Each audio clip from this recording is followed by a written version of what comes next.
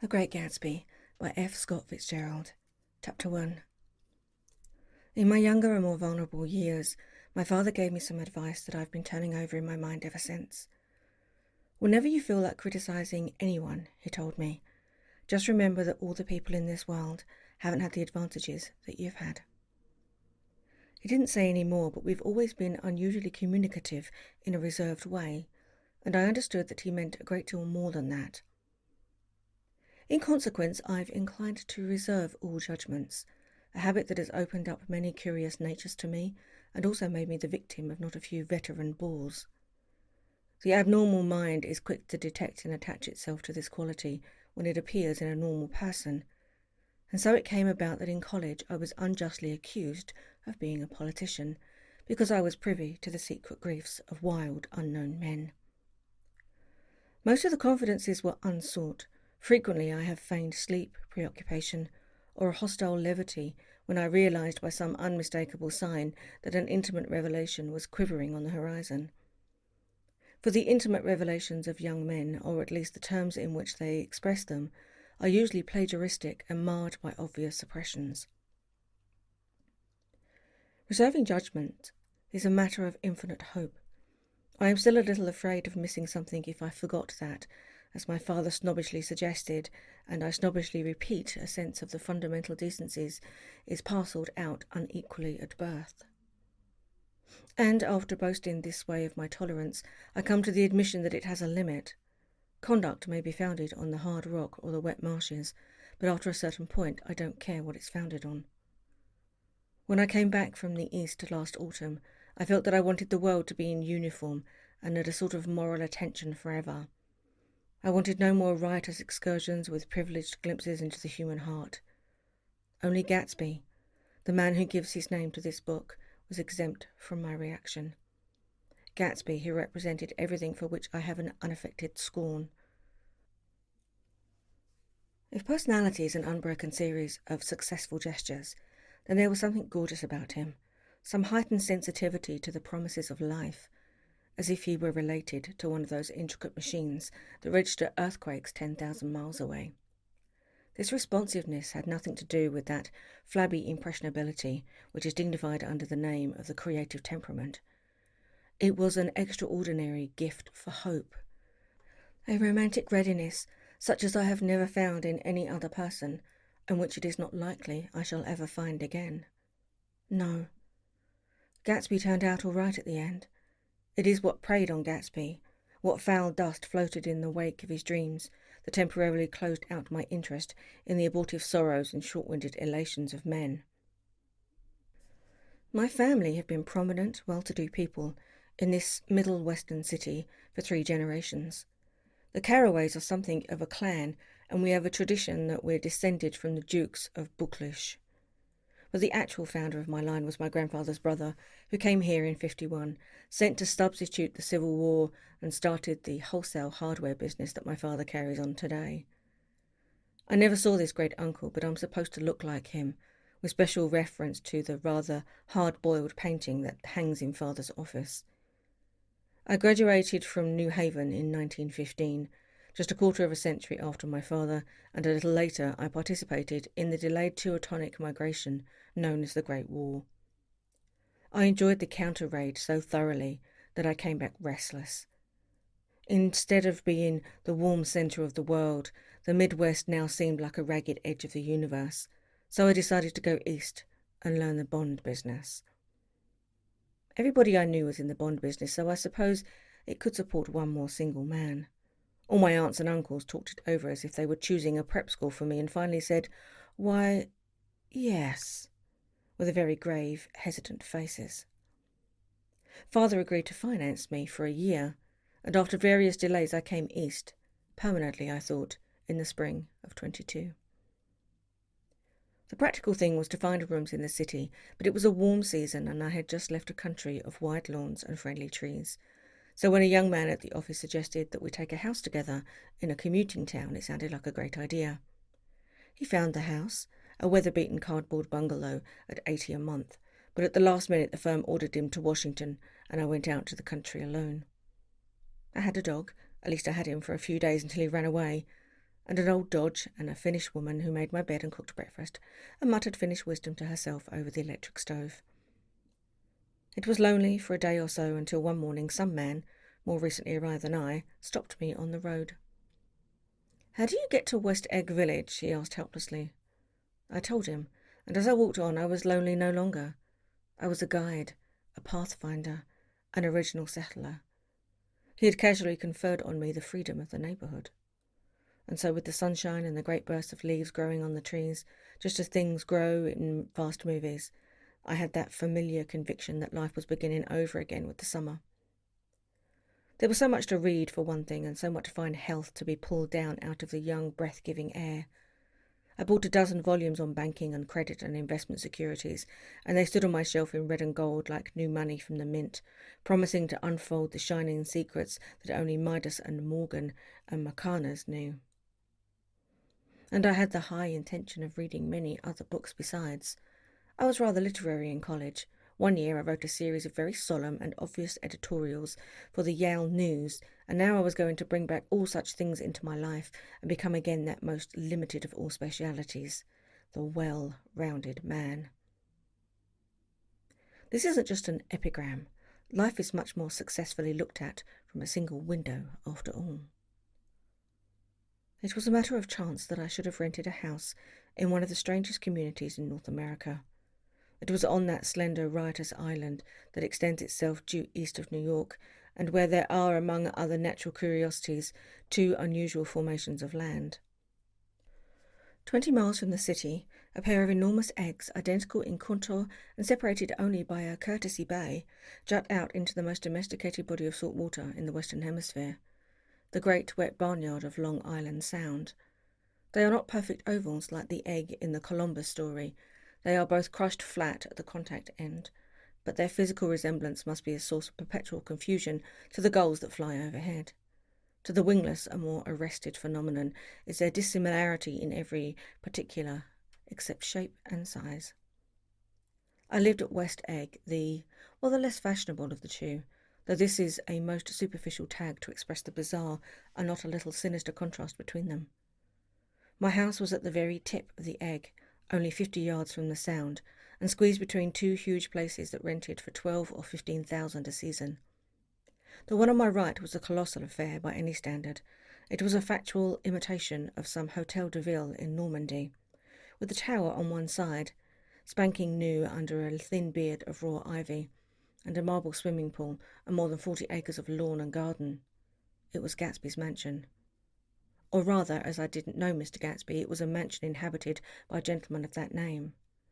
My own house was an eyesore, but it was a small eyesore and it had been overlooked, so I had a view of the water, a partial view of my neighbour's lawn, and the consoling proximity of millionaires, all for $80 a month. Across the courtesy bay, the white palaces of fashionable East Egg glittered along the water, and the history of the summer really begins on the evening I drove over there to have dinner with the Tom Buchanans. Daisy was my second cousin once removed, and I'd known Tom in college. And just after the war, I spent 2 days with them in Chicago. Her husband, among various physical accomplishments, had been one of the most powerful ends that had ever played football in New Haven, a national figure in a way, one of those men who reach such an acute limited excellence at 21 that everything afterwards savours an anticlimax. His family were enormously wealthy. Even in college, his freedom with money was a matter for reproach, but now he'd left Chicago and come east in a fashion that rather took your breath away. For instance, he'd brought down a string of polo ponies from Lake Forest.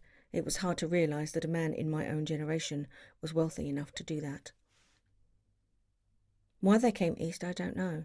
They had spent a year in France for no particular reason, and then drifted here and there unrestfully, wherever people played polo and were rich together. This was a permanent move, said Daisy over the telephone, but I didn't believe it.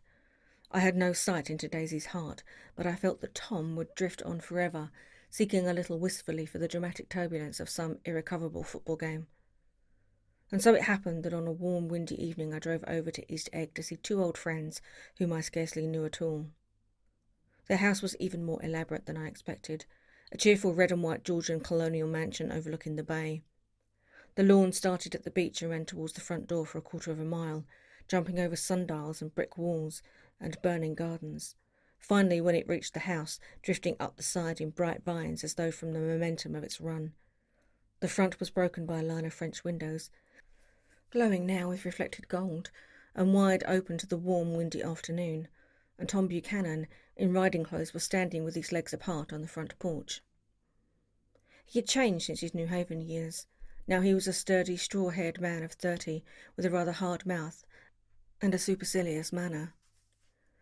Two shining, arrogant eyes had established dominance over his face and gave him the appearance of always leaning aggressively forward. Not even the effeminate swank of his riding clothes could hide the enormous power of that body.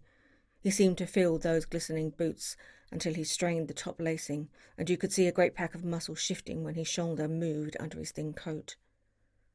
It was a body capable of enormous leverage, a cruel body. His speaking voice, a gruff, husky tenor, added to the impression of fractiousness he conveyed. There was a touch of paternal contempt in it, even towards people he liked, and there were men at New Haven who had hated his guts. Now, don't think my opinion on these matters is final, he seemed to say, just because I am stronger and more of a man than you are.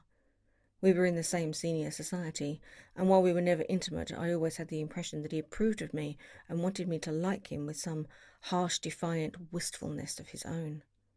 We talked for a few minutes on the sunny porch. "I've got a nice place here," he said, his eyes flashing about restlessly. Turning me around by one arm, he moved a broad flat hand along the front vista, including in its sweep a sunken Italian garden, a half-acre of deep, pungent roses, and a snub-nosed motorboat that bumped the tide of shore. It belonged to Domain, the oil man. He turned me around again, politely and abruptly. "We'll go inside." We walked through a high hallway into a bright rose-coloured space, fragilely bound into the house by French windows at either end. The windows were ajar and gleaming white against the fresh grass outside that seemed to grow a little way into the house. A breeze blew through the room, blew curtains in at one end and out the other like pale flags, twisting them up towards the frosted wedding cake of the ceiling, and then rippled over the wine-coloured rug, making a shadow on it as wind does on the sea. The only completely stationary object in the room was an enormous couch on which two young women were buoyed up as though upon an anchored balloon. They were both in white, and their dresses were rippled and fluttering as if they had just been blown back in after a short flight around the house. I must have stood for a moment listening to the whip and snap of the curtains and the groan of a picture on the wall. Then there was a boom as Tom Buchanan shut the rear windows, and the court wind died out about the room, and the curtains and the rugs and the two young women ballooned slowly to the floor. The younger of the two was a stranger to me. She was extended full length at her end of the divan, completely motionless and with her chin raised a little as if she were balancing something on it, which was quite likely to fall. If she saw me out of the corner of her eye, she gave no hint of it. Indeed, I was almost surprised into murmuring an apology for having disturbed her by coming in. The other girl, Daisy, made an attempt to rise. She leaned slightly forward with a conscientious expression. Then she laughed, an absurd, charming little laugh, and I laughed too and came forward into the room. "I'm paralysed with happiness." She laughed again, as if she said something very witty, and held my hand for a moment, looking up into my face, promising that there was no one in the world she so much wanted to see. That was the way she had. She hinted in a murmur that the surname of the balancing girl was Baker. I've heard it said that Daisy's murmur was only to make people lean towards her, an irrelevant criticism that made it no less charming. At any rate, Miss Baker's lips fluttered. She nodded at me almost imperceptibly and then quickly tipped her head back again. The object she was balancing had obviously tottered a little and given her something of a fright. Again, a sort of apology arose to my lips. Almost any exhibition of completely self-sufficiency draws a stunned tribute from me. I looked back to my cousin, who began to ask me questions in her low, thrilling voice. It was the kind of voice that the ear follows up and down, as if each speech is an arrangement of notes that will never be played again.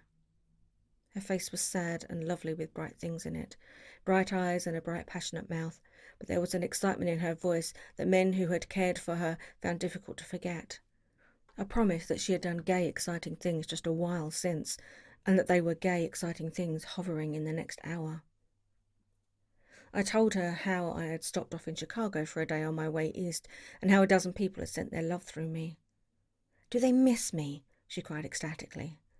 The whole town is desolate. All the cars have been left rear wheel painted black as a mourning wreath, and there's a persistent wail all night along the North Shore. How gorgeous! Let's go back, Tom. Tomorrow. Then she added irrelevantly, You ought to see the baby. I'd like to. She's asleep. She's 2 years old. Haven't you ever seen her? Never. Well, you ought to see her. She's... Tom Buchanan, who had been hovering restlessly about the room, stopped and rested his hand on my shoulder. What are you doing, Nick? I'm a Bond man. Who with? I told him. Never heard of them, he remarked decisively. This annoyed me. You will, I answered shortly. You will if you stay in the East. Oh, I'll stay in the East, don't you worry, he said, glancing at Daisy and then back at me, as if he were alert for something more. I'd be a goddamn fool to live anywhere else. At this point, Miss Baker said absolutely, with such suddenness that I started. It was the first word she uttered since I came into the room. Evidently it surprised her as much as it did me, for she yawned and with a series of rapid deft movements stood up into the room. I'm stiff, she complained. I've been lying on that sofa for as long as I can remember. Don't look at me, Daisy retorted. I've been trying to get you to New York all afternoon. No thanks, said Miss Baker to the 4 cocktails just in from the pantry. I'm absolutely in training. Her host looked at her incredulously. You are? He took down his drink as if it were a drop in the bottom of a glass. How you ever get things done is beyond me. I looked at Miss Baker, wondering what it was she got done. I enjoyed looking at her. She was a slender, small-breasted girl with an erect carriage, which she accentuated by throwing her body backwards at the shoulders like a young cadet.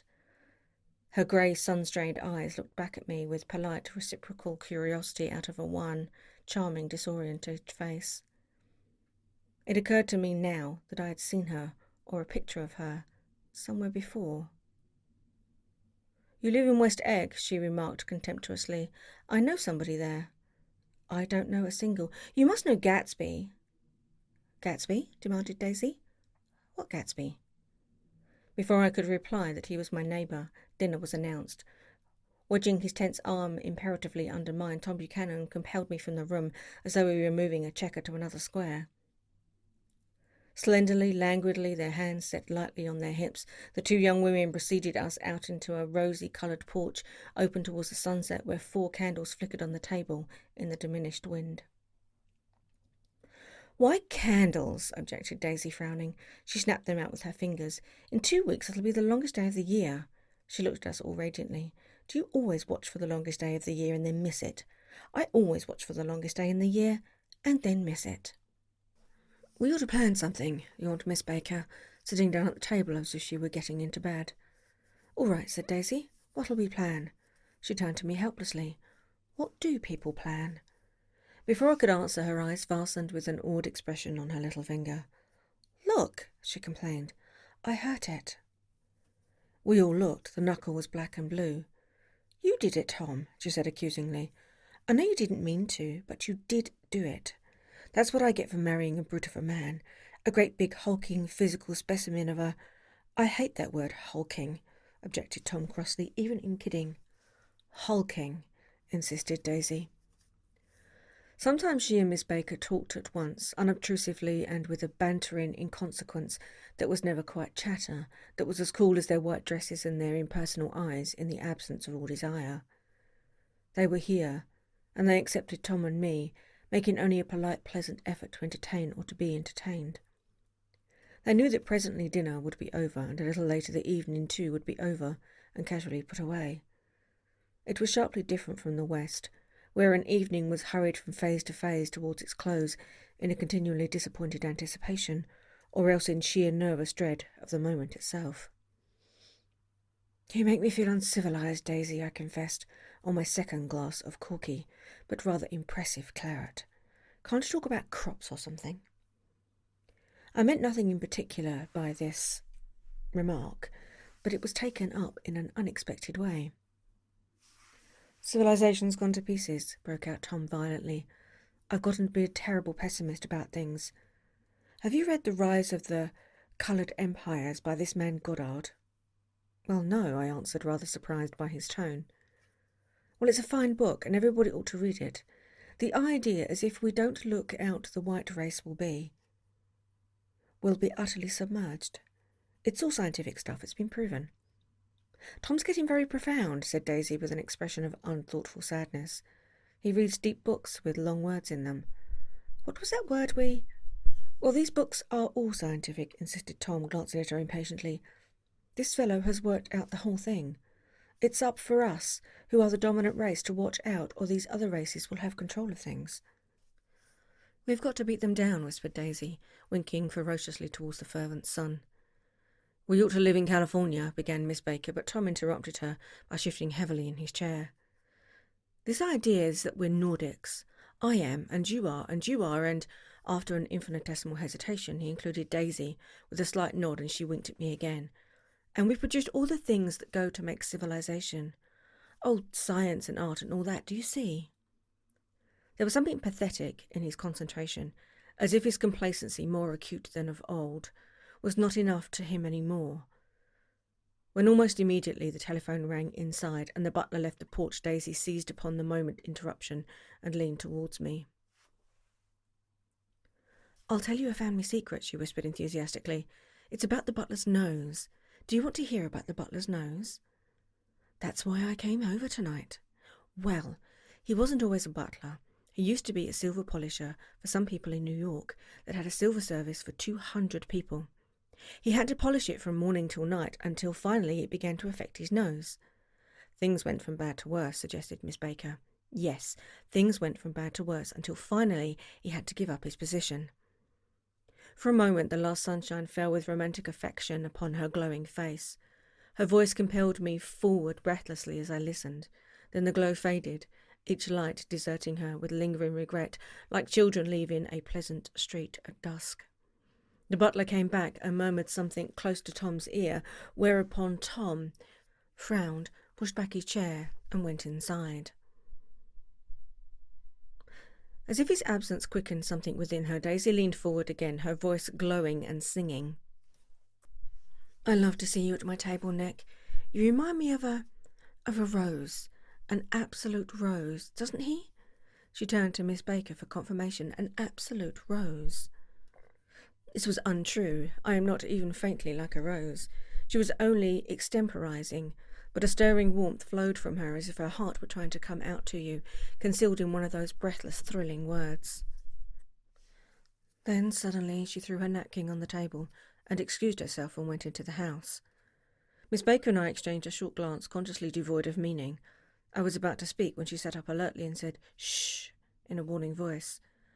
A subdued, impassioned murmur was audible in the room beyond, and Miss Baker leaned forward, unashamed, trying to hear. The murmur trembled on the verge of coherence, sank down, mounted excitedly, and then ceased altogether. "This Mr. Gatsby you spoke of is my neighbour," I said. "Don't talk, I want to hear what happens." "Is something happening?" I inquired innocently. "You mean to say you don't know?" said Miss Baker, honestly surprised. "I thought everybody knew." "I don't." "Why," she said hesitantly, "Tom's got some woman in New York." "Got some woman?" I repeated blankly. Miss Baker nodded. "She might have the decency not to telephone him at dinner time, don't you think?" Almost before I grasped her meaning, there was a flutter of a dress and the crunch of leather boots, and Tom and Daisy were back at the table. "It couldn't be helped," cried Daisy with tense gaiety. She sat down, glanced searchingly at Miss Baker and then at me, and continued, "I looked outdoors for a minute, and it's very romantic outdoors. There's a bird on the lawn that I think must be a nightingale come over on the Cunard or White Star Line. He's singing away." Her voice sang. "It's romantic, isn't it, Tom?" "Very romantic," he said, and then miserably to me, "If it's light enough after dinner, I want to take you down to the stables." The telephone rang inside, startlingly, and as Daisy shook her head decisively at Tom and subject to the stables, in fact all subjects, vanished into air. Among the broken fragments of the last 5 minutes at table, I remember the candles being lit again, pointlessly, and I was conscious of wanting to look squarely at everyone, and yet to avoid all eyes. I couldn't guess what Daisy and Tom were thinking, but I doubt if even Miss Baker, who seemed to have mastered a certain hardy scepticism, was able utterly to put this fifth guest's shrill metallic urgency out of mind. To a certain temperament, the situation might have seemed intriguing. My own instinct was to telephone immediately for the police. The horses, needless to say, were not mentioned again. Tom and Miss Baker, with several feet of twilight between them, strolled back into the library, as if to a vigil beside a perfectly tangible body. While trying to look pleasantly interested and a little deaf, I followed Daisy around the chain of connected verandas to the porch in front. In its deep gloom, we sat down side by side on the wicker seat. Daisy took her face in her hands as if feeling its lovely shape, and her eyes moved gradually out into the velvet dusk. I saw that turbulent emotions possessed her, so I asked what I thought would be some sedative questions about her little girl. "We don't know each other very well, Nick," she said suddenly. "Even if we are cousins, you didn't come to my wedding." "I wasn't back from the war." "That's true." She hesitated. "Well, I've had a very bad time, Nick, and I'm pretty cynical about everything." Evidently she had reason to be. I waited, but she didn't say any more, and after a moment I returned rather feebly to the subject of her daughter. "I suppose she talks and eats and everything?" "Oh, yes." She looked at me absently.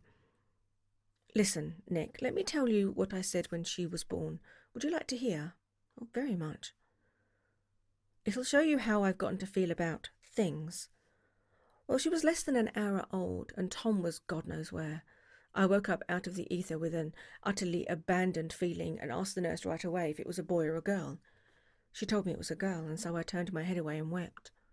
'All right,' I said. 'I'm glad it's a girl, and I hope she'll be a fool. That's the best thing a girl can be in this world, a beautiful little fool.' You see, I think everything's terrible anyhow," she went on in a convinced way. "Everybody thinks so, the most advanced people, and I know. I've been everywhere and seen everything and done everything." Her eyes flashed around her in a defiant way, rather like Tom's, and she laughed this shrilling scorn. "Sophisticated. God, I'm sophisticated." The instant her voice broke off, ceasing to compel my attention, my belief, I felt the basic insincerity of what she had said. It made me uneasy, as though the whole evening had been a trick of some sort to exact a contributory emotion from me. I waited, and sure enough, in a moment she looked at me with an absolute smirk on her lovely face, as if she had asserted her membership in a rather distinguished secret society to which she and Tom belonged. Inside, the crimson room bloomed with light. Tom and Miss Baker sat at either end of the long couch, and she read aloud to him from the Saturday Evening Post. The words, murmurous and uninflected, running together in a soothing tune. The lamplight, bright on his boots and dull on the autumn leaf yellow of her hair, glinted along the paper as she turned a page with a flutter of slender muscles in her arms. When we came in, she held us silent for a moment with a lifted hand. "To be continued," she said, tossing the magazine on the table, "in our very next issue." Her body asserted itself with a restless movement of her knee, and she stood up. 10 o'clock, she remarked, apparently finding the time on the ceiling. "Time for this good girl to go to bed." "Jordan's going to play in the tournament tomorrow," explained Daisy, "over at Westchester." "Oh, you're Jordan Baker." I knew now why her face was familiar. Its pleasing, contemptuous expression had looked out at me from many rotograph pictures of the sporting life at Asheville and Hot Springs and Palm Beach.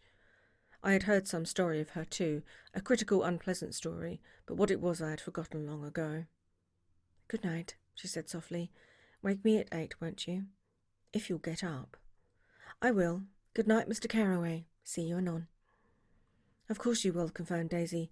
"In fact, I think I'll arrange a marriage. Come over often, Nick, and I'll fling you together. You know, lock you up accidentally in linen closets and push you out to sea in a boat and all that sort of thing." "Good night," called Miss Baker from the stairs. "I haven't heard a word." "She's a nice girl," said Tom after a moment. "They oughtn't to let her run around the country this way." "Who oughtn't to?" inquired Daisy coldly. "Her family." "Her family is one aunt, about 1,000 years old. Besides, Nick's going to look after her, aren't you, Nick? She's going to spend lots of weekends out here this summer. I think the home influence will be good for her." Daisy and Tom looked at each other for a moment in silence. "Is she from New York?" I asked quickly. "From Louisville.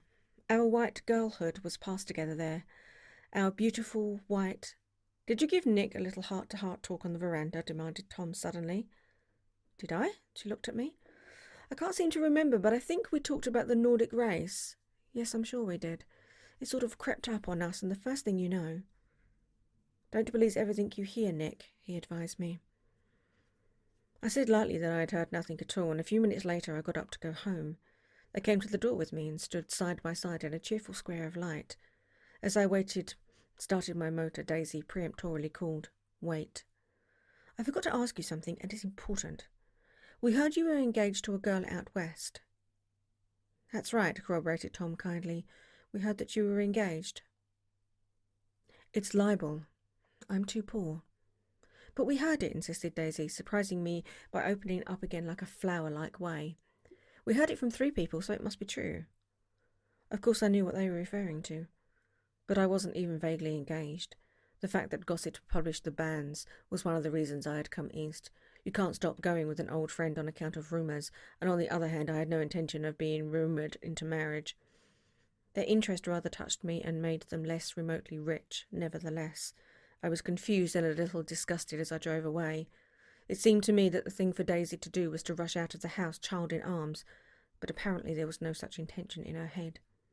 As for Tom, the fact that he had some woman in New York was really less surprising than that he had been depressed by a book. Something was making him nibble at the edge of the stale ideas, as if his sturdy physical egotism no longer nourished his peremptorial heart.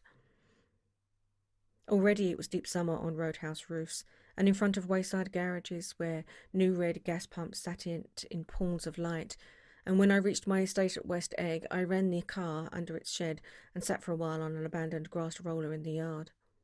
The wind had blown off, leaving a loud, bright night with the wings beating in the trees and a persistent organ sound as the full bellows of the earth blew the frogs full of life.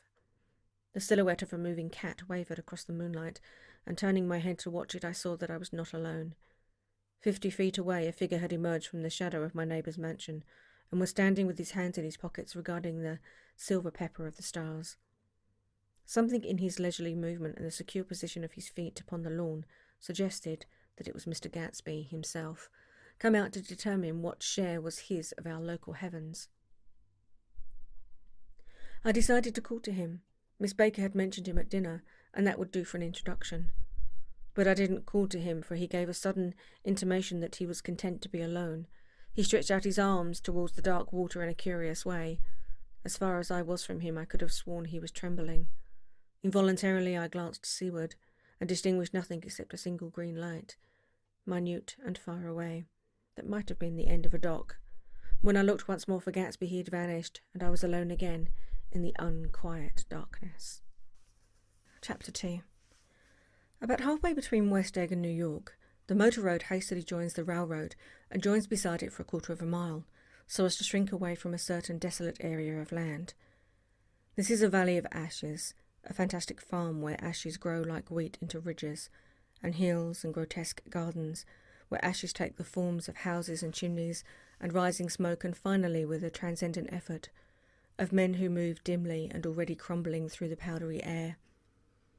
Occasionally a line of grey cars crawls along an invisible track, gives out a ghastly creak and comes to rest, and immediately the ash-grey men swarm up with leaden spades and stir up an impenetrable cloud which screens their obscure operations from your sight. But above the grey land and the spasms of bleak dust which drift endlessly over it, you perceived after a moment the eyes of Dr. T.J. Eckelberg. The eyes of Dr. T.J. Eckelberg are blue and gigantic. Their retinas are 1 yard high. They look out of no face, but instead from a pair of enormous yellow spectacles which pass over a non-existent nose. Evidently some wild wag of an occultist set them there to fatten his practice in the borough of Queens, and then sank down himself into eternal blindness, for forgotten them and moved away. But his eyes, dimmed a little by many paintless days under sun and rain, brood on over the solemn dumping ground. The Valley of Ashes is bounded on one side by a small foul river, and when the drawbridge is up to let barges through, the passengers on waiting trains can stare at the dismal scene for as long as half an hour. There is always a halt there of at least a minute, and it was because of this that I first met Tom Buchanan's mistress. The fact that he had one was insisted upon wherever he was known, His acquaintances resented the fact that he turned up in popular restaurants with her, and leaving her at a table sauntered about, chatting with whomsoever he knew. Though I was curious to see her, I had no desire to meet her. But I did. I went up to New York with Tom on the train one afternoon, and when we stopped by the ash heaps, he jumped to his feet and, taking hold of my elbow, literally forced me from the car. "We're getting off," he insisted. "I want you to meet my girl." I think he'd tanked up a good deal at luncheon and was determined to have my company bordered on violence. The superfluous assumption was that on Sunday afternoon I had nothing better to do. I followed him over a low whitewashed railing fence and then walked back 100 yards along the road under Dr. Ecclebird's persistent stare. The only building in sight was a small block of yellow brick sitting on the edge of the wasteland, a sort of compact main street ministering to it, and contiguous with absolutely nothing. One of the 3 shops it contained was for rent, and another was an all-night restaurant, approached by a trail of ashes. The third was a garage, repairs, George B. Wilson, cars bought and sold, and I followed Tom inside. The interior was unprosperous and bare. The only car visible was the dust-covered wreck of a Ford, which crouched in the dim corner. It had occurred to me that this shadow of a garage must be a blind, and that sumptuous and romantic apartments were concealed overhead when the proprietor himself appeared in the door of an office, wiping his hands on a piece of waste. He was a blond, spiritless man, anemic and faintly handsome. When he saw us, a damp gleam of hope sprang into light blue eyes. "Hello, Wilson, old man," said Tom, slapping him jovially on the shoulder. "How's business?" "I can't complain," answered Wilson unconvincingly. "When are you going to sell me that car?" "Next week. I've got my man working on it now." "Works pretty slow, don't he?" "No, he doesn't," said Tom coldly. "And if you feel that way about it, maybe I'd better sell it somewhere else after all." "I don't mean that," explained Wilson quickly. "I just meant—" His voice faded off and Tom glanced impatiently around the garage. Then I heard footsteps on the stairs, and in a moment the thickish figure of a woman blocked out the light from the office door. She was in the middle 30s and faintly stout, but she carried her surplus flesh sensuously as some women can. Her face, above a spotted dress of dark blue crepe de chine, contained no facet or gleam of beauty, but there was an immediate perceptible volatility about her, as if her nerves of her body were continually smouldering. She smiled slowly, and walking through her husband as if he were a ghost, shook hands with Tom, looking him flush in the eye. And she wet her lips and without turning around spoke to her husband in a soft, coarse voice. "Get some chairs, why don't you, so somebody can sit down?" "Oh, sure," agreed Wilson hurriedly, and went towards the little office, mingling immediately with the cement colour of the walls. A white ashen dust veiled his dark suit, and his pale hair as if veiled everything in the vicinity, except his wife, who moved close to Tom. "I want to see you," said Tom intently. "Get on the next train." "All right. I'll meet you by the newsstand on the lower level." She nodded and moved away from him just as George Wilson emerged with 2 chairs from his office. He waited for her down the road and out of sight. It was a few days before the 4th of July, and a grey, scrawny Italian child was setting torpedoes in a row along the railroad track. "Terrible place, isn't it?" said Tom, exchanging a frown with Dr. Eccleberg. "Awful. It does her good to get away." "Does her husband object?" "Wilson? He thinks she goes to see her sister in New York. He's so dumb he doesn't know he's alive." So Tom Buchanan and his girl and I went up together to New York. Or not quite together, for Mrs. Wilson sat discreetly in another car. Tom deferred that much to the sensibilities of those East Eggers who might be on the train. She changed her dress to a brown-figured muslin, which stretched tight over her rather wide hips as Tom helped her to the platform in New York.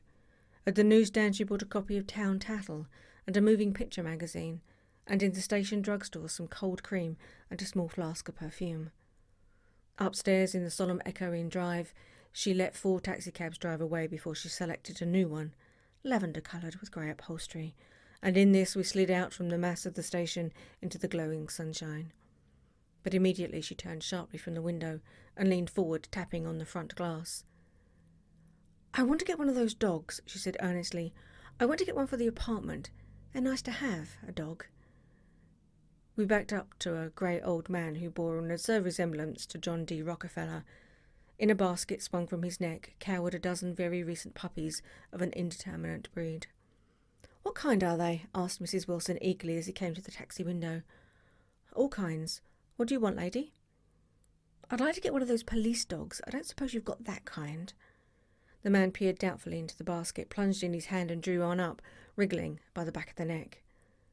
"That's no police dog," said Tom. "No, it's not exactly a police dog," said the man with disappointment in his voice. "It's more of an Airedale." He passed his hand over the brown wash rag of a back. "Look at that coat, some coat. That's a dog that'll never bother you with catching cold." "I think it's cute," said Mrs. Wilson enthusiastically. "How much is it?" "That dog?" He looked at it admiringly. "That dog will cost you $10.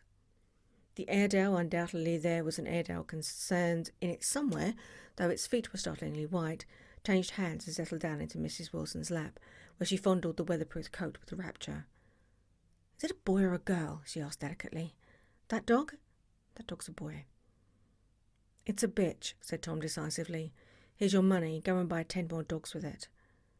We drove over to Fifth Avenue, so warm and soft, almost pastoral, on the summer Sunday afternoon that I wouldn't have been surprised to see a great flock of white sheep turn the corner. "Hold on," I said. "I have to leave you here." "No, you don't," interposed Tom quickly. "Myrtle'll be hurt if you don't come up to the apartment, won't you, Myrtle?" "Come on," she urged. "I'll telephone my sister Catherine. She's said to be very beautiful by people who ought to know." "Well, I'd like to, but—" We went on, cutting back again over the park towards the West Hundreds. At 158th Street the cab stopped at one slice in a long white cake of apartment houses. Throwing a regal homecoming glance around the neighbourhood, Mrs. Wilson gathered up her dog and her other purchases and went haughtily in. "I'm going to have the McKees come up," she announced as we rose in the elevator, "and of course I've got to call up my sister too." The apartment was on the top floor, a small living room, a small dining room and a small bedroom and a bath.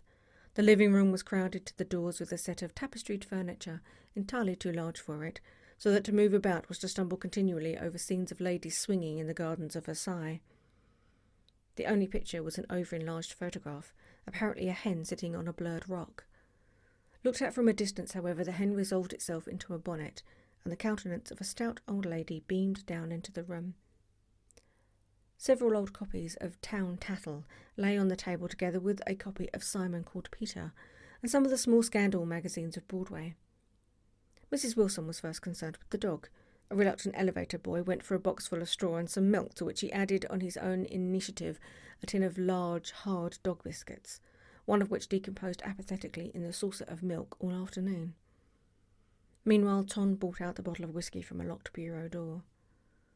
I had been drunk just twice in my life, and the second time was that afternoon, so everything that happened has a dim, hazy cast over it, although until after 8 o'clock the apartment was full of cheerful sun. Sitting on Tom's lap, Mrs. Wilson called up several people on the telephone. Then there were no cigarettes, and I went out to buy some at the drugstore on the corner. When I came back they had disappeared, so I sat down discreetly in the living room and read a chapter of Simon Called Peter. Either it was terrible stuff or the whisky distorted things, because it doesn't make any sense to me. Just as Tom and Myrtle, after the first drink Mrs. Wilson and I called each other by our first names, reappeared, company commenced to arrive at the apartment door. The sister Catherine was a slender, worldly girl of about 30, with a solid sticky bob of red hair and a complexion powdered milky white. Her eyebrows had been plucked and then drawn on again at a more rakish angle, but the efforts of nature towards the restoration of the old alignment gave a blurred air to her face.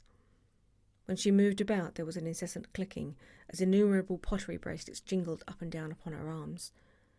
She came in with such a proprietary haste and looked around so possessively at the furniture that I wondered if she lived here. But when I asked her she laughed immoderately, repeated my question aloud and told me she lived with a girlfriend at a hotel. Mr. McKee was a pale feminine man from the flat below. He had just shaved, for there was a white spot of lather on his cheekbone, and he was most respectful in his greetings to everyone in the room.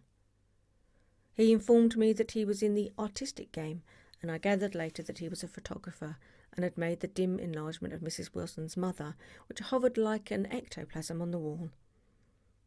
His wife was shrill, languid, handsome, and horrible. She told me with pride that her husband had photographed her 127 times since they'd been married. Mrs. Wilson had changed her costume some time before and was now attired in an elaborate afternoon dress of cream-coloured chiffon, which gave out a continual rustle as she swept about the room. With the influence of the dress, her personality had also undergone a change. The intense vitality that had been so remarkable in the garage was converted into impressive hauteur. Her laughter, her gestures, her assertions became more violently affected moment by moment, and as she expanded, the room grew smaller around her until she seemed to be revolving on a noisy, creaking pivot through the smoky air. "My dear," she told her sister in a high, mincing shout, "most of these fellows will cheat you every time. All they think of is money. I had a woman up here last week to look at my feet, and when she gave me the bill, you'd have thought she had my appendicitis out." "What was the name of the woman?" asked Mrs. McKee. "Mrs. Eberhardt. She goes around looking at people's feet in their own homes." "I like your dress," remarked Mrs. McKee. "I think it's adorable." Mrs. Wilson rejected the compliment by raising her eyebrow in disdain. "It's just a crazy old thing," she said. "I just slip it on sometimes when I don't care what I look like." "But it looks wonderful on you, if you know what I mean," pursued Mrs. McKee. "If Chester could only get you in that pose, I think he could make something of it." We all looked in silence at Mrs. Wilson, who removed a strand of hair from over her eyes and looked back at us with a brilliant smile. Mr. McKee regarded her intently with his head on one side and then moved his hand back and forth slowly in front of his face. "I should change the light," he said after a moment. "I'd like to bring out the modelling of a feature, and I'd try to get hold of all the back hair." "I wouldn't think of changing the light," cried Mrs. McKee. "I think it's—" Her husband said, "Shh," and we all looked at the subject again, whereupon John Buchanan yawned audibly and got to his feet. "You McKees have something to drink," he said. "Get some more ice and mineral water, Myrtle, before everyone goes to sleep." "I told that boy about the ice." Myrtle raised her eyebrows in despair at the shiftlessness of the lower orders. "These people, you have to keep after them all the time." She looked at me and laughed pointlessly. Then she flounced over to the dog, kissed it with ecstasy and swept into the kitchen, implying that a dozen chefs awaited her orders there. "I've done some nice things out on Long Island," asserted Mr. McKee. Tom looked at him blankly. "Two of them we have framed downstairs." "Two what?" demanded Tom. "Two studies. One of them I call Montauk Point, the gulls, and the other I call Montauk Point, the sea." The sister Catherine sat down beside me on the couch. "Do you live down on Long Island too?" she inquired. "I live at West Egg." "Really? I was down there at a party about a month ago, at a man named Gatsby's. Do you know him?" "I live next door to him." "Well, they say he's a nephew or a cousin of Kaiser Wilhelm's. That's where all his money comes from." "Really?" She nodded. "I'm scared of him. I'd hate to have him get anything on me." This absorbing information about my neighbour was interrupted by Mrs. McKee's pointing suddenly at Catherine. "Chester, I think he could do something with her," she broke out, but Mr. McKee only nodded in a bored way and turned his attention to Tom.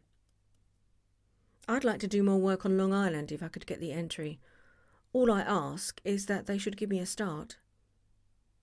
"Ask Myrtle," said Tom, breaking into a short spout of laughter as Mrs. Wilson entered with the tray. "She'll give you a letter of introduction, won't you, Myrtle?"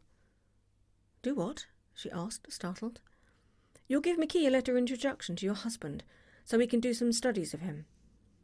His lips moved silently for a moment as he invented George B. Wilson at the gasoline pump or something like that. Catherine leaned close to me and whispered in my ear, "Neither of them can stand the person they're married to." "Can't they?" "Can't stand them." She looked at Myrtle and then at Tom. "What I say is, why go on living with them if they can't stand them? If I was them, I'd get a divorce and get married to each other right away." "Doesn't she like Wilson either?" The answer to this was unexpected. It came from Myrtle, who had overheard the question, and it was violent and obscene. "You see," cried Catherine triumphantly. She lowered her voice again. "It's really his wife that's keeping them apart. She's a Catholic and they don't believe in divorce." Daisy was not a Catholic, and I was a little shocked at the elaborateness of the lie. "When they do get married," continued Catherine, "they go in west to live for a while until it blows over. It'll be more discreet to go to Europe." "Oh, do you like Europe?" she exclaimed surprisingly.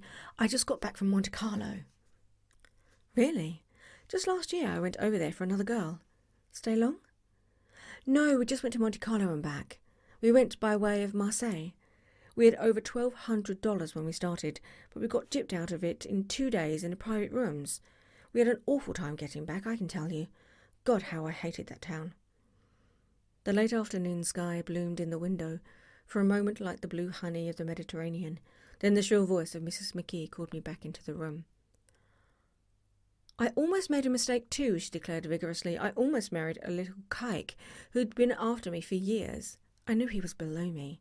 Everybody kept saying to me, 'Lucille, that man's way below you.' But if I hadn't met Chester, he'd have sure got me." "Yes, but listen," said Myrtle Wilson, nodding her head up and down. "At least you didn't marry him." "I know I didn't." "Well, I married him," said Myrtle unambiguously, "and that's the difference between your case and mine." "Why did you, Myrtle?" demanded Catherine. "Nobody forced you." Myrtle considered. "I married him because I thought he was a gentleman," she said finally. "I thought he knew something about breeding, but he wasn't fit to lick my shoe." "You were crazy about him for a while," said Catherine. "Crazy about him?" cried Myrtle incredulously. "Who says I was crazy about him? I never was any more crazy about him than I was about that man there." She pointed suddenly at me, and everyone looked at me accusingly. I tried to show by my expression that I had played no part in her past. "The only crazy I was when I married him. I knew right away I made a mistake. He borrowed somebody's best suit to get married in, and never even told me about it. And the man came after it one day when he was out." She looked around to see who was listening. "Oh, is that your suit?" I said. "This is the first I ever heard about it." But I gave it to him, and then I lay down and cried to beat the band all afternoon. "She really ought to get away from him," consumed Catherine with me. "They've been living over that garage for 11 years, and Tom's the first sweetie she ever had." The bottle of whiskey, a second one, was now in constant demand by all present, excepting Catherine, who felt just as good on nothing at all. Tom rang for the janitor and sent him for some celebrated sandwiches, which were a complete supper in themselves. I wanted to get out and walk eastward towards the park through the soft twilight, but each time I tried to go, I became entangled in some wild, strident argument which pulled me back, as if with ropes, into my chair. Yet high over the city, our line of yellow windows must have contributed their share of human secrecy to the casual watcher in the darkened streets. And I was him too, looking up and wondering. I was within and without, simultaneously enchanted and repelled by the inexhaustible variety of life. Myrtle pulled her chair close to mine, and suddenly her warm breath poured over me, the story of her first meeting with Tom. It was on the two little seats facing each other that are always the last ones left on the train. I was going up to New York to see my sister and spend the night. He had on a dress suit and patent leather shoes, and I couldn't keep my eyes off him. But every time he looked at me, I had to pretend to be looking at the advertisement over his head. When we came into the station, he was next to me in his white shirt front pressed against my arm, and so I told him I'd have to call a policeman, but he knew I lied. I was so excited that when I got into a taxi with him, I didn't hardly know I wasn't getting into a subway train. All I kept thinking about over and over was, "You can't live forever. You can't live forever." She turned to Mrs. McKee, and the room rang full of her artificial laughter. "My dear," she cried, "I'm going to give you this dress as soon as I'm through with it. I've got to get another one tomorrow. I'm going to make a list of all the things I've got to get. A massage, and a wave, and a collar for the dog, and one of those cute little ashtrays where you touch a spring, and a wreath with a black silk bow for Mother's Grey that'll last all summer. I've got to write down a list so I won't forget all the things I've got to do." It was 9 o'clock. Almost immediately afterwards, I looked at my watch and found it was 10. Mr. McKee was asleep on a chair with his fists clenched in his lap, like a photograph of a man of action. Taking out my handkerchief, I wiped from his cheek the remains of the spot of dried lather that had worried me all afternoon. The little dog was sitting on the table, looking with blind eyes through the smoke, and from time to time groaned faintly. People disappeared, reappeared, made plans to go somewhere and then lost each other, searched for each other, found each other a few feet away. Sometime toward midnight, Tom Buchanan and Mrs. Wilson stood face to face, discussing in impassioned voices whether Mrs. Wilson had any right to mention Daisy's name. Daisy, Daisy, Daisy, shouted Mrs. Wilson. I'll say it whenever I want to. Daisy Day. Making a short, deft movement, Tom Buchanan broke her nose with his open hand. Then there were bloody towels upon the bathroom floor and women's voices scolding, and high over the confusion a long broken wail of pain. Mr. McKee awoke from his doze and startled in a daze towards the door. When he had gone halfway through, he turned around and stared at the scene. His wife and Catherine scolding and consoling as they stumbled here and there among the crowded furniture with articles of aid, and the despairing figure on the couch, bleeding fluently and trying to spread a copy of Town Tatler over the tapestry scenes of Versailles. Then Mr. McKee turned and continued on out the door. Taking my hat from the chandelier, I followed. Come to lunch some day, he suggested as we groaned down in the elevator. Where? Anywhere. Keep your hands off the lever, snapped the elevator boy. I beg your pardon, said Mr. McKee with dignity. I didn't know I was touching it. All right, I agreed. I'll be glad to. I was standing beside his bed, and he was sitting up between the sheets, clad in his underwear, with a great portfolio in his hands. Beauty and the Beast, Loneliness, Old Grocery Horse, Brocklingham Bridge. Then I was lying half asleep in the cold lower level of the Pennsylvania station, staring at the Morning Tribune and waiting for the 4:00 train. Chapter 3. There was music from my neighbour's house through the summer nights. In his blue gardens men and girls came and went, like moths among the whisperings and the champagne and the stars. At high tide in the afternoon I watched his guests diving from the tower of his raft, or taking the sun on the hot sand of his beach, while his 2 motorboats slit the waters of the Sound, drawing aquaplanes over cataracts of foam. On weekends his Rolls-Royce became an omnibus, bearing the parties to and from the city, between 9 in the morning and long past midnight, while his station wagon scampered like a brisk yellow bug to meet all trains. And on Mondays 8 servants, including an extra gardener, toiled all day with mops and scrubbing brushes and hammers and garden shears, repairing the ravages of the night before. Every Friday 5 crates of oranges and lemons arrived from a fruitiere in New York. Every Monday these same oranges and lemons left his back door in a pyramid of pulpless halves.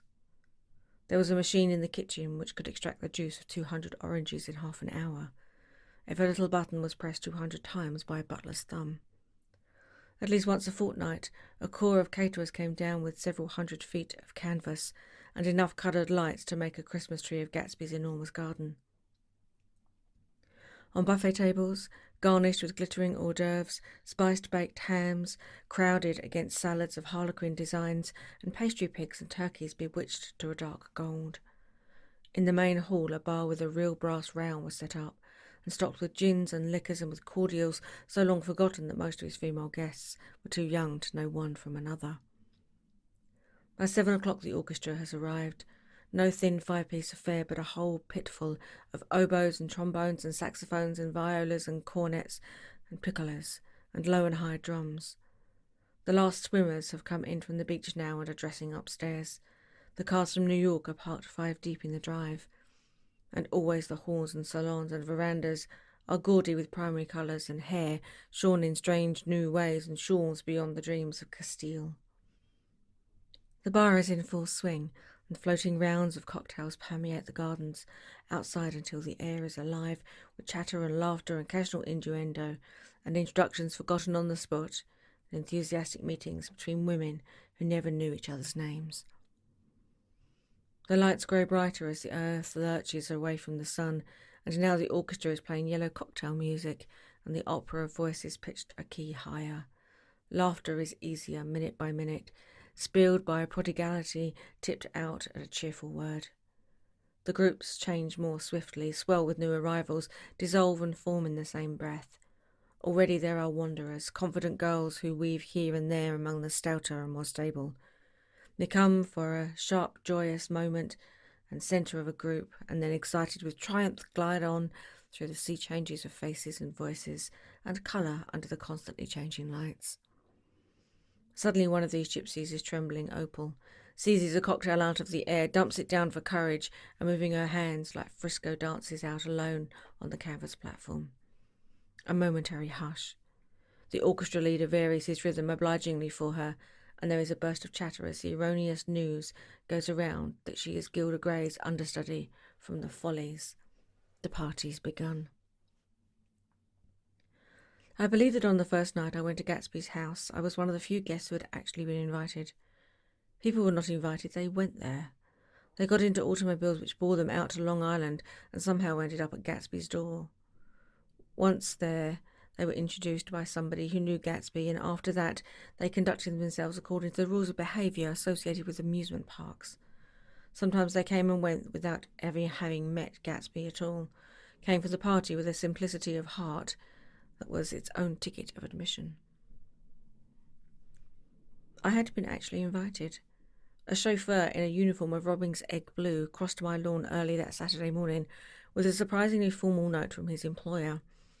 The honour would be entirely Gatsby's, it said, if I would attend his little party that night. He had seen me several times and intended to call on me long before, but a peculiar combination of circumstances had prevented it. Signed J. Gatsby in his majestic hand. Dressed up in white flannels, I went over to his lawn a little after 7 and wandered around rather ill at ease among swirls and eddies of people I didn't know, though here and there was a face I had noticed on the commuting train. I was immediately struck by the number of young Englishmen dotted about, all well dressed, all looking a little hungry, and all talking in low, earnest voices to solid and prosperous Americans. I was sure they were selling something, bonds or insurance or automobiles. They were at least agonizingly aware of the easy money in the vicinity and convinced that it was theirs for a few words in the right key. As soon as I arrived, I made an attempt to find my host, but the 2 or 3 people of whom I asked his whereabouts stared at me in such an amazed way and denied so vehemently any knowledge of his movements that I slunk off in the direction of the cocktail table, the only place in the garden where a single man could linger without looking purposeless and alone. I was on my way to get roaring drunk from sheer embarrassment when Jordan Baker came out of the house and stood at the head of the marble steps, leaning a little backwards and looking with contemptuous interest down into the garden. Welcome or not, I found it necessary to attach myself to someone before I should begin to address cordial remarks to the passers-by. "Hello," I roared, advancing towards her. My voice seemed unnaturally loud across the gardens. "I thought you might be here," she responded absently as I came up. "I remembered you lived next door to—" She held my hand impersonally, as a promise that she'd take care of me in a minute, and gave ear to 2 girls in twin yellow dresses, who stopped at the foot of the steps. "Hello," they cried together. "Sorry you didn't win." That was for the golf tournament. She had lost in the finals the week before. "You don't know who we are," said one of the girls in yellow, "but we met you here about a month ago." "You've dyed your hair since then," remarked Jordan, and I started, but the girls had moved casually on, and her remark was addressed to the premature moon, produced like the supper, no doubt, out of a caretaker's basket. With Jordan's slender golden arm resting in mine, we descended the steps and sauntered through the garden. A tray of cocktails floated at us through the twilight, and we sat down at a table with the 2 girls in yellow and 3 men, each one introduced to us as Mr. Mumble. "Do you come to these parties often?" inquired Jordan of the girl beside her. "The last one was the one I met you at," answered the girl, in an alert, confident voice. She turned to her companion. "Wasn't it for you, Lucille?" It was for Lucille, too. "I like to come," Lucille said. "I never care what I do, so I always have a good time. When I was last here, I tore my gown on a chair, and he asked me my name and address. Inside of a week, I got a package from Croyer's with a new evening gown in it." "Did you keep it?" asked Jordan. "Sure I did. I was going to wear it tonight, but it was too big in the bust and had to be altered. It was gas blue with lavender beads. $265. "There's something funny about a fellow that'll do a thing like that," said the other girl eagerly. "He doesn't want any trouble with anybody." "Who doesn't?" I inquired. "Gatsby. Somebody told me—" The 2 girls and Jordan leaned together confidentially. "Somebody told me they thought he liked a man once." A thrill passed over all of us. The 3 Mr. Mumbles bent forward and listened eagerly. "I don't think it's so much that," argued Lucille sceptically. "It's more that he was a German spy during the war." One of the men nodded in confirmation. "I heard that from a man who knew all about him, grew up with him in Germany," he assured us positively. "Oh no," said the first girl, "it couldn't be that. Because he was in the American army during the war." As our credulity switched back to her, she leaned forward with enthusiasm. "You look at him sometimes when he thinks nobody's looking at him. I'll bet he killed a man." She narrowed her eyes and shivered. Lucille shivered. We all turned and looked around for Gatsby. It was testimony to the romantic speculation he inspired that there were whispers about him from those who found little that it was necessary to whisper about in this world. The first supper, there would be another one after midnight, was now being served, and Jordan invited me to join her own party, who was spread around a table on the other side of the garden. There were 3 married couples and Jordan's escort, a persistent undergraduate given to violent innuendo, and obviously under the impression that sooner or later Jordan was going to yield him up her person to a greater or lesser degree. Instead of rambling, this party had preserved a dignified homogeneity, and assuming to itself the function of representing the staid nobility of the countryside, East Egg condescending to West Egg, and carefully on guard against its spectroscopic gaiety. "Let's get out," whispered Jordan after a somewhat wasteful and inappropriate half-hour. "This is much too polite for me." We got up and she explained that we were going to find the host. I'd never met him, she said, and it was making me uneasy. The undergraduate nodded in a cynical, melancholy way. The bar where we glanced first was crowded, but Gatsby was not there. She couldn't find him from the top of the steps, and he wasn't on the veranda. On a chance, we tried an important-looking door and walked into a high Gothic library, panelled with carved English oak and probably transported completely from some ruin overseas.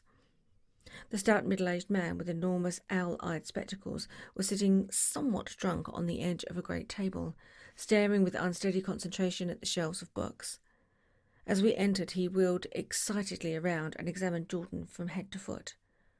"What do you think?" he demanded impetuously. "About what?"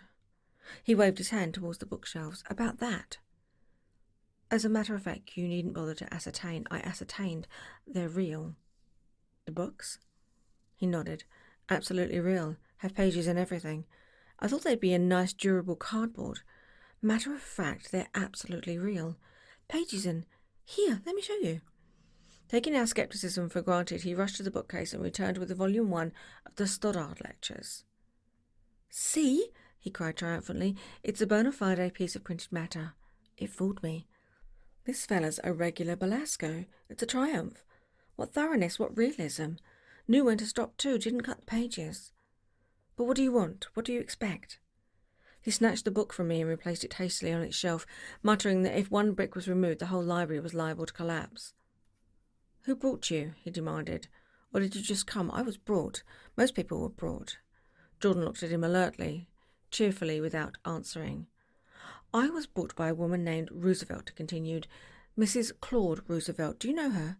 I met her somewhere last night. I've been drunk for about a week now, and I thought it might sober me up to sit in a library." "Has it?" "A little bit, I think. I can't tell yet. I've only been here an hour. Did I tell you about the books? They're real. You told us." We shook hands with him gravely and went back outdoors. There was dancing now on the canvas in the garden, old men pushing young girls backwards in eternal, graceless circles, superior couples holding each other tortuously, fashionably and keeping in the corners, and a great number of single girls dancing individualistically, or relieving the orchestra for a moment of the burden of the bango or the traps. By midnight the hilarity had increased. A celebrated tenor had snuck in Italian, and a notorious concertato had sung in jazz, and between the numbers people were doing stunts all over the garden, while happy, vacuous bursts of laughter rose towards the summer sky. A pair of stage twins, who turned out to be the girls in yellow, did a baby act in costume, and champagne was served in glasses bigger than finger bowls. The moon had risen higher, and floating in the sound was a triangle of silver scales, trembling a little to the stiff, tinny drips of the banjos on the lawn. I was still with Jordan Baker. We were sitting at a table with a man of about my age, and a rowdy little girl who came way upon the slightest provocation to uncontrollable laughter. I was enjoying myself now. I had taken 2 finger bowls of champagne, and the scene had changed before my eyes into something significant, elemental, and profound. At a lull in the entertainment, the man looked at me and smiled. "Your face is familiar," he said politely. Weren't you in the 3rd Division during the war? Why, yes. I was in the 9th Machine Gun Battalion. I was in the 7th Infantry until June 1918. I knew I'd seen you somewhere before. We talked for a moment about some wet, grey little villages in France. Evidently he lived in this vicinity, for he told me that he had just bought a hydroplane and was going to try it out in the morning. Want to go with me, old sport? Just near the shore along the Sound. What time? Any time that suits you best. I was on the tip of my tongue to ask his name when Jordan looked around and smiled. Having a gay time now? She inquired. Much better. I turned again to my new acquaintance. This is an unusual party for me. I haven't even seen the host. I live over there. I waved my hand at the invisible hedge in the distance, and this man Gatsby sent over his chauffeur with an invitation. For a moment he looked at me as if he failed to understand. I'm Gatsby, he suddenly said. What? Oh, I beg your pardon, I exclaimed. I thought you knew, old sport. I'm afraid I'm not a very good host. He smiled understandingly, much more than understanding. It was one of those rare smiles with a quality of eternal reassurance in it that you may have come across 5 or 4 times in your life. It faced, or seemed to face, the whole external world for you an instant, and then concentrated on you with an irresistible prejudice in your favour. It understood you just so far as you wanted to be understood, believed in you as you would like to believe in yourself, and assured you that it is precisely the impression of you that, at your best, you hoped to convey. Precisely at that point it vanished, and I was looking at an elegant young roughneck, a year or 2 older than 30, whose elaborate formality of speech just missed being absurd. Some time before he introduced himself, I'd gotten a strong impression that he was picking his words with care. Almost at the moment when Mr. Gatsby identified himself, Butler hurried towards him with the information that Chicago was calling him on the wire. He excused himself with a small bow that included each of us in turn. If you want anything, just ask for it, old sport, he urged me. Excuse me, I will join you later. When he was gone, I turned immediately to Jordan, constrained to assure her of my surprise. I had expected that Mr. Gatsby would be a florid and corpulent person in his middle years. Who is he? I demanded. Do you know? He's just a man named Gatsby. Where is he from, I mean, and what does he do? Now you're started on the subject, she answered with a wan smile. Well, he told me once that he was an Oxford man. A dim background started to take shape behind him, but at her next remark it faded away. However, I don't believe it. Why not? I don't know. I just don't think he went there. Something in her tone reminded me of the other girls I think killed a man, and had the effect of stimulating my curiosity. I would have accepted without question the information that Gatsby sprang from the swamps of Louisiana or from the Lower East Side of New York. That was comprehensible. But young men didn't, at least in my provincial experience. I believe they didn't. Drift coolly out of nowhere and buy a place on Long Island Sound. Anyhow, he gives large parties, said Jordan, changing the subject with an urbane distaste for the concrete. And I like large parties. They're so intimate. At small parties, there isn't any privacy. There was the boom of a bass drum, and the voice of the orchestra leader rang out suddenly above the echolalia of the garden. Ladies and gentlemen, he cried, at the request of Mr. Gatsby, we are going to play for you Mr. Vladimir Tostov's latest work, which attracted so much attention at Carnegie Hall last May. If you read the papers, you know there was a big sensation. He smiled with jovial condescension and added, some sensation, whereupon everybody laughed. The piece is known, he concluded lustily, as Vladimir Tostov's Jazz History of the World. The nature of Mr. Tostov's composition eluded me, because just as it began my eyes fell on Gatsby, standing alone on the marble steps and looking from one group to another with approving eyes. His tanned skin was drawn attractively tight on his face, and his short hair looked as though it were trimmed every day. I could see nothing sinister about him. I wondered if the fact that he was not drinking helped to set him off from his guests, for it seemed to me that he grew more correct as the fraternal hilarity increased. When the Jazz History of the World was over, girls were putting their heads on men's shoulders in a puppyish, convivial way. Girls were swooning backwards playfully into men's arms, even into groups, knowing that someone would arrest their fall. But no one swooned backwards on Gatsby, and no French bob touched Gatsby's shoulder, and no singing quartets were formed with Gatsby's head for one link. "I beg your pardon." Gatsby's butler was suddenly standing beside us. "Miss Baker," he inquired, "I beg your pardon, but Mr. Gatsby would like to speak to you alone." "With me?" she exclaimed in surprise. "Yes, madame." She got up slowly, raising her eyebrows at me in astonishment, and followed the butler towards the house. I noticed that she wore her evening dress, all her dresses, like sports clothes. There was a jauntiness about her movements as if she had first learned to walk upon golf courses on clean, crisp mornings. I was alone, and it was almost 2. For some time, confused and intriguing sounds had issued from a long, many-windowed room which overhung the terrace. Eluding Jordan's undergraduate, who was now engaged in an obstetrical conversation with 2 chorus girls, and who implored me to join him, I went inside. The large room was full of people. One of the girls in yellow was playing the piano, and beside her stood a tall, red-haired young lady from a famous chorus, engaged in song. She had drunk a quantity of champagne, and during the course of her song she decided ineptly that everything was very, very sad. She was not only singing, she was weeping too. Whenever there was a pause in the song, she filled it with gasping, broken sobs, and then took up the lyric again in a quavering soprano. The tears coursed down her cheeks, not freely, however, for when they came into contact with her heavily beaded eyelashes, they assumed an inky colour, and pursued the rest of their way in low, slow, black rivulets. A humorous suggestion was made that she sing the notes on her face, whereupon she threw up her hands, sank into a chair, and went off into a deep, vinous sleep. "She had a fight with a man who says he's her husband," explained a girl at my elbow. I looked around. Most of the remaining women were now having fights with men said to be their husbands. Even Jordan's party, the quartet from East Egg, were rent asunder by dissension.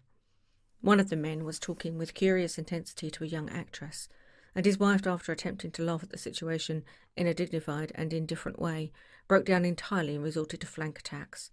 At intervals she appeared suddenly at his side like an angry diamond and hissed, "You promised," into his ear. The reluctance to go home was not confined to wayward men. The hall was at present occupied by 2 deplorably sober men and their highly indignant wives. The wives were sympathizing with each other in slightly raised voices. "Whenever he sees I'm having a good time, he wants to go home. Never heard anything so selfish in my life. We're always the first ones to leave. So are we." "Well, we're almost the last of the night," said one of the men sheepishly. "The orchestra left half an hour ago." In spite of the wives' agreement that such malevolence was beyond credibility, the dispute ended in a short struggle, and both wives were lifted, kicking, into the night. As I waited for my hat in the hall, the door of the library opened and Jordan Baker and Gatsby came out together. He was saying some last word to her, but the eagerness in his manner tightened abruptly into formality as several people approached him to say goodbye. Jordan's party were calling impatiently to her from the porch, but she lingered for a moment to shake hands. "I've just heard the most amazing thing," she whispered. "How long were we in there?" "Why, about an hour." "It was simply amazing," she repeated abstractedly, "but I swore I wouldn't tell it, and here I am tantalizing you." She yawned gracefully in my face. "Please come and see me. Phone book, under the name of Miss Sigourney Howard, my aunt." She was hurrying off as she talked, her brown hand waving a jaunty salute as she melted into her party at the door. Rather ashamed that on my first appearance I had stayed so late, I joined the last of Gatsby's guests who were clustered around him. I wanted to explain that I'd hunted for him early in the evening and to apologise for not having known him in the garden. "Don't mention it," he enjoined me eagerly. "Don't give it another thought, old sport." The familiar expression held no more familiarity than the hand which reassuringly brushed my shoulder. "And don't forget, we're going up in the hydroplane tomorrow morning at 9 o'clock. Then the butler, behind his shoulder. "Philadelphia wants you on the phone, sir." "All right, in a minute. Tell them I'll be right there. Good night." "Good night." "Good night," he smiled, and suddenly there seemed to be a pleasant significance in having been among the last to go, as if he had desired it all the time. "Good night, old sport. Good night." But as I walked down the steps, I saw that the evening was not quite over. 50 feet from the door, a dozen headlights illuminated a bizarre and tumultuous scene. In the ditch beside the road, right side up but violently shorn of one wheel, rested the new coupe which had left Gatsby's drive not 2 minutes before. The sharp jut of a wall accounted for the detachment of the wheel, which was now getting considerable attention from half a dozen curious chauffeurs. However, as they had left their cars blocking the road, a harsh discordant din from those in the rear had been audible for some time and added to an already violent confusion of the scene.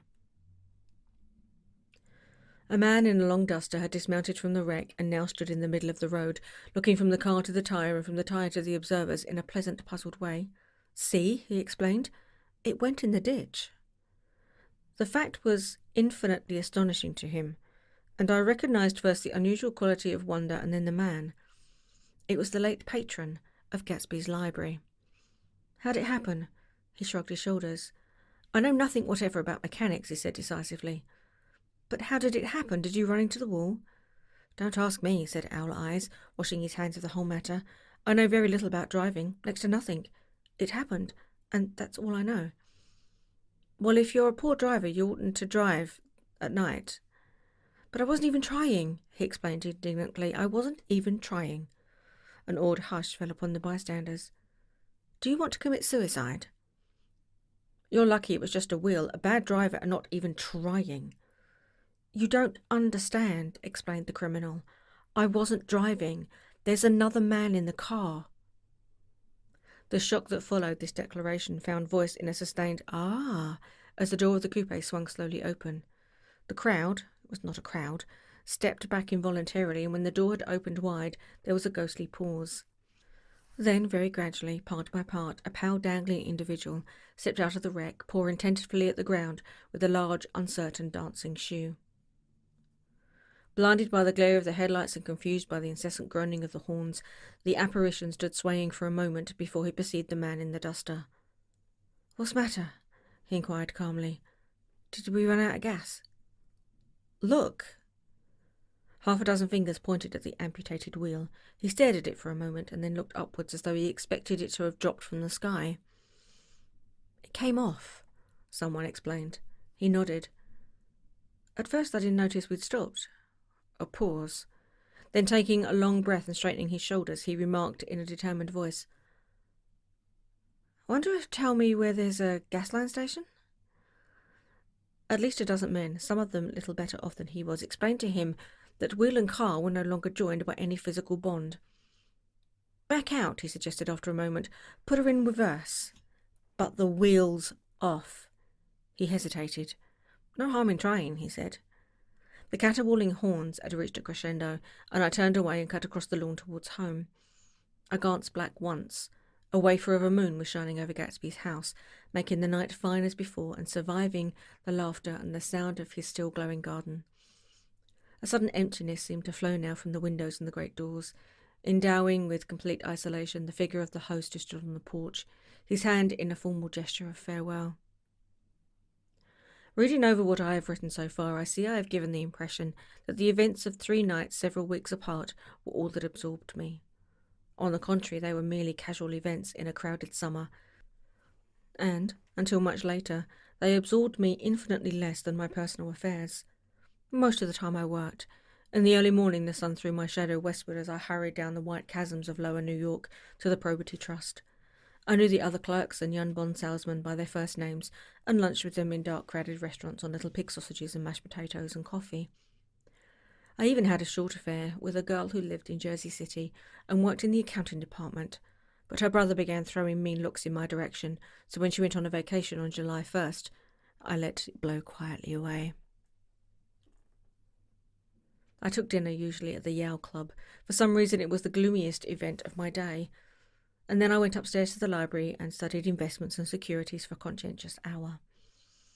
There were generally a few rioters around, but they never came into the library, so it was a good place to work. After that, if the night was mellow, I strolled down Madison Avenue, past the old Murray Hill Hotel, and over 33rd Street to the Pennsylvania Station. I began to like New York. The racy, adventurous feel of it at night, and the satisfaction that the constant flicker of men and women and machines gives to the restless eye. I like to walk up Fifth Avenue and pick out romantic women from the crowd and imagine that in a few minutes I was going to enter into their lives, and no one would ever know or disprove. Sometimes in my mind I followed them to their apartments on the corner of hidden streets, and they turned and smiled back at me before they faded through a door into warm darkness. At the enchanted metropolitan twilight, I felt a haunting loneliness sometimes, and felt it in others, poor young clerks who loitered in front of windows, waiting until it was time for a solitary restaurant dinner, young clerks in the dusk, wasting the most poignant moments of night and life. Again at 8 o'clock, when the dark lanes of the 40s were 5 deep with throbbing taxicabs bound for the theatre district, I felt a sinking in my heart. Forms leaned together in the taxis as they waited, and voices sang, and there was laughter from unheard jokes, and lighted cigarettes outlined unintelligible gestures inside. Imagining that I too was hurrying towards gaiety and sharing their intimate excitement, I wished them well. For a while I lost sight of Jordan Baker, and then in midsummer I found her again. At first I was flattered to go places with her because she was a golf champion, and everyone knew her name. Then it was something more. I wasn't actually in love, but I felt a sort of tender curiosity. The bored, haughty face that she turned to the world concealed something. Most affectations conceal something eventually, even though they don't in the beginning, and one day I found what it was. When we were on a house party together up in Warwick, she left a borrowed car out in the rain with the top down, and then lied about it. And suddenly I remembered the story about her that had eluded me that night at Daisy's. At our first big golf tournament, there was a row that nearly reached the newspapers. A suggestion that she had moved her ball from a bad lie in the semi-final round. The thing approached the proportions of a scandal, then died away. A caddy retracted his statement, and the only other witness admitted that he might have been mistaken. The incident and the name had remained together in my mind. Jordan Baker instinctively avoided clever, shrewd men, and now I saw that this was because she felt safer on a plane where any divergence from a code would be thought impossible. She was incurably dishonest. She wasn't able to endure being at a disadvantage, and given this unwillingness, I suppose she had begun dealing in subterfuges when she was very young in order to keep that cool, insolent smile turned to the world and yet satisfy the demands of her hard, jaunty body. It made no difference to me. Dishonesty in a woman is a thing you never blame deeply. I was casually sorry, and then I forgot. It was on that same house party that we had a curious conversation about driving a car. It had started because she passed so close to some workman that our fender flicked a button on one man's coat. "You're a rotten driver," I protested. "Either you ought to be more careful, or you oughtn't to drive at all." "I am careful." "No, you're not." "Well, other people are," she said lightly. "What's that got to do with it?" "They'll keep out of my way," she insisted. "It takes two to make an accident." "Suppose you met somebody just as careless as yourself?" "I hope I never will," she answered. "I hate careless people. That's why I like you." Her grey, sun-strained eyes stared straight ahead, but she had deliberately shifted our relationship, and for a moment I thought I loved her. But I am slow-thinking and full of interior rules that act as brakes on my desires, and I knew that first I had to get myself definitely out of that tangle back home. I'd been writing letters once a week and signing them "Love Nick," and all I could think of was how, when that certain girl played tennis, a faint moustache of perspiration appeared on her upper lip. Nevertheless, there was a vague understanding that had to be tactfully broken off before I was free. Everyone suspects himself of at least one of the cardinal virtues, and this is mine. I am one of the few honest people that I have ever met. Chapter 4. On Sunday morning, while church bells rang in the villages along shore, the world and its mistress returned to Gatsby's house and twinkled hilariously on his lawn. "He's a bootlegger," said the young ladies, moving somewhere between his cocktails and his flowers. One time he killed a man who had found out that he was nephew to von Hindenburg and second cousin to the devil. "Reach me a rose, honey, and pour me the last drop into their crystal glass." Once I wrote down on the empty spaces of a timetable the names of those who came to Gatsby's house that summer. It is an old timetable now, disintegrating at its folds and heading, "This schedule in effect, July 5th, 1922. But I can still read the grey names, and they will give you a better impression than my generalities of those who accepted Gatsby's hospitality and paid him the subtle tribute of knowing nothing whatever about him. From East Egg, then, came the Chester Beckers and the Leaches, and a man named Bunsen whom I knew at Yale, and Dr. Webster Sivert, who was drowned last summer up in Maine, and the Hornbeams and the Willie Voltaires, and a whole clan named Blackbuck, who always gathered in a corner and flipped up their noses like goats at whomsoever came near. And the Ismays and the Christies, or rather Hubert Allbuck and Mr. Christie's wife, and Edgar Beaver, whose hair, they say, turned cotton white one afternoon, for no good reason at all. Clarence Endive was from East Egg, as I remember. He came only once in white knickerbockers and had a fight with a bum named Etty in the garden. From farther out on the island came the Cheadles and the O.R.P. Schraders and the Stonewall Jackson Abrahams of Georgia and the Fishguards and the Ripley Snells.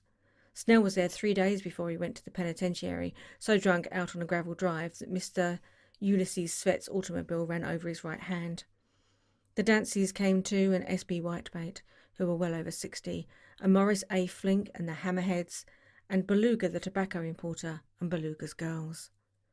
From West Egg came the Poles and the Mulberrys, and Cecil Roebuck and Cecil Shone, and Gulick, the state senator, and Newton Orchid, who controlled films par excellence, and Eckhorst and Clyde Cohen, and Don S. Schwartz, the son, and Arthur McCarthy, all connected with the movies in one way or another. And the Catlips and the Benbergs and the G.L. Muldoon, brother to that Muldoon who afterwards strangled his wife. De Fontano, the promoter, came there, and Ed Legros and James B. Rotgut, Ferret, and the De Gaulles, and Ernest Lilly. They came to gamble, and when Ferret wandered into the garden it meant he was cleaned out, and the associated traction would have a fluctuate profitable next day. A man named Klinspringer was there so often and so long that he became known as the Boarder. I doubt if he had any other house. Of theatrical people there was Gus Ways and Horace O'Donovan, and Lester Mayer and George Duckweed and Francis Bull. Also from New York were the Cromes and the Backhissons and the Denekers and the Russell Betty and the Corrigans and the Kellehers and the Dewars and the Scullys and the S.W. Belcher and the Smirks and the Young Quinns, divorced now, and Henry L. Palmetto, who killed himself by jumping in front of a subway train in Times Square. Benny McCleverhern arrived always with 4 girls. They were never quite the same ones in physical person, but they were so identical one was another that it inevitably seemed they had been there before. I have forgotten their names. Jacqueline, I think, or else Consuelo or Gloria or June or Judy, and their last names were either the melodious names of flowers and months or the sterner ones of the great American capitalist, whose cousins, if pressed, they would confess themselves to be.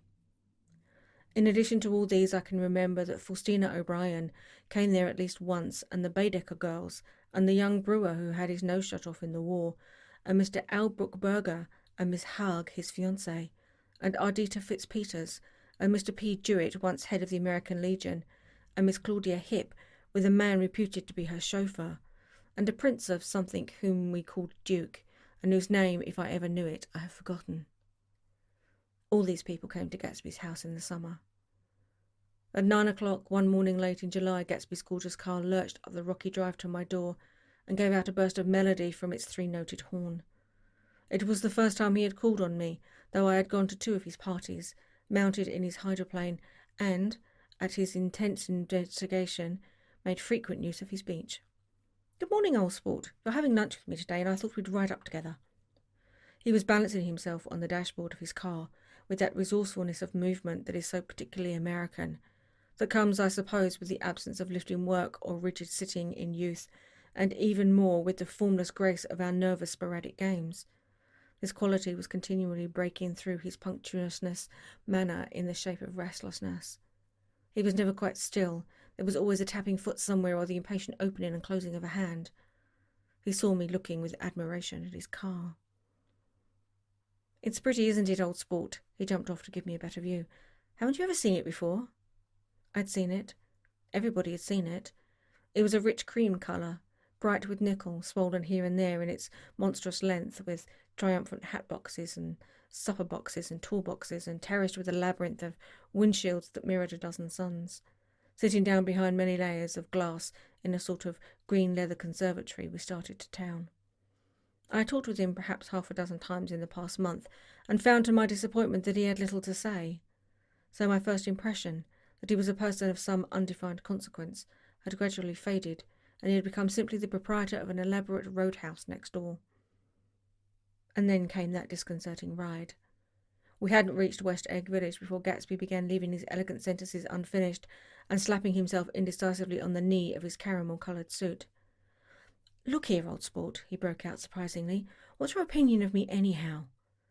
A little overwhelmed, I began the generalised evasions which that question deserves. "Well, I'm going to tell you something about my life," he interrupted. "I don't want you to get a wrong idea of me from all these stories you hear." So he was aware of the bizarre accusations that flavoured conversations in his halls.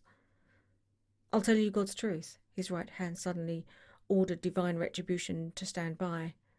"I am the son of some wealthy people in the Middle East, all dead now. I was brought up in America but educated at Oxford because all my ancestors have been educated there for many years. It is a family tradition." He looked at me sideways, and I knew why Jordan Baker had believed he was lying.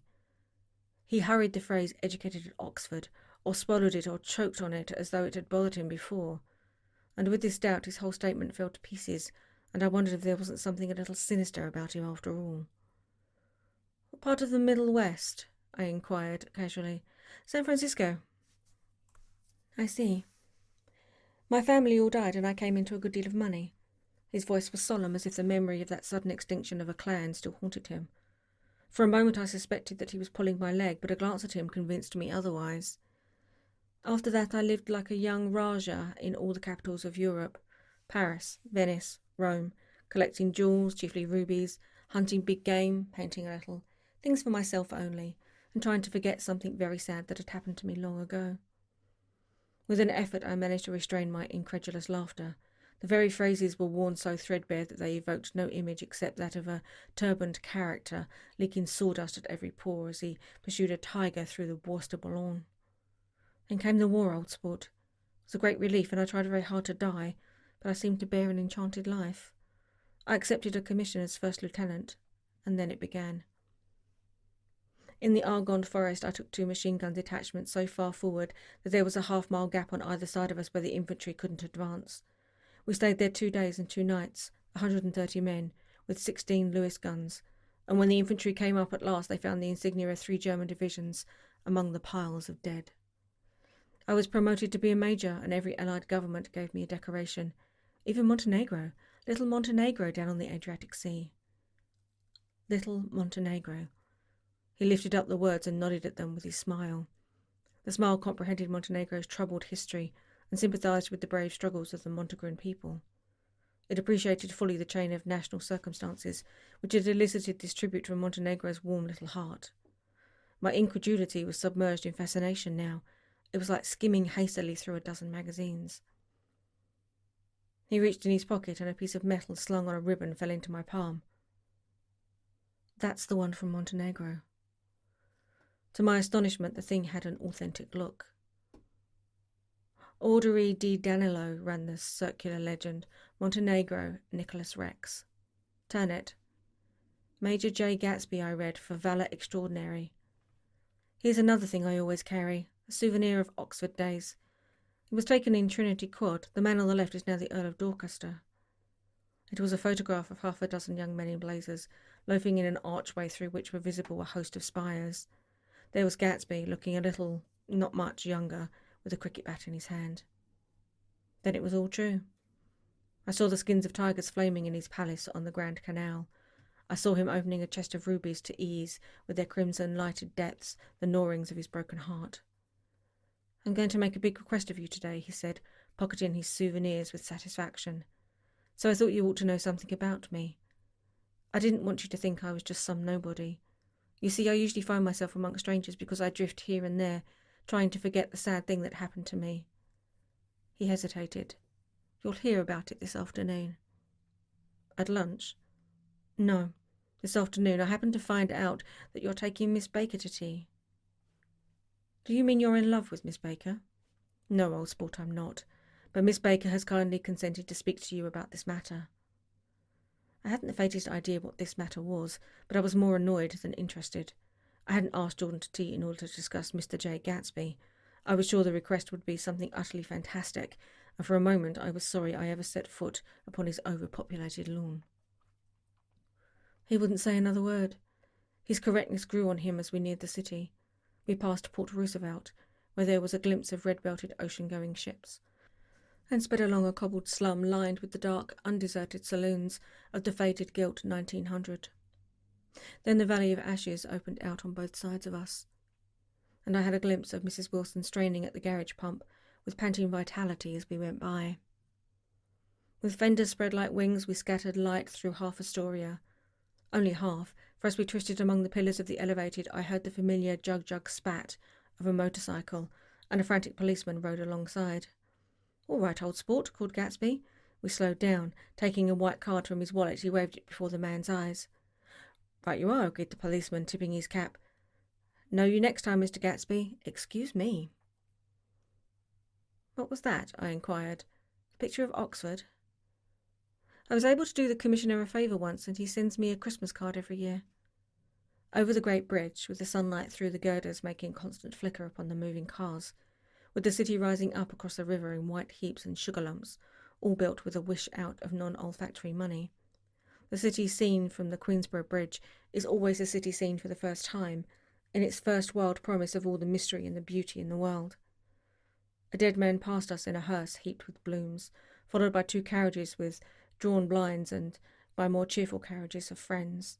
The friends looked out at us with the tragic eyes and short upper lips of southeastern Europe, and I was glad that the sight of Gatsby's splendid car was included in their sombre holiday.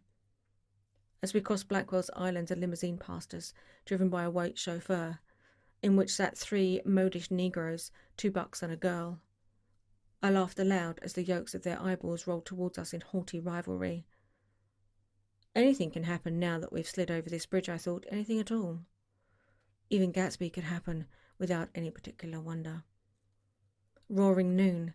In a well-fanned 42nd Street cellar, I met Gatsby for lunch. Blinking away the brightness of the street outside my eyes, picked him out obscurely in the anteroom talking to another man. "Mr. Carraway, this is my friend Mr. Wolfsheim." A small, flat-nosed Jew raised his large head and regarded me with 2 fine growths of hair which luxuriated in either nostril. After a moment I discovered his tiny eyes in the half-darkness. "So I took one look at him," said Mr. Wolfsheim, shaking his head earnestly. "And what do you think I did?" "What?" I inquired politely. But evidently he was not addressing me, for he dropped my hand and covered Gatsby with an expressive nose. "I handed the money to Catspaw, and I said, 'All right, Catspaw, don't pay him a penny until he shuts his mouth.' He shut it then and there." Gatsby took an arm of each of us and moved forward into the restaurant, whereupon Mr. Wolfsheim swallowed a new sentence he was starting and lapsed into a sublunary abstraction. "Highballs?" asked the head waiter. "This is a nice restaurant here," said Mr. Wolfsheim, looking at the Presbyterian nymphs on the ceiling, "but I like across the street better." "Yes, highballs," agreed Gatsby, and then to Mr. Wolfsheim, "It's too hot over there." "Hot and small. Yes," said Mr. Wolfsheim, "but full of memories." "What place is that?" I asked. "The old Metropole." "The old Metropole," brooded Mr. Wolfsheim gloomily. "Filled with faces dead and gone, filled with friends gone now forever. I can't forget so long as I live the night they shot Rosie Rosenthal there. It was 6 of us at the table, and Rosie had ate and drunk a lot the whole evening. When it was almost morning, the waiter came up to him with a funny look and says somebody wants to speak to him outside. 'All right,' says Rosie, and begins to get up, and I pulled him down in his chair. 'Let the bastards come in here if they want you, Rosie, but don't you so help me move outside this room.' It was 4 o'clock in the morning then, and it's as if we'd raised the blinds, we'd have seen daylight." "Did he go?" I asked innocently. "Sure he went." Mr. Wolfsheim's nose flared at me indignantly. He turned around in the door and says, "Don't let that waiter take away my coffee." Then he went out on the sidewalk and they shot him 3 times in his full belly and drove away. 4 of them were electrocuted, I said, remembering. 5 with Becca. His nostrils turned to me in an interesting way. "I understand you're looking for a business connection." The juxtaposition of these 2 remarks was startling. Gatsby answered for me. "Oh no," he exclaimed, "this isn't the man." "No?" Mr. Wolfsheim said disappointedly. "This is just a friend. I told you we'd talk about that some other time." "I beg your pardon," said Mr. Wolfsheim. "I had a wrong man." A succulent hash arrived, and Mr. Wolfsheim, forgetting the most sentimental atmosphere of the old metropole, began to eat with ferocious delicacy. His eyes meanwhile roved very slowly all around the room. He completed the arc by turning to inspect the people directly behind. I think that except for my presence he would have taken one short glance beneath our own table. "Look here, old sport," said Gatsby, leaning towards me. "I'm afraid I made you a little angry this morning in the car." There was a smile again, but this time I held out against it. "I don't like mysteries," I answered, "and I don't understand why you can't come out frankly and tell me what you want. Why has it all got to come through Miss Baker?" "Oh, it's nothing underhand," he assured me. "Miss Baker's a great sportswoman, you know, and she'd never do anything that wasn't all right." Suddenly he looked at his watch, jumped up and hurried from the room, leaving me with Mr. Wolfshine at the table. "He has to telephone," said Mr. Wolfshine, following him with his eyes. "Fine fellow, isn't he? Handsome to look at and a perfect gentleman." "Yes, he's an Oxford man." "Yes, he went to Oxford College in England, you know, Oxford College?" "I've heard of it. It's one of the most famous colleges in the world." "Have you known Gatsby for a long time?" I inquired. "Several years," he answered in a gratified way. "I made the pleasure of his acquaintance just after the war, but I knew I had discovered a man of fine breeding after I talked with him an hour. I said to myself, there's the kind of man you'd like to take home and introduce to your mother and sister." He paused. "I see you're looking at my cuff buttons." I hadn't been looking at them, but I did now. They were composed of oddly familiar pieces of ivory. "Fine specimens of human molars," he informed me. "Well," I inspected them, "that's a very interesting idea." "Yeah." He flipped his sleeves up over his coat. "Yeah, Gatsby's very careful about women. He would never so much as look at a friend's wife." When the subject of his instinctive trust returned to the table and sat down, Mr. Wolfsheim drank his coffee with a jerk and got to his feet. "I've enjoyed my lunch," he said, "and I'm going to run off from you two young men before I outstay my welcome." "Don't hurry, Maya," said Gatsby without enthusiasm, but Wolfsheim raised his hand in a sort of benediction. "You're very polite, but I belong to another generation," he announced solemnly. "You sit here and discuss your sports and your young ladies and your—" He supplied an imaginary noun with another wave of his hand. "As for me, I am 50 years old and I won't impose myself on you any longer." As he shook hands and turned away, his tragic nose was trembling. I wondered if I had said anything to offend him. "He becomes very sentimental sometimes," explained Gatsby. "This is one of his sentimental days. He's quite a character around New York, a denizen of Broadway." "Who is he anyhow? An actor?" "No." "A dentist?" "Mayor Wolfsheim? No, he's a gambler." Gatsby hesitated, then added coolly, "He's the man who fixed the World Series back in 1919. "Fixed the World's Series," I repeated. The idea staggered me. I remembered, of course, that the World Series had been fixed in 1919, but if I had thought of it at all, I would have thought of it as a thing that had merely happened, the end of some inevitable chain. It never occurred to me that one man could start to play with the faith of 50 million people, with the single-mindedness of a burglar blowing a safe. "How did he happen to do that?" I asked after a minute. "He just saw an opportunity." "Why isn't he in jail?" "They can't get him, old sport. He's a smart man." I insisted on paying the cheque. As the waiter brought my change, I caught sight of Tom Buchanan across the crowded room. "Come along with me for a minute," I said. "I've got to say hello to somebody." When he saw us, Tom jumped up and took half a dozen steps in our direction. "Where have you been?" he demanded eagerly. "Daisy's furious because you haven't called up." "This is Mr. Gatsby, Mr. Buchanan." They shook hands briefly, and a strained, unfamiliar look of embarrassment came over Gatsby's face. "How have you been anyhow?" demanded Tom of me. "How'd you happen to come up this far to eat?" "I've been having lunch with Mr. Gatsby." I turned towards Mr. Gatsby, but he was no longer there. "One October day in 1917, said Jordan Baker that afternoon, sitting up very straight on a straight chair in the tea garden at the Plaza Hotel.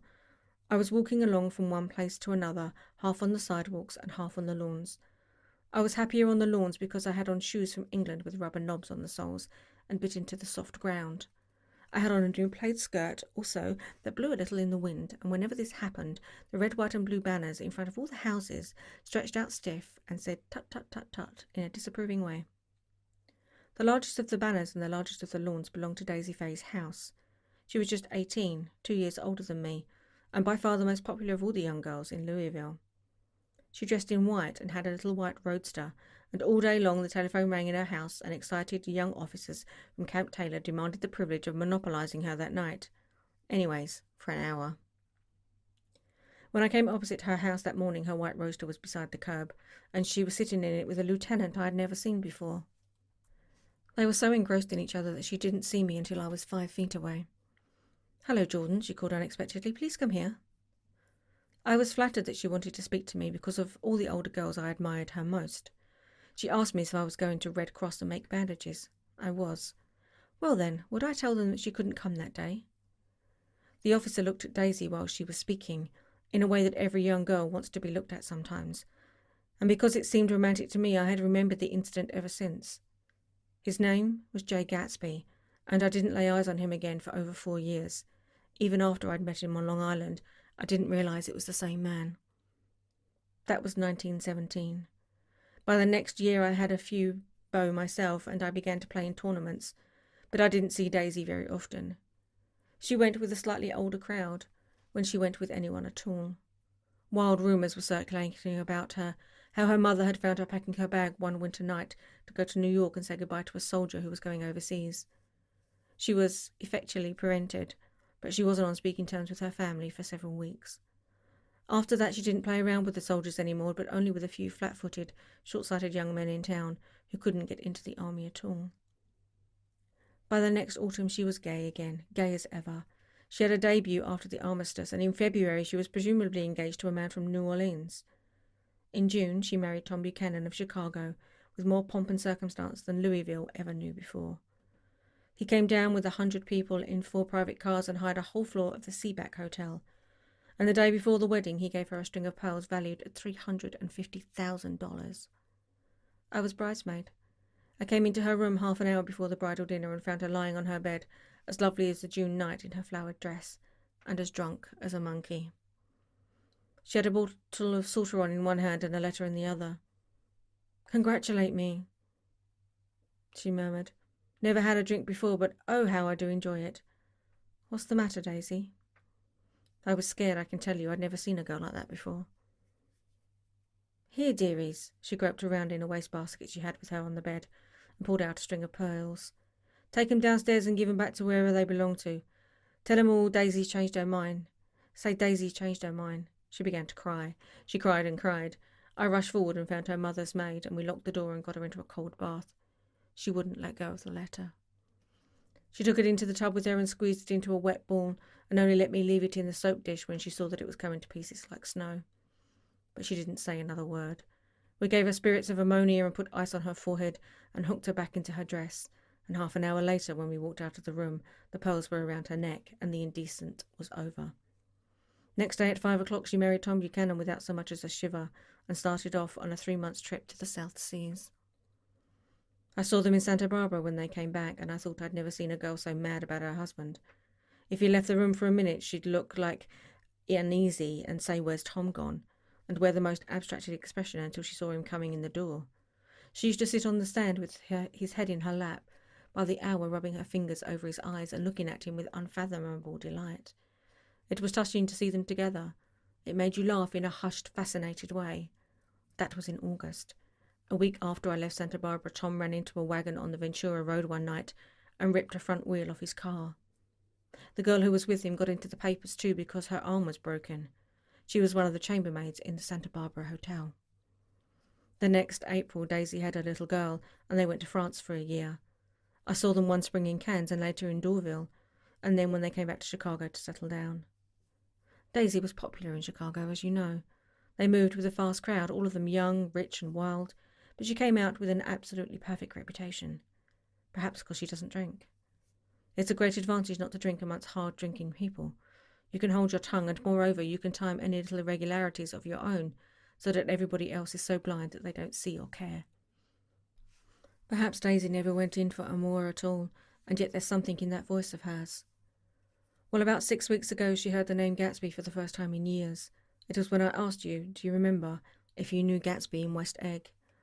After you had gone home she came into my room and woke me up and said, "What Gatsby?" And when I described him I was half asleep. She said in a strange voice that it must be the man she used to know. It wasn't until then that I connected this Gatsby with the officer in her white car. When Jordan Baker had finished telling all this, we had left the plaza for half an hour and were driving in a Victoria through Central Park. The sun had gone down behind the tall apartments of the movie stars in the West 50s, and the clear voices of girls, already gathered like crickets on the grass, rose through the hot twilight. I'm the Sheikh of Araby, your love belongs to me. At night when you're asleep, into your tent I'll creep. It was a strange coincidence, I said, but it wasn't a coincidence at all. Why not? Gatsby bought that house so that Daisy would be just across the bay. Then it had not been merely the stars to which he had aspired on that June night. He came alive to me, delivered suddenly from the womb of his purposeless splendour. He wants to know, continued Jordan, if you'll invite Daisy to your house some afternoon and then let him come over. The modesty of the demand shook me. He had waited 5 years and bought a mansion where he dispensed starlight to casual moths so that he could come over some afternoon to a stranger's garden. Did I have to know all this before he could ask such a little thing? He's afraid. He's waited so long he thought you might be offended. You see, he's a regular tough underneath it all. Something worried me. Why didn't he ask you to arrange a meeting? He wants her to see his house, she explained, and your house is right next door. Oh. I think he half expected her to wander into one of his parties some night, went on Jordan, but she never did. Then he began asking people casually if they knew her, and I was the first one he found. It was that night he sent for me at his dance, and you should have heard the elaborate way he worked up to it. Of course, I immediately suggested a luncheon in New York, and I thought he'd go mad.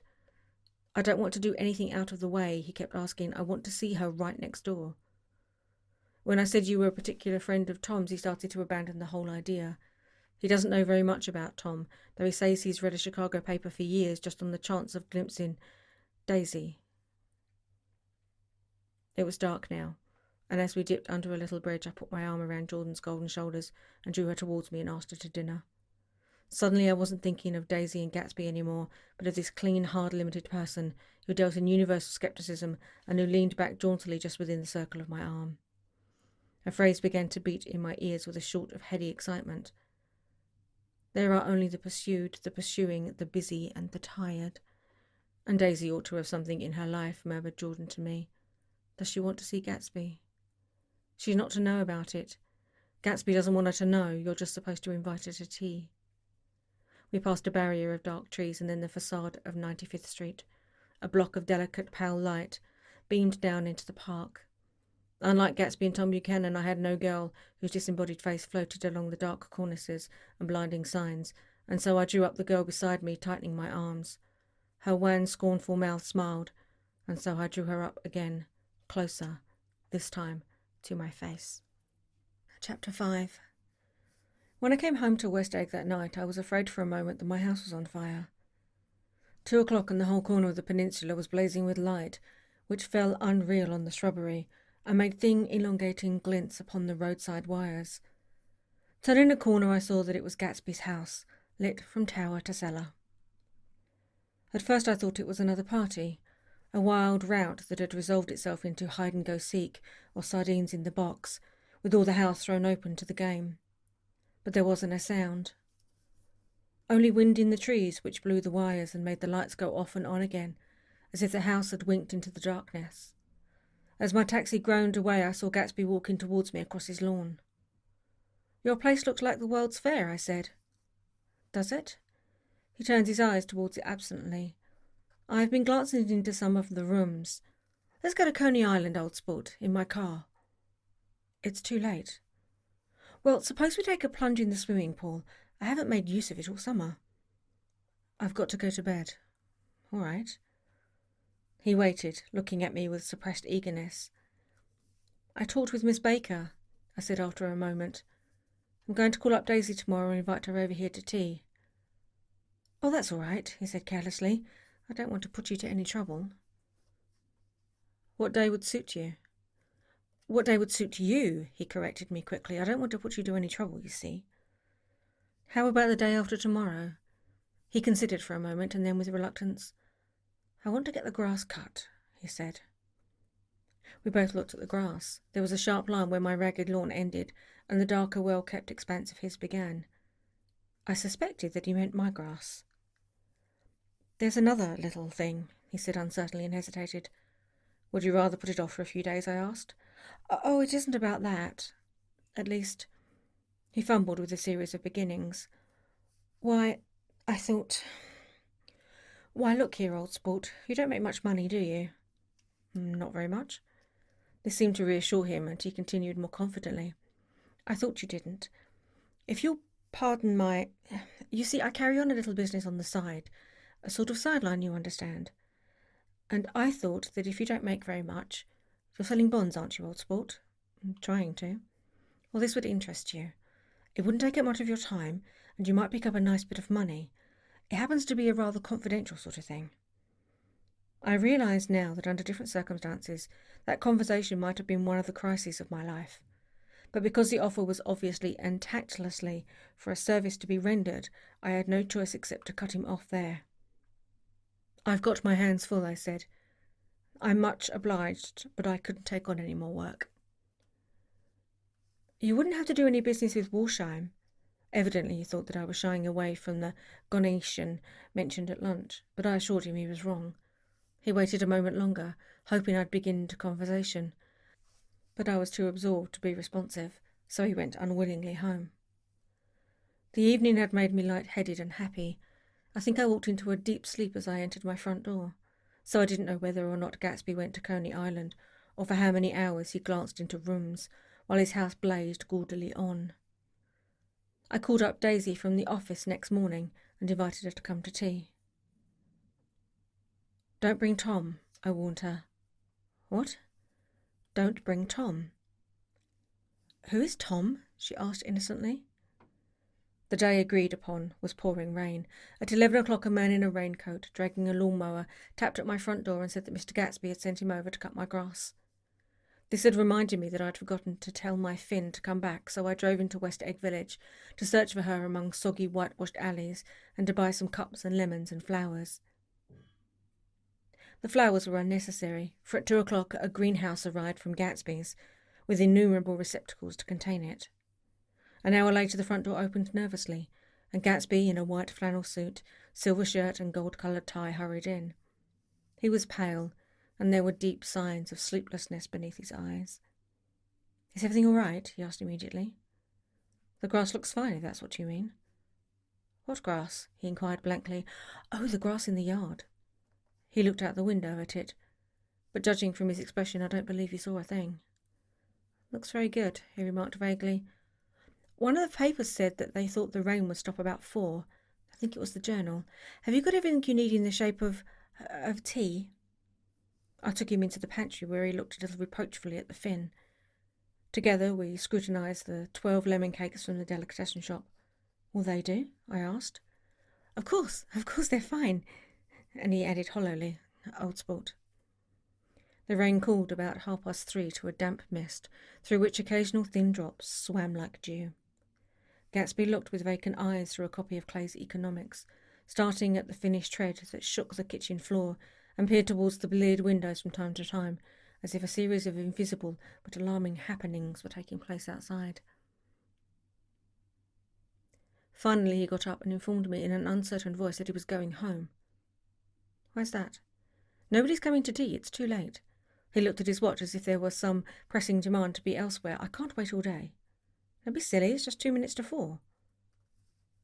He sat down, miserably, as if I had pushed him, and simultaneously was the sound of the motor turning into my lane. We both jumped up, and a little harrowed myself, I went out into the yard. Under the dripping bare lilac trees a large open car was coming up the drive. It stopped. Daisy's face, tipped sideways beneath a 3-cornered lavender hat, looked out at me with a bright, ecstatic smile. Is this absolutely where you live, my dearest one? The exhilarating ripple of her voice was a wild tonic in the rain. I had to follow the sound of it for a moment, up and down, with my ear alone, before any words came through. A damp streak of hair lay like a dash of blue paint across her cheek, and her hand was wet with glistening drops as I took it from her and helped her from the car. Are you in love with me? She said low in my ear. Or why did I have to come alone? That's the secret of Castle Rack Rent. Tell your chauffeur to go far away and spend an hour. Come back in an hour, Ferdy. Then in a grave murmur, his name is Ferdy. Does the gasoline affect his nose? I don't think so, she said innocently. Why? We went in. To my overwhelming surprise, the living room was deserted. "Well, that's funny," I exclaimed. "What's funny?" She turned her head as there was a light, dignified knocking on the front door. I went out and opened it. Gatsby, pale as death, with his hands plunged like weights into his coat pockets, was standing in a puddle of water, glaring tragically into my eyes. With his hands still in his coat pockets, he stalked by me into the hall, turned sharply as if he were on a wire, and disappeared into the living room. It wasn't a bit funny. Aware of the loud beating of my own heart, I pulled the door to against the increasing rain. For half a minute there wasn't a sound. Then from the living room I heard a sort of choking murmur and part of a laugh followed by Daisy's voice on a clear, artificial note. "I certainly am awfully glad to see you again." A pause. It endured horribly. I had nothing to do in the hall, so I went into the room. Gatsby, his hands still in his pockets, was reclining against the mantelpiece in a strained counterfeit of perfect ease, even of boredom. His head leaned back so far that it rested against the face of a defunct mantelpiece clock, and from this position his distraught eyes stared down at Daisy, who was sitting frightened but graceful on the edge of a stiff chair. "We've met before," muttered Gatsby. His eyes glanced momentarily at me and his lips parted with an abortive attempt at a laugh. Luckily the clock took this moment to tilt dangerously at the pressure of his head, whereupon he turned and caught it with trembling fingers and set it back in place. Then he sat down rigidly, his elbow on the arm of the sofa and his chin in his hand.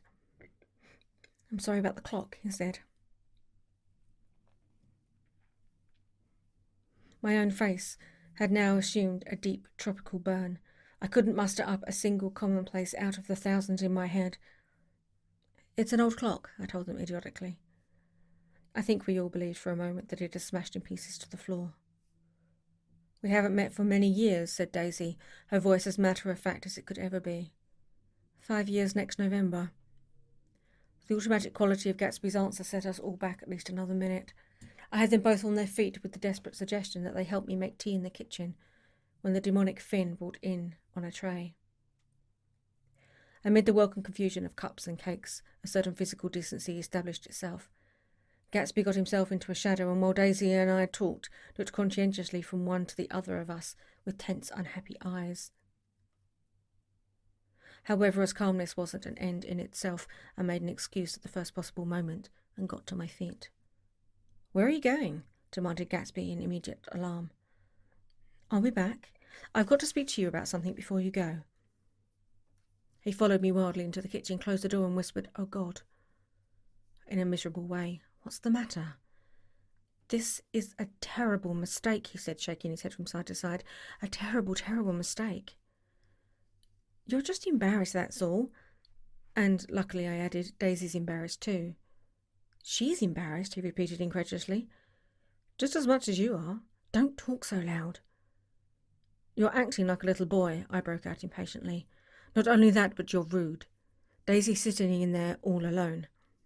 He raised his hand to stop my words, looked at me with unforgettable reproach, and opening the door cautiously went back into the other room. I walked out the back way, just as Gatsby had when he made his nervous circuit of the house half an hour before, and ran for a huge black-knotted tree whose massed leaves made a fabric against the rain. Once more it was pouring, and my irregular lawn, well shaved by Gatsby's gardener, abounded in small muddy swamps and prehistoric marshes. There was nothing to look at from under the tree except Gatsby's enormous house, so I stared at it, like Kant at his church steeple for half an hour. A brewer had built it early in the period craze, a decade before, and there was a story that he'd agreed to pay 5 years' taxes on all the neighbouring cottages if the owners would have their roofs thatched with straw. Perhaps their refusal took the heart out of his plan to found a family. He went into an immediate decline. His children sold his house with the black wreath still on the door. Americans, while occasionally willing to be serfs, have always been obstinate about being peasantry. After half an hour the sun shone again and the grocer's automobile rounded Gatsby's drive with the raw material for his servant's dinner. I felt sure he wouldn't eat a spoonful. A maid began opening the upper windows of his house, appeared momentarily in each, and leaned from a large central bay, spat meditatively into the garden. It was time I went back. While the rain continued, it seemed like the murmur of their voices, rising and swelling a little, now and then with gusts of emotion. But in the new silence I felt that silence had fallen within the house too. I went in, after making every possible noise in the kitchen short of pushing over the stove, but I don't believe they heard a sound. They were sitting at either end of the couch looking at each other, as if some question had been asked or was in the air, and every vestige of embarrassment was gone. Daisy's face was smeared with tears, and when I came in she jumped up and began wiping at it with her handkerchief before a mirror. But there was a change in Gatsby that was simply confounding. He literally glowed. Without a word or a gesture of exultation, a new well-being radiated from him and filled the little room. "Oh, hello, old sport," he said, as if he hadn't seen me for years. I thought for a moment he was going to shake hands. It stopped raining. Has it? When he realised what I was talking about, that there were twinkle bells of sunshine in the room, he smiled like a weatherman, like an ecstatic patron of recurrent light, and repeated the news to Daisy. "What do you think of that? It stopped raining." "I'm glad, Jay." Her throat, full of aching, grieving beauty, told only of her unexpected joy. "I want you and Daisy to come over to my house," he said. "I'd like to show her around." "You're sure you want me to come?" "Absolutely, old sport." Daisy went upstairs to wash her face. Too late, I thought, with humiliation of my towels, while Gatsby and I waited on the lawn. "My house looks well, doesn't it?" he demanded. "See how the whole front of it catches the light?" I agreed that it was splendid. "Yes." His eyes went over it, every arched door and square tower. "It took me just 3 years to earn the money that bought it." "I thought you inherited your money." "I did, old sport," he said automatically, "but I lost most of it in a big panic, the panic of the war."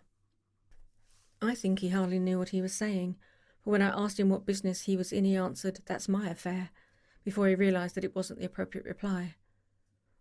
"Oh, I've been in several things," he corrected himself. "I was in the drug business and then I was in the oil business, but I'm not in either one now." He looked at me with more attention. "Do you mean you've been thinking over what I proposed the other night?" Before I could answer, Daisy came out of the house, and 2 rows of brass buttons on her dress gleamed in the sunlight. "That huge place there?" she cried, pointing. "Do you like it?" "I love it, but I don't see how you live there all alone." "I keep it always full of interesting people, night and day.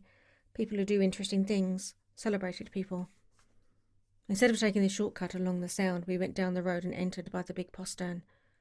With enchanting murmurs, Daisy admired this aspect or that of the feudal silhouettes against the sky, admired the gardens, the sparkling odour of jonquils, and the frothy odour of hawthorn and plum blossoms, and the pale gold odour of kiss me at the gate. It was strange to reach the marble steps and find no stir of bright dresses in and out the door, and hear no sound but bird voices in the trees.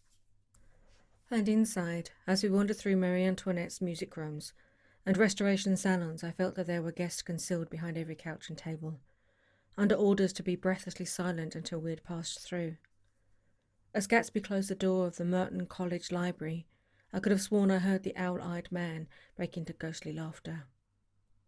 We went upstairs, through period bedrooms swathed in rose and lavender silk, and vivid with new flowers, through dressing rooms and pool rooms and bathrooms with sunken baths, intruding into one chamber where a dishevelled man in pyjamas was doing liver exercises on the floor.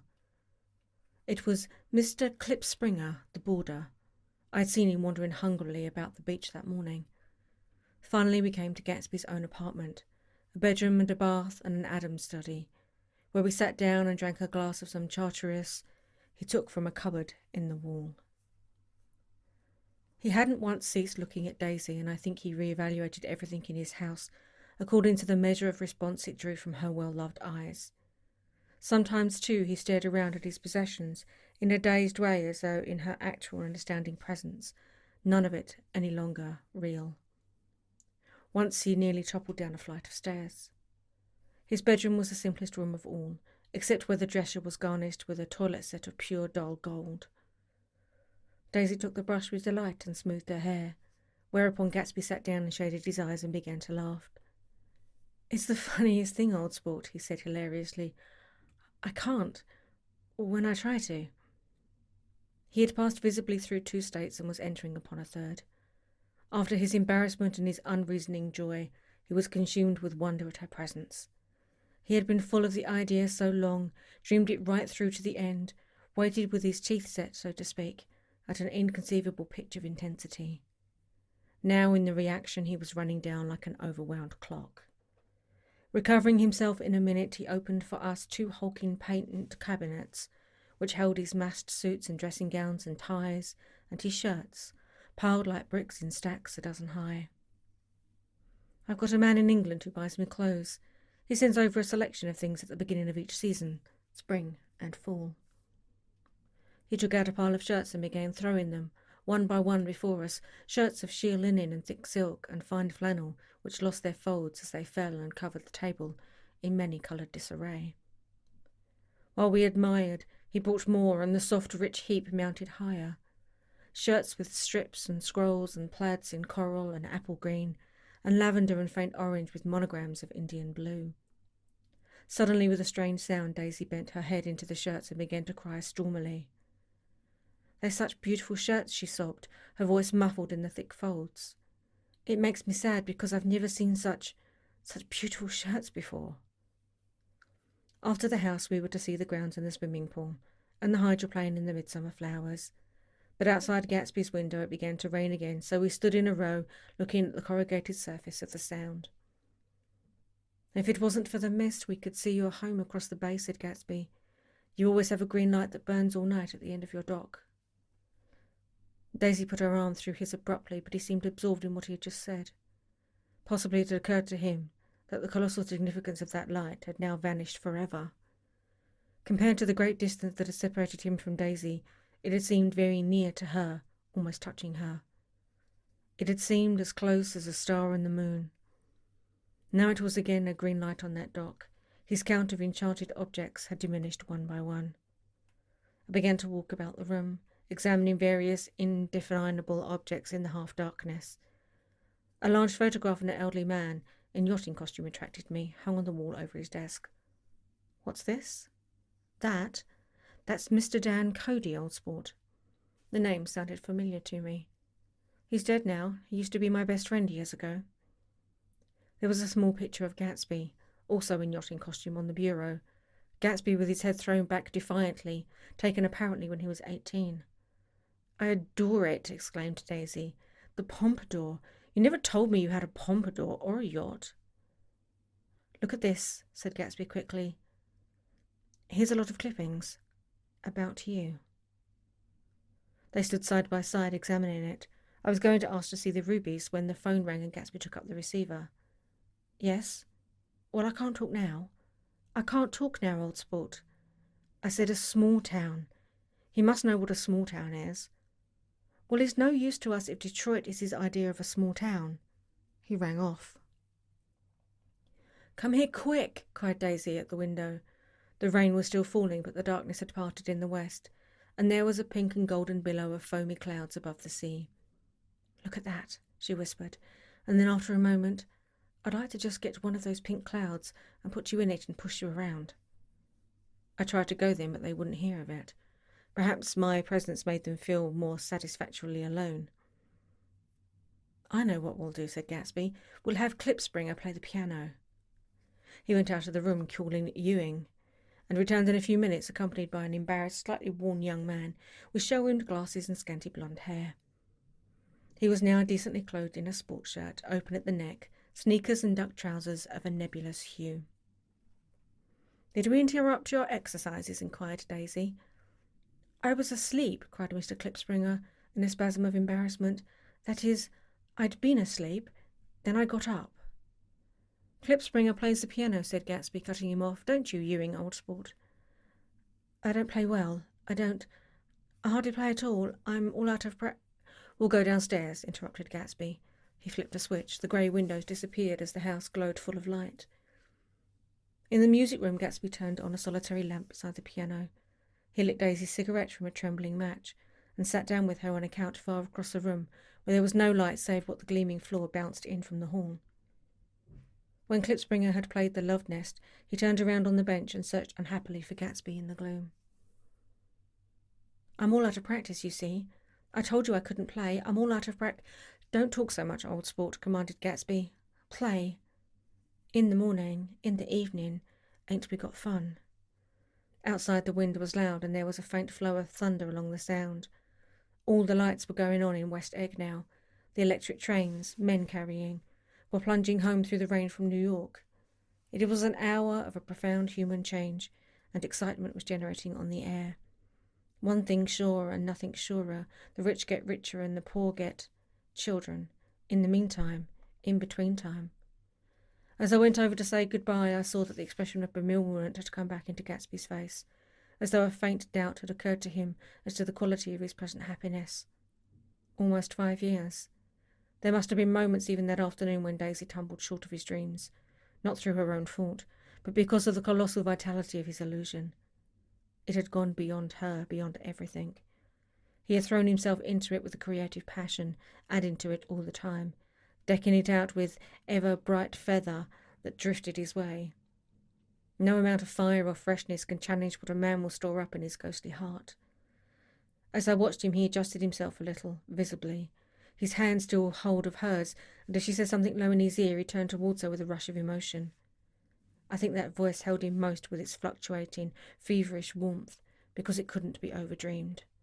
That voice was a Deathless song. They had forgotten me, but Daisy glanced up and held out her hand. Gatsby didn't know me now at all. I looked once more at them, and they looked back at me remotely, possessed by intense life. Then I went out of the room, and down the marble steps into the rain, leaving them there together. Chapter 6. About this time, an ambitious young reporter from New York arrived one morning at Gatsby's door and asked him if he had anything to say. Anything to say about what? Inquired Gatsby politely. Why, any statement to give out. It transpired after a confused 5 minutes that the man had heard Gatsby's name around his office in a connection which he either couldn't reveal or didn't fully understand. This was his day off, and with laudable initiative he had hurried to see. It was a random shot, and yet the reporter's instinct was right. Gatsby's notoriety spread about by the hundreds who had accepted his hospitality, and so became authorities on his past, had increased all summer until he fell just short of being news. Contemporary legends such as the underground pipeline to Canada attached themselves to him, and there was one persistent story that he didn't live in a house at all, but in a boat that looked like a house, and was moved secretly up and down the Long Island shore. Just why these inventions were a source of satisfaction to James Gatz of North Dakota isn't easy to say. James Gatz, that was really, or at least legally, his name. He had changed it at the age of 17, and at the specific moment that witnessed the beginning of his career, when he saw Dan Cody's yacht drop anchor over the most insidious flat on Lake Superior. It was James Gatz who had been loafing along the beach that afternoon in a torn green jersey and a pair of canvas pants. But it was already Jay Gatsby who borrowed a rowboat, pulled out to the Chalumi, and informed Cody that a wind might catch him and break him up in half an hour. I suppose he'd had the name ready for a long time even then. His parents were shiftless and unsuccessful farm people. His imagination had never really accepted them as his parents at all. The truth was that Jay Gatsby of West Egg, Long Island, sprang from his Platonic conception of himself.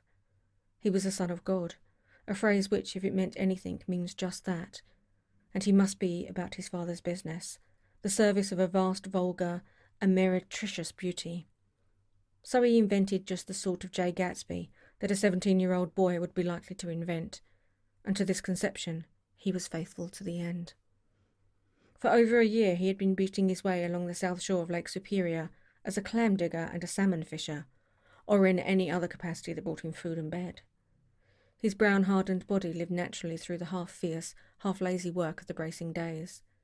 He knew women early, and since they spoiled him he became contemptuous of them, of young virgins because they were ignorant, of the others because they were hysterical about things which, in his overwhelming self-absorption, he took for granted. But his heart was in a constant, turbulent riot. The most grotesque and fantastic conceits haunted him in his bed at night. A universe of ineffable gaudiness spun itself out in his brain, while the clock ticked on the washstand and the moon soaked with wet light his tangled clothes upon the floor. Each night he added to the pattern of his fancies until drowsiness closed down upon some vivid scene with an obvious embrace. For a while these reveries provided an outlet for his imagination. They were a satisfactory hint of the unreality of reality, a promise that the rock of the world was founded securely on a fairy's wing. An instinct towards his future glory had led him, some months before, to the small Lutheran college of the St. Olaf in southern Minnesota. He stayed there 2 weeks, dismayed at its ferocious indifference to the drums of his destiny, to destiny itself, and despising the janitor's work with which he was to pay his way through. Then he drifted back to Lake Superior, and he was still searching for something to do on the day that Dan Cody's yacht dropped anchor in the shallows along shore. Cody was 15 years old then, a product of the Nevada silver fields, of the Yukon, of every rush for metal since '75. The transactions in Montana copper had made him many times a millionaire, found him physically robust but on the verge of soft-mindedness, and suspecting that an infinite number of women tried to separate him from his money. The none too savoury ramifications by which Ella Kane, the newspaper woman, played Madame de Maintenon to his weakness and sent him to sea in a yacht were common knowledge to the turgid journalism of 1902. He had been coasting along all too hospitable shores for 5 years when he turned up as James Gats's destiny at Little Girl Bay. To the young Gats resting on his oars and looking up at the railed deck, the yacht represented all the beauty and glamour in the world. I suppose he smiled at Cody. He had probably discovered that people liked him when he smiled. At any rate, Cody asked him a few questions. One of them elicited the brand new name, and found that he was quick and extravagantly ambitious. A few days later he took him to Duluth and bought him a blue coat, 6 pairs of white duck trousers and a yachting cap. And when the Tuolumne left for the West Indies and the Barbary Coast, Gatsby left too. He was employed in a vague personal capacity. While he remained with Cody, he was in turn steward, mate, skipper, secretary, and even jailer. For Dan Cody sober knew what lavish doings Dan Cody drunk might soon be about, and he provided for such contingencies by reposing more and more trust in Gatsby.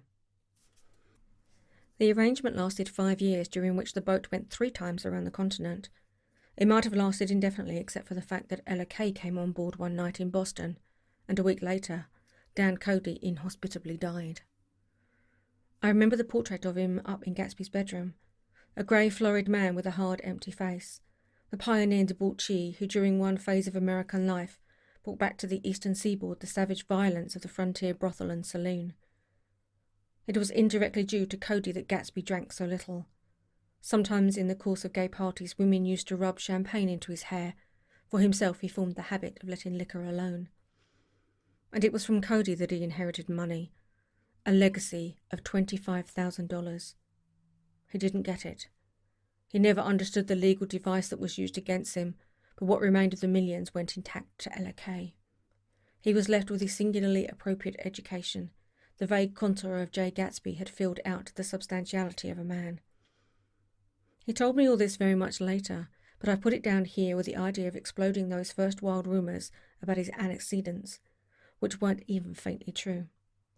Moreover, he told it to me at a time of confusion, when I had reached the point of believing everything and nothing about him. So I take advantage of this short halt, while Gatsby, so to speak, caught his breath to clear this set of misconceptions away.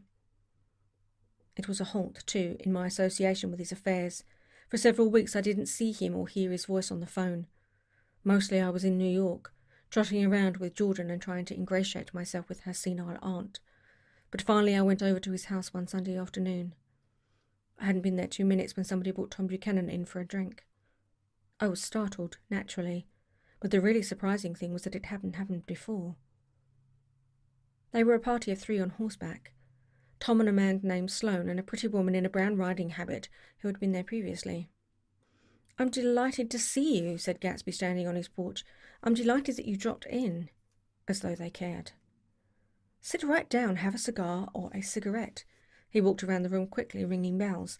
"I'll have something to drink for you in just a minute."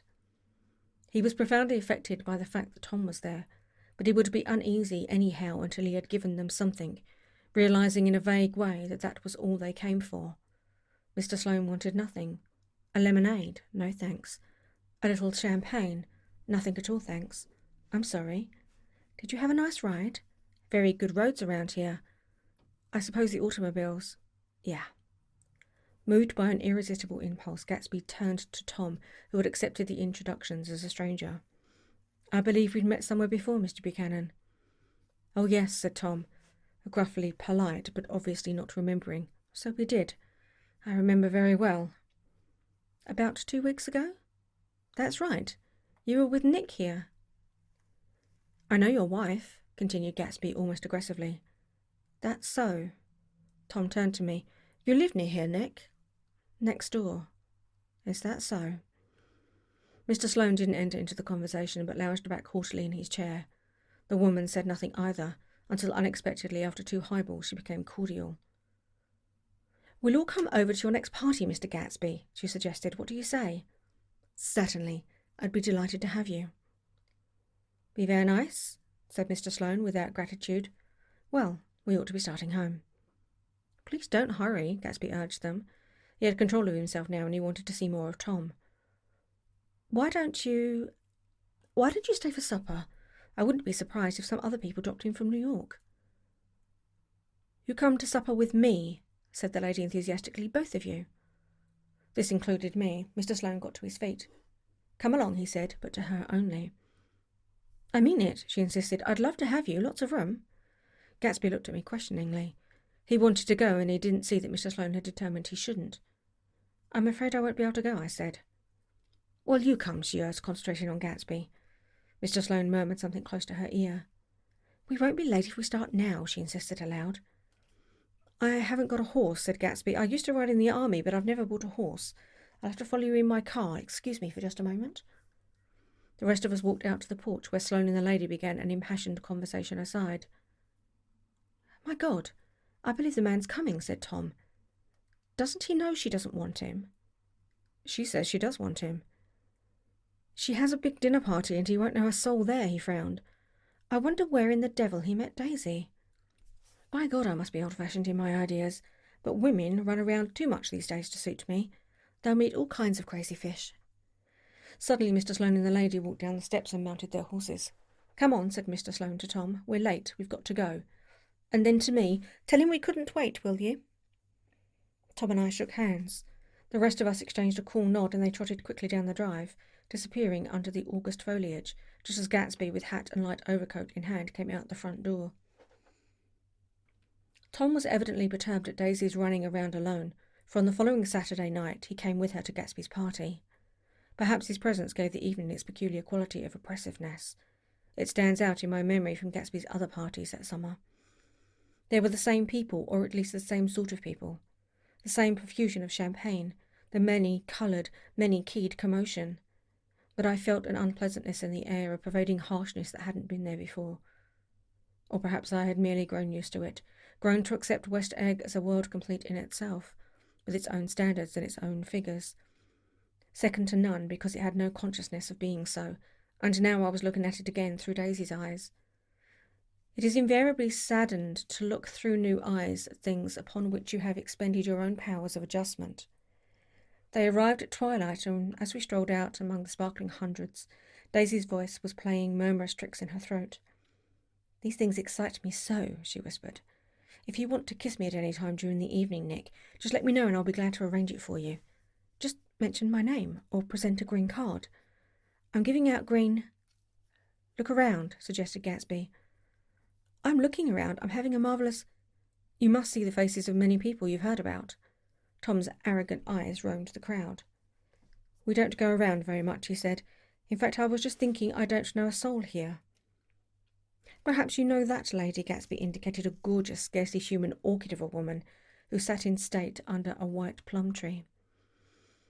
Tom and Daisy stared, with that peculiar, unreal feeling that accompanies the recognition of a hitherto ghostly celebrity of the movies. She's lovely, said Daisy. The man bending over her is her director. He took them ceremoniously from group to group. Mrs. Buchanan and Mr. Buchanan. After an instant's hesitation he added, the polo player. Oh no, objected Tom, not me.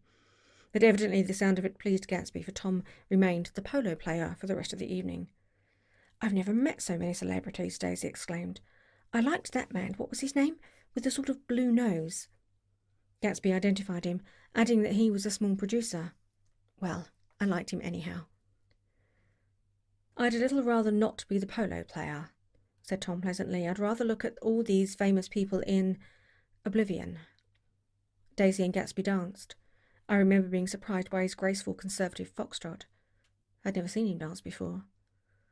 Then they sauntered over to my house and sat on the steps for half an hour, while at her request I remained watchfully in the garden.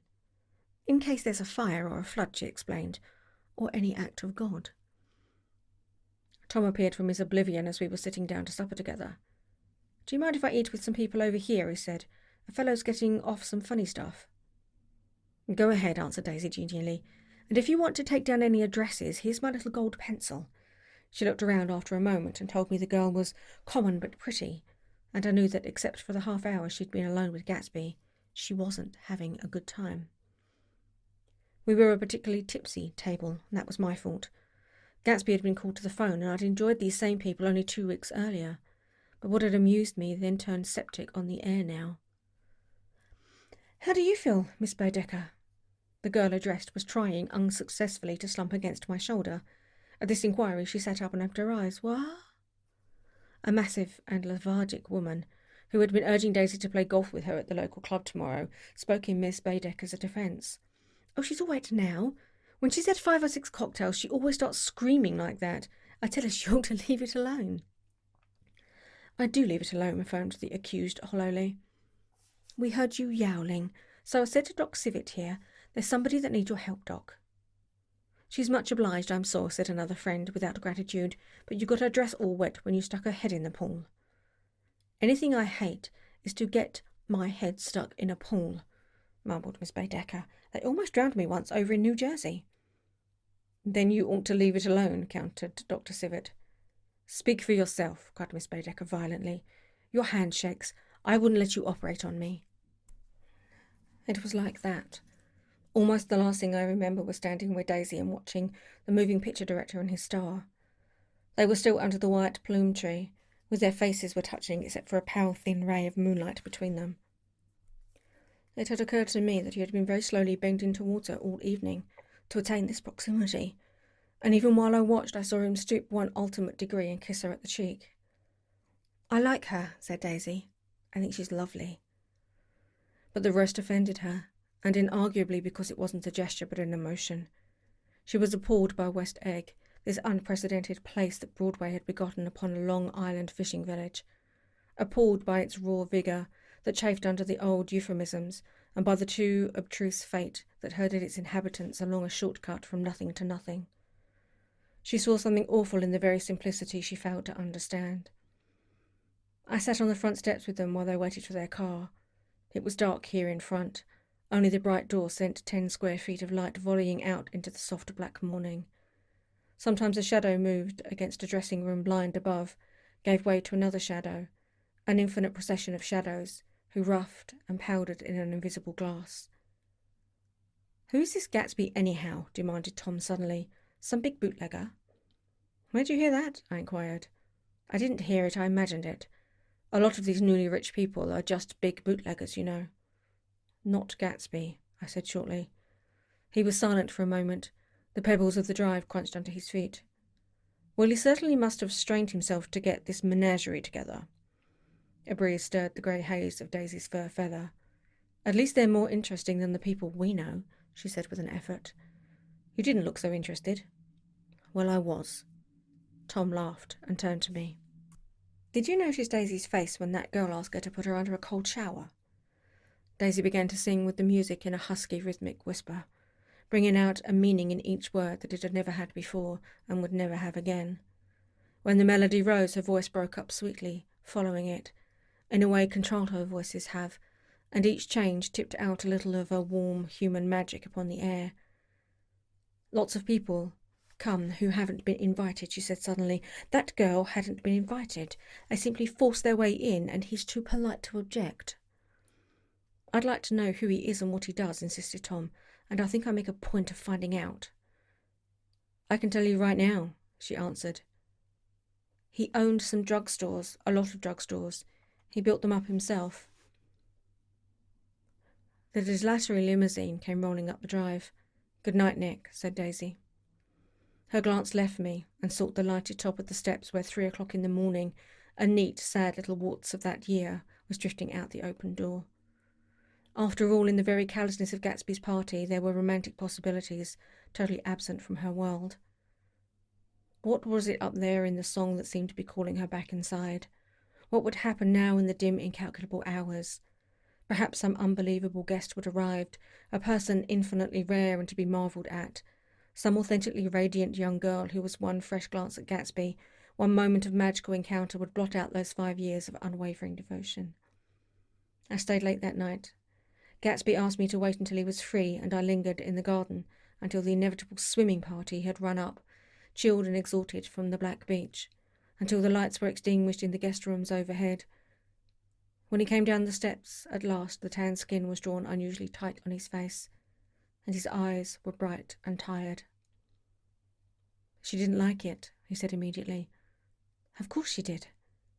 "She didn't like it," he insisted. "She didn't have a good time." He was silent, and I guessed at his unutterable depression. "I feel far away from her," he said. "It's hard to make her understand." "You mean about the dance?" "The dance?" He dismissed all the dances he had given with a snap of the fingers. Old sport, the dance is unimportant. He wanted nothing less of Daisy than that she should go to Tom and say, "I never loved you." After she had obliterated 3 years with that sentence, they could decide upon the more practical measures to be taken. One of them was that after she was free they were to go back to Louisville and be married from her house, just as if it were 5 years ago. "She doesn't understand," he said. "She used to be able to understand. We'd sit for hours." He broke off and began to walk up and down a desolate path of fruit rind and discarded favour and crushed flowers. "I wouldn't ask too much of her," I ventured. "You can't repeat the past." "Can't repeat the past?" he cried incredulously. "Why, of course you can." He looked around him wildly, as if the past were lurking here in the shadow of his home, just out of reach of his hand. "I'm going to fix everything just the way it was before," he said, nodding determinedly. "She'll see." He talked a lot about the past, and I gathered that he wanted to recover something, some idea of himself perhaps that had gone into loving Daisy. His life had been confused and disordered since then, but if he could once return to a certain starting place and go over it all slowly, he could find out what that thing was. One autumn night 5 years before, they had been walking down the street when the leaves were falling, and they came to a place where there were no trees, and the sidewalk was white with moonlight. They stopped here and turned towards each other. Now it was a cool night, with that mysterious excitement in which comes at the 2 changes of the year. The quiet lights in the houses were humming out into the darkness, and there was a stir and bustle among the stars. Out of the corner of his eye, Gatsby saw that the blocks of the sidewalk really formed a ladder and mounted to a secret place above the trees. He could climb to it, if he climbed alone, and once there he could suck on the pap of life, gulp down the incomparable milk of wonder. His heart beat faster and faster as Daisy's white face came up to his own. He knew that when he kissed this girl, and forever wed his unutterable visions of her perishable breath, his mind would never romp again like the mind of God. So he waited, listening for the moment longer to the tuning fork that had been struck upon a star. Then he kissed her. At his lips' touch she blossomed for him like a flower, and the incarnation was complete. Through all he said, even through his appalling sentimentality, I was reminded of something. An elusive rhythm, a fragment of lost words that I had heard somewhere a long time ago. For a moment a phrase tried to take shape in my mouth, and my lips parted like a dumb man's, as though there were more struggling upon them than a wisp of startled air. But they made no sound, and what I had almost remembered was uncommunicable forever. Chapter 7. It was when curiosity about Gatsby was at its highest that the lights in his house failed to go on one Saturday night, and as obscurely as it had begun, his career as Trimarchio was over. Only gradually did I become aware that the automobiles which turned expectantly into his drive stayed for just a minute and then drove sulkily away. Wondering if he was sick, I went over to find out. An unfamiliar butler with a villainous face squinted at me suspiciously from the door. "Is Mr. Gatsby sick?" "Nope." After a pause he added, "Sir," in a dilatory, grudgingly way. I hadn't seen him around and I was rather worried. "Tell him Mr. Carraway came over." "Who?" he demanded rudely. "Carraway." "Carraway. All right, I'll tell him. and abruptly he slammed the door. Mr. Finn informed me that Gatsby had dismissed every servant in his house a week ago and replaced them with half a dozen others, who never went into West Egg Village to be bribed by the tradesmen, but ordered moderate supplies over the telephone. The grocery boy reported that the kitchen looked like a pigsty, and the general opinion in the village was that the new people weren't servants at all. Next day, Gatsby called me on the phone. "Going away?" I inquired. "No, old sport. I hear you fired all your servants." "I wanted somebody who wouldn't gossip. Daisy comes over quite often in the afternoons." So the whole caravanserai had fallen in like a card house at the disapproval in her eyes. "There's some people Wolfsheim wanted to do something for. They're all brothers and sisters. They used to run a small hotel." "I see." He was calling up at Daisy's request. Would I come to lunch at her house tomorrow? Miss Baker would be there. Half an hour later, Daisy herself telephoned and seemed relieved to find that I was coming. Something was up. And yet I couldn't believe that they would choose this occasion for a scene, especially for the rather harrowing scene that Gatsby had outlined in the garden. The next day was broiling, almost the last, certainly the warmest of the summer. As my train emerged from the tunnel into sunlight, only the hot whistles of the National Biscuit Company broke the simmering hush at noon. The straw seats of the car hovered on the edge of combustion. The woman next to me perished delicately for a while into her white shirtwaist, and then, as her newspaper dampened under her fingers, lapsed despairingly into deep heat with a desolate cry. Her pocketbook slapped to the floor. "Oh my!" she gasped. I picked it up with a weary bend and handed it back to her, holding it at arm's length and by the extreme tip of the corner to indicate that I had no designs upon it, but everyone near me, including the woman, suspected me just the same. "Hot," said the conductor to familiar faces. "Some weather. Hot, hot, hot. Is it hot enough for you? Is it hot? Is it—" My commutation ticket came back with me with a dark stain from his hand.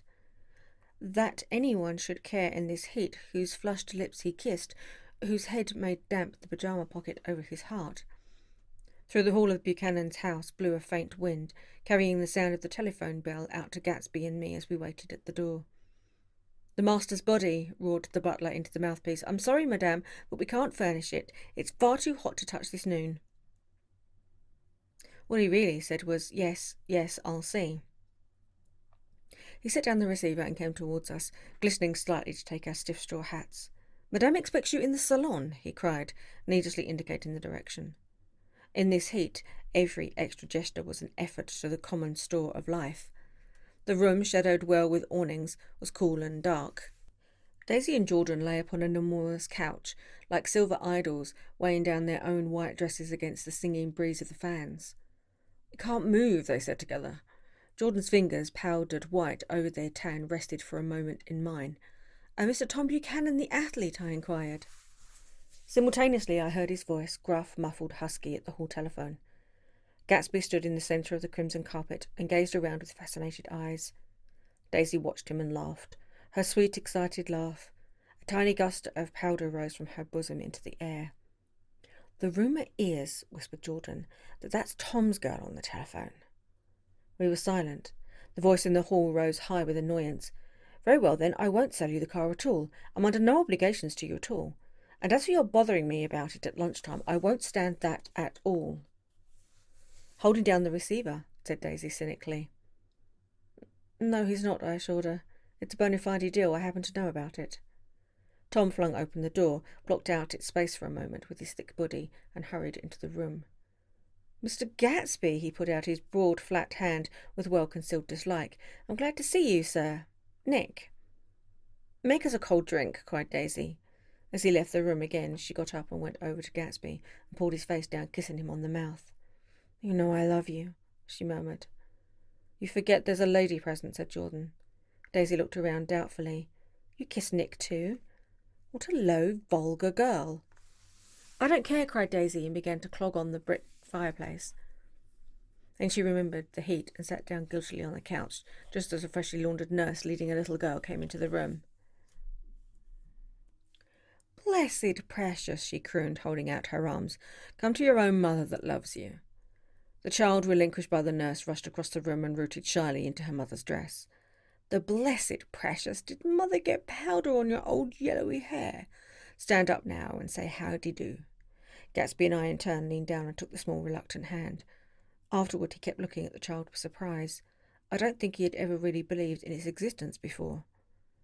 I got dressed before luncheon, said the child, turning eagerly to Daisy. That's because your mother wanted to show you off. Her face bent into a single wrinkle of the small white neck. You dream, you absolute little dream. Yes, admitted the child calmly. Aunt Jordan's got on a white dress too. How do you like Mother's friends? Daisy turned her around so she faced Gatsby. Do you think they're pretty? Where's Daddy? She doesn't look like her father, explained Daisy. She looks like me. She's got my hair and shape of face. Daisy sat back upon the couch. The nurse took a step forward and held out her hand. Come, Pemmy. Goodbye, sweetheart. With a reluctant backward glance, and well-disciplined child held to her nurse's hand and was pulled out the door just as Tom came back, preceding 4 gin rickeys that clicked full of ice. Gatsby took up his drink. They certainly look cool, he said with visible tension. We drank in long, greedy swallows. I read somewhere that the sun's getting hotter every year, said Tom genially. It seems that pretty soon the Earth's going to fall into the sun. Oh, wait a minute, it's just the opposite. The sun's getting colder every year.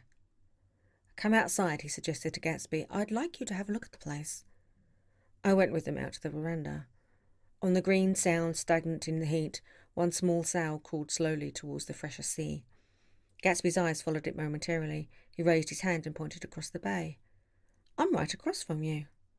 So you are.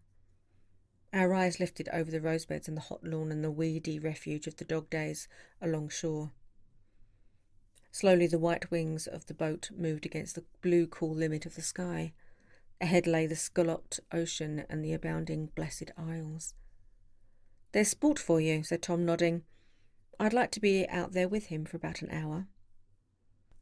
We had luncheon in the dining room, darkened too against the heat, and drank down nervous gaiety with the cold ale. What'll we do with ourselves this afternoon? Cried Daisy, and the day after that, and the next 30 years. Don't be morbid, Jordan said. Life starts all over again when it gets crisp in the fall. But it's so hot, insisted Daisy on the verge of tears, and everything's so confused. Let's all go to town. Her voice struggled on through the heat, beating against it, moulding its senselessness into forms. I've heard of making a garage out of a stable, Tom was saying to Gatsby, but I'm the first man who ever made a stable out of a garage. Who wants to go to town? Demanded Daisy insistently. Gatsby's eyes floated towards her. Ah, she said, you look so cool. Their eyes met, and they stared together at each other alone in space. With an effort, she glanced down at the table. He always looked so cool, she repeated. She had told him that she loved him, and Tom Buchanan saw. He was astounded. His mouth opened a little, and he looked at Gatsby and then back at Daisy, as if he had just recognised her as someone he knew a long time ago. You resemble the advertisement of the Man, she went on innocently. You know the advertisement of the Man. All right, broke in Tom quickly. I'm perfectly willing to go to town. Come on, we're all going to town. He got up, his eyes still flashing between Gatsby and his wife, and no one moved. Come on, his temper cracked a little. What's the matter anyhow? If we're going to town, let's start. His hand, trembling with his effort at self-control, brought to his lips the last of his glass of ale. Daisy's voice got us to our feet and out onto the blazing gravel drive. Are we just going to go, she objected, like this? Aren't we going to let anyone smoke a cigarette first? Everybody smoked all through lunch. Oh, let's have fun, she begged him. It's too hot to fuss. He didn't answer. Have it your way, she said. Come on, Jordan. They went upstairs to get ready while we 3 men stood there shuffling the hot pebbles with our feet. A silver curve of the moon hovered already in the western sky. Gatsby started to speak, changed his mind, but not before Tom wheeled and faced him expectantly. Have you got your stables here? Asked Gatsby with an effort. About 1/4 of a mile down the road. Oh. A pause. I don't see the idea of going to town, broke out Tom savagely. Women get these notions in their heads. Shall we take anything to drink? Called Daisy from an upper window. I'll get some whiskey, answered Tom, and he went inside. Gatsby turned to me rigidly. I can't say anything in his household sport. She's got an indiscreet voice, I remarked. It's full of... I hesitated. Her voice is full of money, he said suddenly. That was it. I'd never understood before. It was full of money. That was the inexhaustible charm that rose and fell in it, the jingle of it, the symbol's song of it. High in a white palace, the king's daughter, the golden girl. Tom came out of the house, wrapping a quart bottle in a towel, followed by Daisy and Jordan wearing small tight hats of metallic cloth and carrying light capes over their arms. "Shall we all go in my car?" suggested Gatsby. He felt the hot green leather of the seat. "I ought to have left it in the shade." "Is it standard shift?" demanded Tom. "Yes." "Well, you can take my coupe and let me drive your car to town." The suggestion was distasteful to Gatsby. "I don't think there's much gas," he objected. "Plenty of gas," said Tom boisterously. He looked at the gauge. "And if it runs out, I can stop at a drugstore. You can buy anything at a drugstore nowadays." A pause followed this apparently pointless remark. Daisy looked at Tom frowningly, and an indefinable expression, at once definitely unfamiliar and vaguely recognisable, as if I had only heard it described in words, passed over Gatsby's face. "Come on, Daisy," said Tom, pressing her with his hand towards Gatsby's car. "I'll take you in this circus wagon." He opened the door when she moved out from the circle of his arm. "You take Nick and Jordan. We'll follow you in the coupe." She walked close to Gatsby, touching his coat with her hand. Jordan, Tom, and I got into the front seat of Gatsby's car. Tom pushed the unfamiliar gears tentatively, and we shot off into the oppressive heat, leaving them out of sight behind. "Did you see that?" demanded Tom. "See what?" He looked at me keenly, realising that Jordan and I must have known all along. "You think I'm pretty dumb, don't you?" he suggested. "Perhaps I am, but I have almost a second sight sometimes that tells me what to do. Maybe you don't believe that, but science—" He paused. The immediate contingency overtook him, pulled him back from the edge of the theatrical abyss. "I've made a small investigation of this fellow," he continued. "I could have gone deeper if I'd known." "Do you mean you've been to a medium?" inquired Jordan humorously. "What?" Confused, he stared at us as we laughed. "A medium? About Gatsby." "About Gatsby? No, I haven't. I said I'd been making a small investigation of his past." "And you found that he was an Oxford man," said Jordan helpfully. "An Oxford man?" he said incredulously. "Like hell he is. He wears a pink suit." "Nevertheless, he's an Oxford man." "Oxford, New Mexico," snorted Tom contemptuously, or something like that. "Listen, Tom, if you're such a snob, why did you invite him to lunch?" demanded Jordan crossly. "Daisy invited him. She knew him before we were married, God knows where." We were all irritable now with the fading hour, and aware of it we drove for a while in silence. Then as Dr. T.J. Eckelberg's faded eyes came into sight down the road, I remembered Gatsby's caution about gasoline. "We've got enough to get us to town," said Tom. "But there's a garage right there," objected Jordan. "I don't want to get stalled in this baking heat." Tom threw on both brakes impatiently, and we slid to an abrupt dusty stop under Wilson's sign. After a moment the proprietor emerged from the interior of his establishment and gazed hollow-eyed at the car. "Let's have some gas," cried Tom roughly. "What do you think we stopped for, to admire the view?" "I'm sick," said Wilson without moving. "I've been sick all day." "What's the matter?" "I'm all run down." "Well, shall I help myself?" Tom demanded. "You sounded well enough on the phone." With an effort, Wilson left the shade and supported the doorway, and, breathing hard, uncapped the cap of the tank. In the sunlight, his face was green. "I didn't mean to interrupt your lunch," he said, "but I need money pretty bad, and I was wondering what you were going to do with your old car." "How'd you like this one?" inquired Tom. "I bought it last week." "It's a nice yellow one," said Wilson as he strained at the handle. "Like to buy it?" "Big chance." Wilson smiled faintly. "No, but I could make money on the other." "What do you want money for all of a sudden?" "I've been here too long. I want to get away. My wife and I want to go west." "Your wife does?" exclaimed Tom, startled. "She's been talking about it for 10 years. He rested for a moment against the pump, shading his eyes. "And now she's going whether she wants to or not. I'm going to get her away."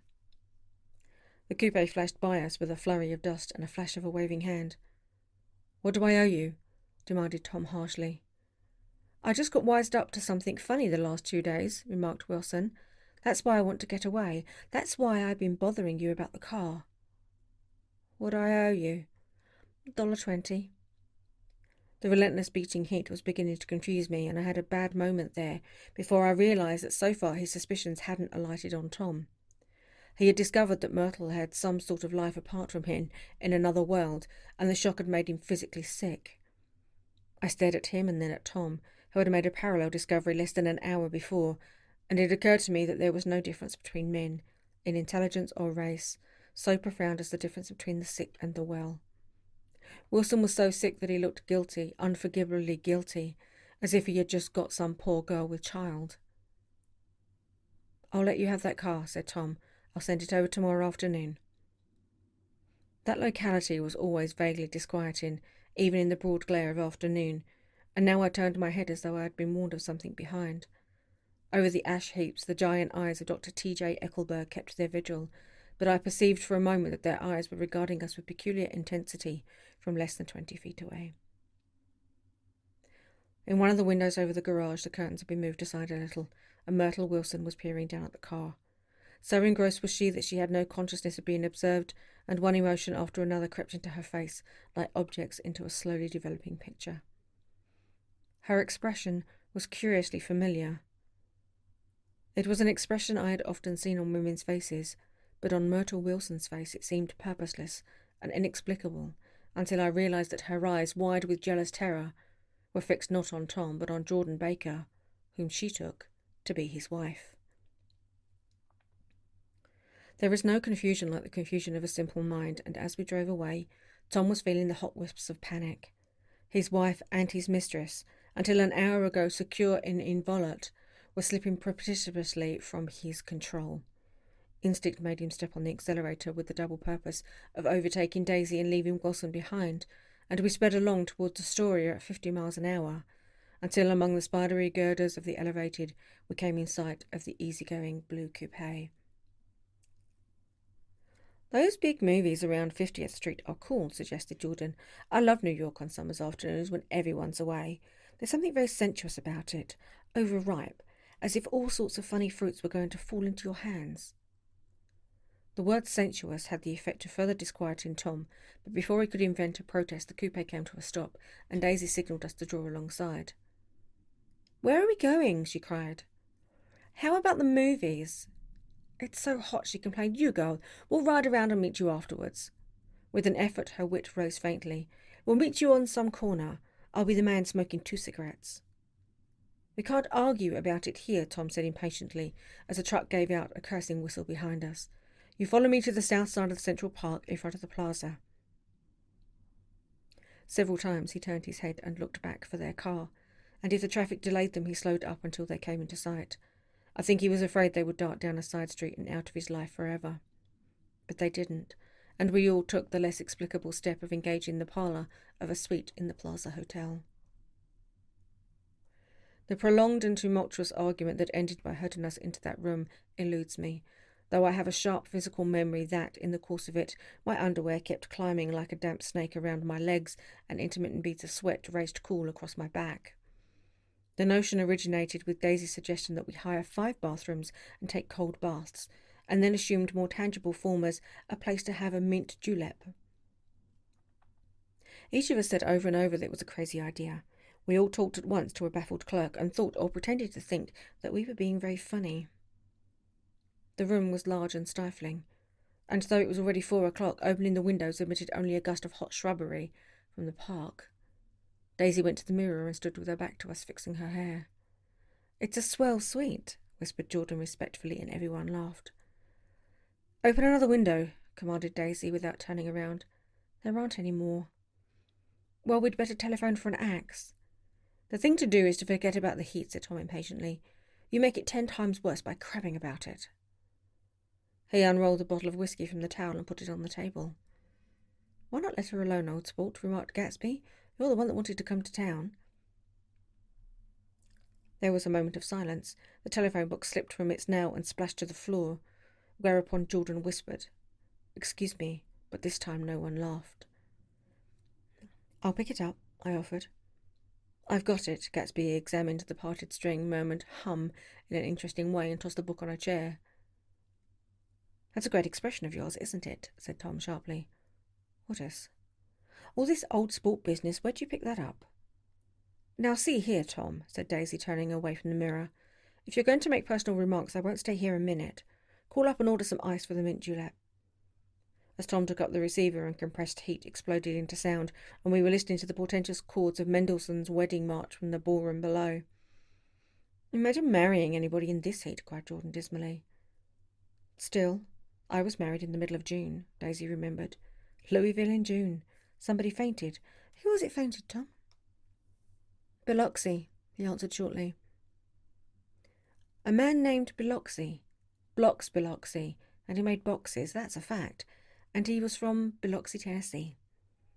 They carried him into my house, appended Jordan, because we lived just 2 doors from the church, and he stayed 3 weeks until Daddy told him he had to get out. The day after he left, Daddy died. After a moment she added, as if she might have sounded irreverent, there wasn't any connection. I used to know a Bill Biloxi from Memphis, I remarked. That was his cousin.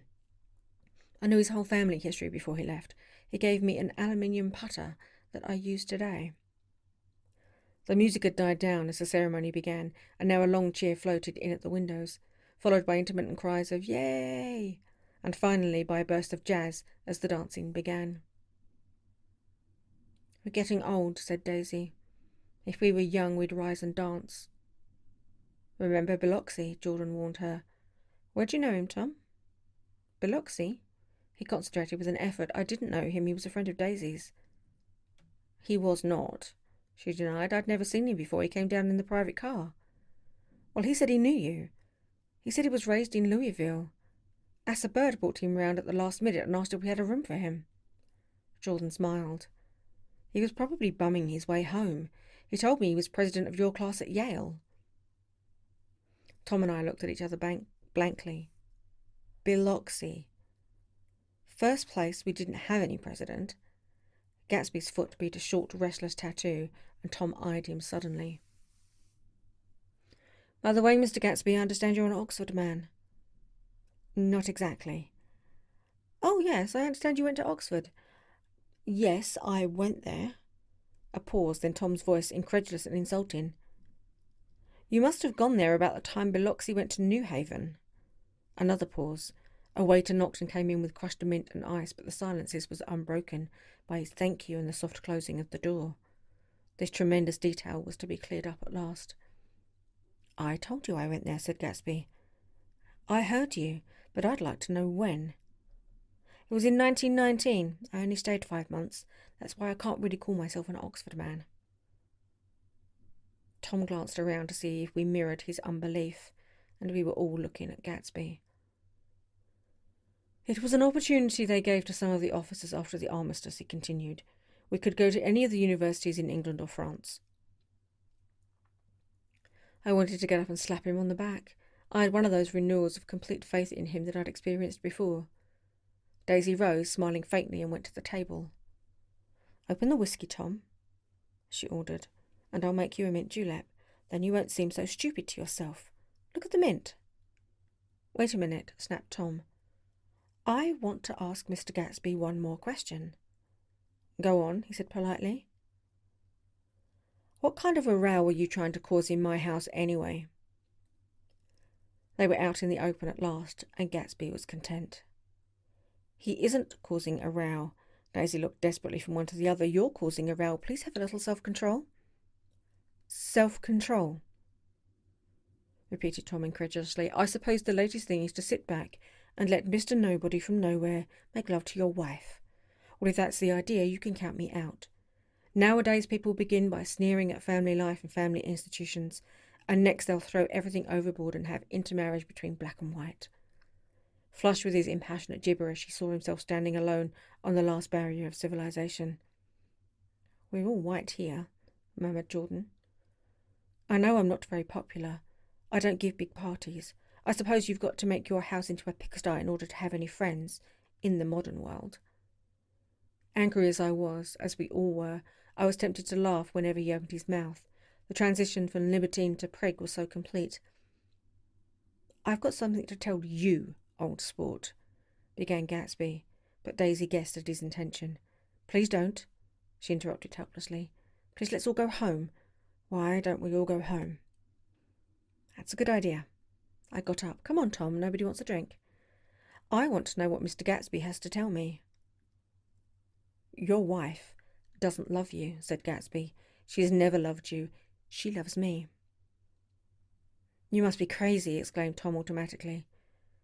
Gatsby sprang to his feet, vivid with excitement. She never loved you, do you hear? He cried.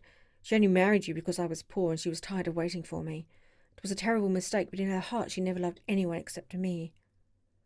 At this point, Jordan and I tried to go, but Tom and Gatsby insisted with competitive firmness that we remain, as though neither of them had anything to conceal, and it would be a privilege to partake vicariously of their emotions. Sit down, Daisy. Tom's voice groped unsuccessfully for the paternal note. What's been going on? I want to hear all about it. I told you what's been going on, said Gatsby. Going on for 5 years, and you didn't know. Tom turned to Daisy sharply. You've been seeing this fellow for 5 years. Not seeing, said Gatsby. No, we couldn't meet, but both of us loved each other all that time, old sport, and you didn't know. I used to laugh sometimes, but there was no laughter in his eyes to think that you didn't know. Oh, that's all. Tom tapped his thick fingers together like a clergyman and leaned back in his chair.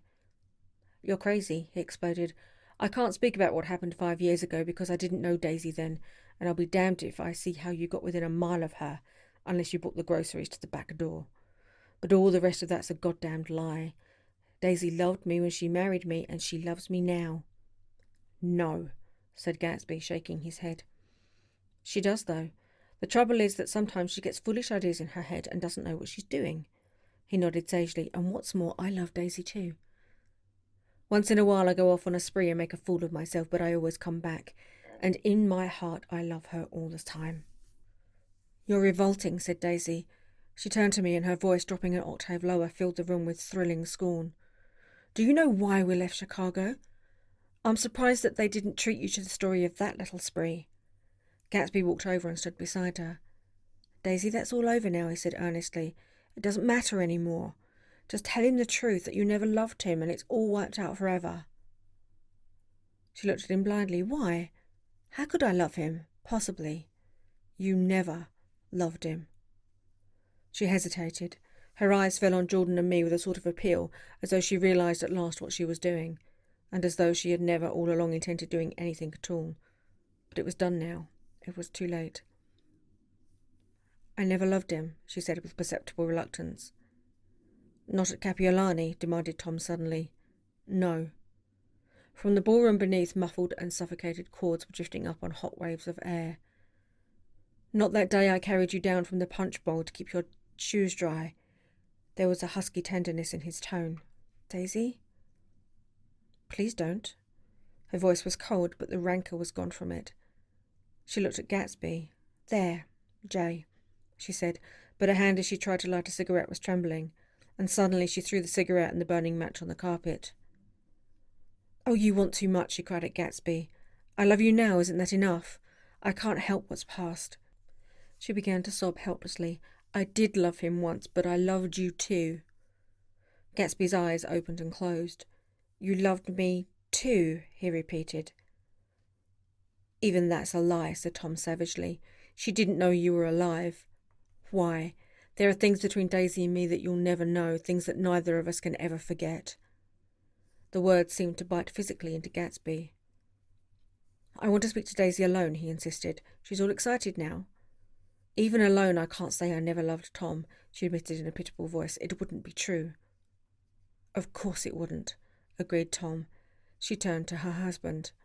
As if it mattered to you, she said. Of course it matters. I'm going to take better care of you from now on. You don't understand, said Gatsby with a touch of panic. You're not going to take care of her any more. I'm not? Tom opened his eyes wide and laughed. He could afford to control himself now. Why's that? Daisy's leaving you. Nonsense. I am, though, she said with a visible effort. She's not leaving me. Tom's words suddenly leaned down over Gatsby. Certainly not for a common swindler who'd have to steal the ring to put on her finger. I won't stand this, cried Daisy. Please, let's get out. Who are you, anyhow? Broke out Tom. You're one of that bunch that hangs around with Maya Wolfsheim. That much I happen to know. I've made a little investigation into your affairs, and I'll carry it further tomorrow." "You can suit yourself about that, old sport," said Gatsby steadily. "I found out what your drugstores were." He turned to us and spoke rapidly. He and this Wolfshine bought up a lot of side street drugstores here and in Chicago, and sold grain alcohol over the counter. That's one of his little stunts. I picked him for a bootlegger the first time I saw him, and I wasn't far wrong. "What about it?" said Gatsby politely. "I guess your friend Walter Chase wasn't too proud to come in on it." "And you left him in the lurch, didn't you? You let him go to jail for a month over in New Jersey. God, you ought to hear Walter on the subject of you." "He came to us dead broke. He was very glad to pick up some money, old sport." "Don't you call me old sport," cried Tom. Gatsby said nothing. Walter could have you up on the betting laws too, but Wolfsheim scared him into shutting his mouth. That unfamiliar yet recognisable look was back again on Gatsby's face. "That drugstore business was just small change," continued Tom slowly. "But you've got something on now that Walter's afraid to tell me about." I glanced at Daisy, who was staring terrified between Gatsby and her husband, and at Jordan, who had begun to balance an invisible but absorbing object on the tip of her chin. Then I turned back to Gatsby and was startled at his expression.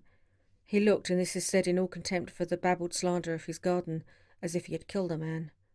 For a moment the set of his face could be described in just that fantastic way. It passed, and he began to talk excitedly to Daisy, denying everything, defending his name against accusations that had not been made. With every word she was drawing further and further into herself, so he gave that up, and only the dead dream fought on as the afternoon slipped away. Trying to touch what was no longer tangible, struggling unhappily, undespairingly, towards that lost voice across the room, the voice begged again to go. "Please, Tom, I can't stand this any more." Her frightened eyes told that whatever intentions, whatever courage she had had, were definitely gone. "You two start on home, Daisy," said Tom, in Mr. Gatsby's car. She looked at Tom, alarmed now, but he instigated with magnanimous scorn. "Go on. He won't annoy you. I think he realises this presumptuous little flirtation is over." They were gone, without a word, snapped out, made accidental, isolated, like ghosts even from our pity. After a moment Tom got up and began wrapping the unopened bottle of whiskey in the towel. "Want any of this stuff, Jordan? Nick?" I didn't answer. "Nick," he asked again. "What? Want any?" "No. I just remembered that today's my birthday." I was 30. Before me stretched the portentous, menacing road of a new decade. It was 7 o'clock when we got into the coupe with him and started for Long Island. Tom talked incessantly, exulting and laughing, but his voice was as remote from Jordan and me as the foreign clamour on the sidewalk or the tumult of the elevated overheard. Human sympathy has its limits, and we were content to let all their tragic arguments fade with the city lights behind. 30. The promise of a decade of loneliness, a thinning list of single men to know, a thinning briefcase of enthusiasm, thinning hair. But there was Jordan beside me who, unlike Daisy, was too wise to ever carry well-forgotten dreams from age to age. As we passed over the dark bridges, her wan face fell lazily against my coat shoulder, and the formidable stroke of 30 died away with the reassuring pressure of her hand. So we drove on towards death through the cooling twilight. The young Greek, Michaelis, who ran the coffee joint beside the ash heaps, was the principal witness at the inquest. He had slept through the heat until after 5, when he strolled over to the garage and found George Wilson sick in his office. Really sick. Pale as his own pale hair and shaking all over. Michaelis advised him to go to bed, but Wilson refused, saying that he'd miss a lot of business if he did. While his neighbour was trying to persuade him, a violent racket broke out overhead. "I've got my wife locked up in there," explained Wilson calmly. "She's going to stay there till the day after tomorrow, and then we're going to move away." Michaelis was astonished. They'd been neighbours for 4 years, and Wilson had never seemed faintly capable of such a statement. Generally, he was one of these worn-out men. When he wasn't working, he sat on a chair in the doorway and stared at the people and the cars that passed along the road. When anyone spoke to him, he was invariably laughing in an agreeable, colourless way. He was his wife's man and not his own. So naturally Michaelis tried to find out what had happened, but Wilson wouldn't say a word. Instead, he began to throw curious, suspicious glances at his visitor and ask him what he'd been doing at certain times on certain days. Just as the latter was getting uneasy, some workmen came past the door, bound for his restaurant, and Michaelis took the opportunity to get away, intending to come back later, but he didn't. He supposed he forgot to, that's all. When he came outside again a little after 7, he was reminded of the conversation because he heard Mrs. Wilson's voice, loud and scolding, downstairs in the garage. "Beat me," he heard her cry. "Throw me down and beat me, you dirty little coward." A moment later she rushed out into the dusk, waving her hands and shouting. Before he could move from his door, the business was over. The death car, as the newspapers called it, didn't stop. It came out of the gathering darkness, wavered tragically for a moment, and then disappeared round the next bend. Michaelis wasn't even sure of its colour. He told the first policeman that it was a light green. The other car, the one going towards New York, came to rest 100 yards beyond, and its driver hurried back to where Myrtle Wilson, her life violently extinguished, knelt in the road and mingled her thick dark blood with the dust. Michaelis and his man reached her first, but when they had torn open her shirtwaist, still damp with perspiration, they saw that her left breast was swinging loose like a flap, and there was no need to listen for the heart beneath. The mouth was wide open and ripped at the corners as though she had choked a little in giving up the tremulous vitality she had stored so long. We saw the 3 or 4 automobiles and the crowd when we were still some distance away. "Wreck," said Tom. "That's good. Wilson'll have a little business at last." He slowed down, but still without any intention of stopping, until as we came nearer, the hushed, intent faces of the people at the garage door made him automatically put on the brakes. "We'll take a look," he said doubtfully, "just a look." I became aware now of a hollow wailing sound which issued incessantly from the garage, a sound which, as we got out of the coupe and walked towards the door, resolved itself into the words, "Oh my God," uttered over and over in a gasping moan. "There's some bad trouble here," said Tom excitedly. He reached up on tiptoes and peered over a circle of heads into the garage, which was lit only by a yellow light in a swinging wire basket overhead. When he made a harsh sound in his throat, and with a violent thrusting movement of his powerful arms, pushed his way through. The circle closed up again with a running murmur of expostulation.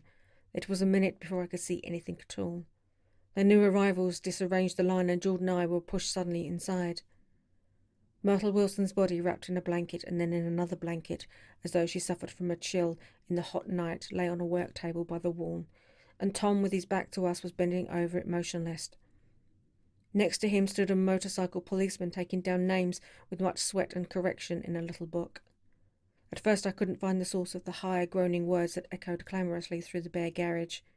Then I saw Wilson standing on the raised threshold of his office, swaying back and forth and holding to the doorpost with both hands. Some man was talking to him in a low voice and attempting from time to time to lay a hand on his shoulder. But Wilson neither heard nor saw. His eyes would drop slowly from the swinging light to the laden table by the wall, and then jerk back to the light again as he gave out incessantly his high, horrible call. "Oh my God! Oh my God! Oh my God! Oh my God!" Presently Tom lifted his head with a jerk, and after staring around the garage with glazed eyes, addressed a mumbled, incoherent remark to the policeman. "M-A-V," the policeman was saying. "O." "No, R," corrected the man. "M-A-V-R-O." "Listen to me," muttered Tom fiercely. "R," said the policeman. "O."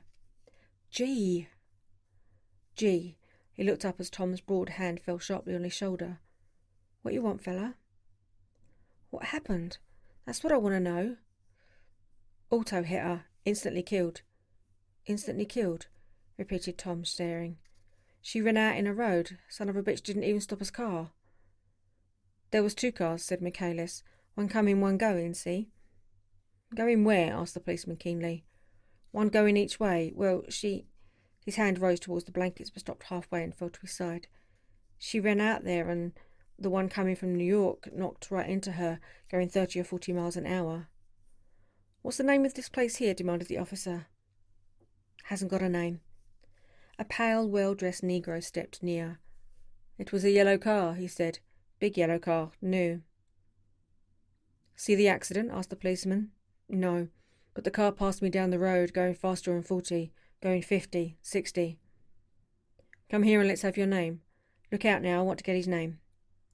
Some words of this conversation must have reached Wilson swaying in the office door, for suddenly a new theme found voice amongst his gasping cries. "You don't have to tell me what kind of car it was. I know what kind of car it was." Watching Tom, I saw the wad of muscle back in his shoulders tighten under his coat. He walked quickly over to Wilson and, standing in front of him, seized him firmly by the upper arms. "You've got to pull yourself together," he said with soothing gruffness. Wilson's eyes fell upon Tom. He started up on his tiptoes and then would have collapsed to his knees had not Tom held him upright. "Listen," said Tom, shaking him a little. "I just got here a minute ago from New York. I was bringing you that coupe we've been talking about. That yellow car I was driving this afternoon wasn't mine, do you hear? I haven't seen it all afternoon." Only the Negro and I were near enough to hear what he said, but the policeman caught something in the tone and looked over with truculent eyes. "What's all that?" he demanded. "I'm a friend of his." Tom turned his head but kept his hands firm on Wilson's body. "He says he knows the car that did it. It was a yellow car." Some dim impulse moved the policeman to look suspiciously at Tom. "And what colour's your car?" "It's a blue car, a coupe." "We've come straight from New York," I said. Someone who had been driving a little behind us confirmed this, and the policeman turned away. "Now, if you'll let me have that name again, correct?" Picking up Wilson like a doll, Tom carried him into the office, set him down in a chair and came back. "If someone will come here and sit with him," he snapped authoritatively. He watched while the two men standing closest glanced at each other and went unwillingly into the room. Then Tom shut the door on them and came down the single step. His eyes avoided the table. As he passed close to me, he whispered, "Let's get out." Self-consciously, with his authoritative arms breaking the way, we pushed through the still gathering crowd, passing a hurried doctor, case in hand, who had been sent for in wild hope half an hour ago. Tom drove slowly until we were beyond the bend. Then his foot came down hard and the coupe raced along through the night. In a little while I heard a low, husky sob and saw that the tears were overflowing down his face. "The goddamn coward," he whimpered. "He didn't even stop the car." The Buchanan's house floated suddenly towards us through the dark, rustling trees. Tom stopped beside the porch and looked up at the second floor, where two windows bloomed with lights among the vines. "Daisy's home," he said, and as we got out of the car he glanced at me and frowned. "I ought to have dropped you in West Egg, Nick. There's nothing we can do tonight." A change had come over him, and he spoke gravely and with decision. As we walked across the moonlight gravel to the porch, he disposed of the situation in a few brisk phrases. "I'll telephone for a taxi to take you home. And while you're waiting, you and Jordan better go in the kitchen and have them get you some supper, if you want any." He opened the door. "Come in." "No thanks, but I'd be glad if you'd order me the taxi. I'll wait outside." Jordan put her hand on my arm. "Won't you come in, Nick?" "No thanks." I was feeling a little sick and I wanted to be alone, but Jordan lingered for a moment more. "It's only 9:30, she said. I'd be damned if I'd go in. I'd had enough of all of them for one day, and suddenly that included Jordan too. She must have seen something of this in my expression, for she turned abruptly away and ran up the porch steps into the house. I sat down for a few minutes with my head in my hands until I heard the phone taken up inside and the butler's voice calling a taxi. Then I walked slowly down the drive away from the house, intending to wait by the gate. I hadn't gone 20 yards when I heard my name, and Gatsby stepped from between two bushes into the path. I must have felt pretty weird by that time, because I could think of nothing except the luminosity of his pink suit under the moon. "What are you doing?" I inquired. "Just standing here, old sport." Somehow that seemed a despicable occupation. For all I knew, he was going to rob the house in a moment. I wouldn't have been surprised to see sinister faces, the faces of Wolfsheim's people, behind him in the dark shrubbery. "Did you see any trouble on the road?" he asked after a minute. "Yes." He hesitated. "Was she killed?" "Yes." "I thought so. I told Daisy I thought so. It's better that the shock should come all at once. She stood it pretty well." He spoke as if Daisy's reaction was the only thing that mattered. "I got to West Egg by a side road," he went on. "I left the car in my garage. I don't think anybody saw us, but of course I can't be sure." I disliked him so much by this time that I didn't find it necessary to tell him he was wrong. "Who was the woman?" he inquired. "Her name was Wilson. Her husband owns the garage. How the devil did it happen?" "Well, I tried to swing the wheel," he broke off, and suddenly I guessed at the truth. "Was Daisy driving?" "Yes," he said after a moment. But of course I'll say I was. You see, when we left New York, she was very nervous. She thought it would be steadying her to drive. And this woman rushed out at us just as we were passing a car coming the other way. It all happened in a minute, but it seems to me that she wanted to speak to us, though we were somebody she knew. Well, first Daisy turned away from the woman towards the other car, and then she lost her nerve and turned back. The second my hand reached the wheel, I felt the shock. It must have killed her instantly. It ripped her open. Don't tell me, old sport, he winced. Anyhow, Daisy stepped on it. I tried to make her stop, but she couldn't, so I pulled on the emergency brake. Then she fell over into my lap and I drove on. She'll be all right tomorrow, he said presently. I'm just going to wait here and see if he tries to bother her about that unpleasantness this afternoon. She's locked herself into her room, and if he tries any brutality, she's going to turn the light out and on again. He won't touch her, I said. He's not thinking about her. I don't trust him, old sport. How long are you going to wait? All night if necessary. Anyhow, till they all go to bed.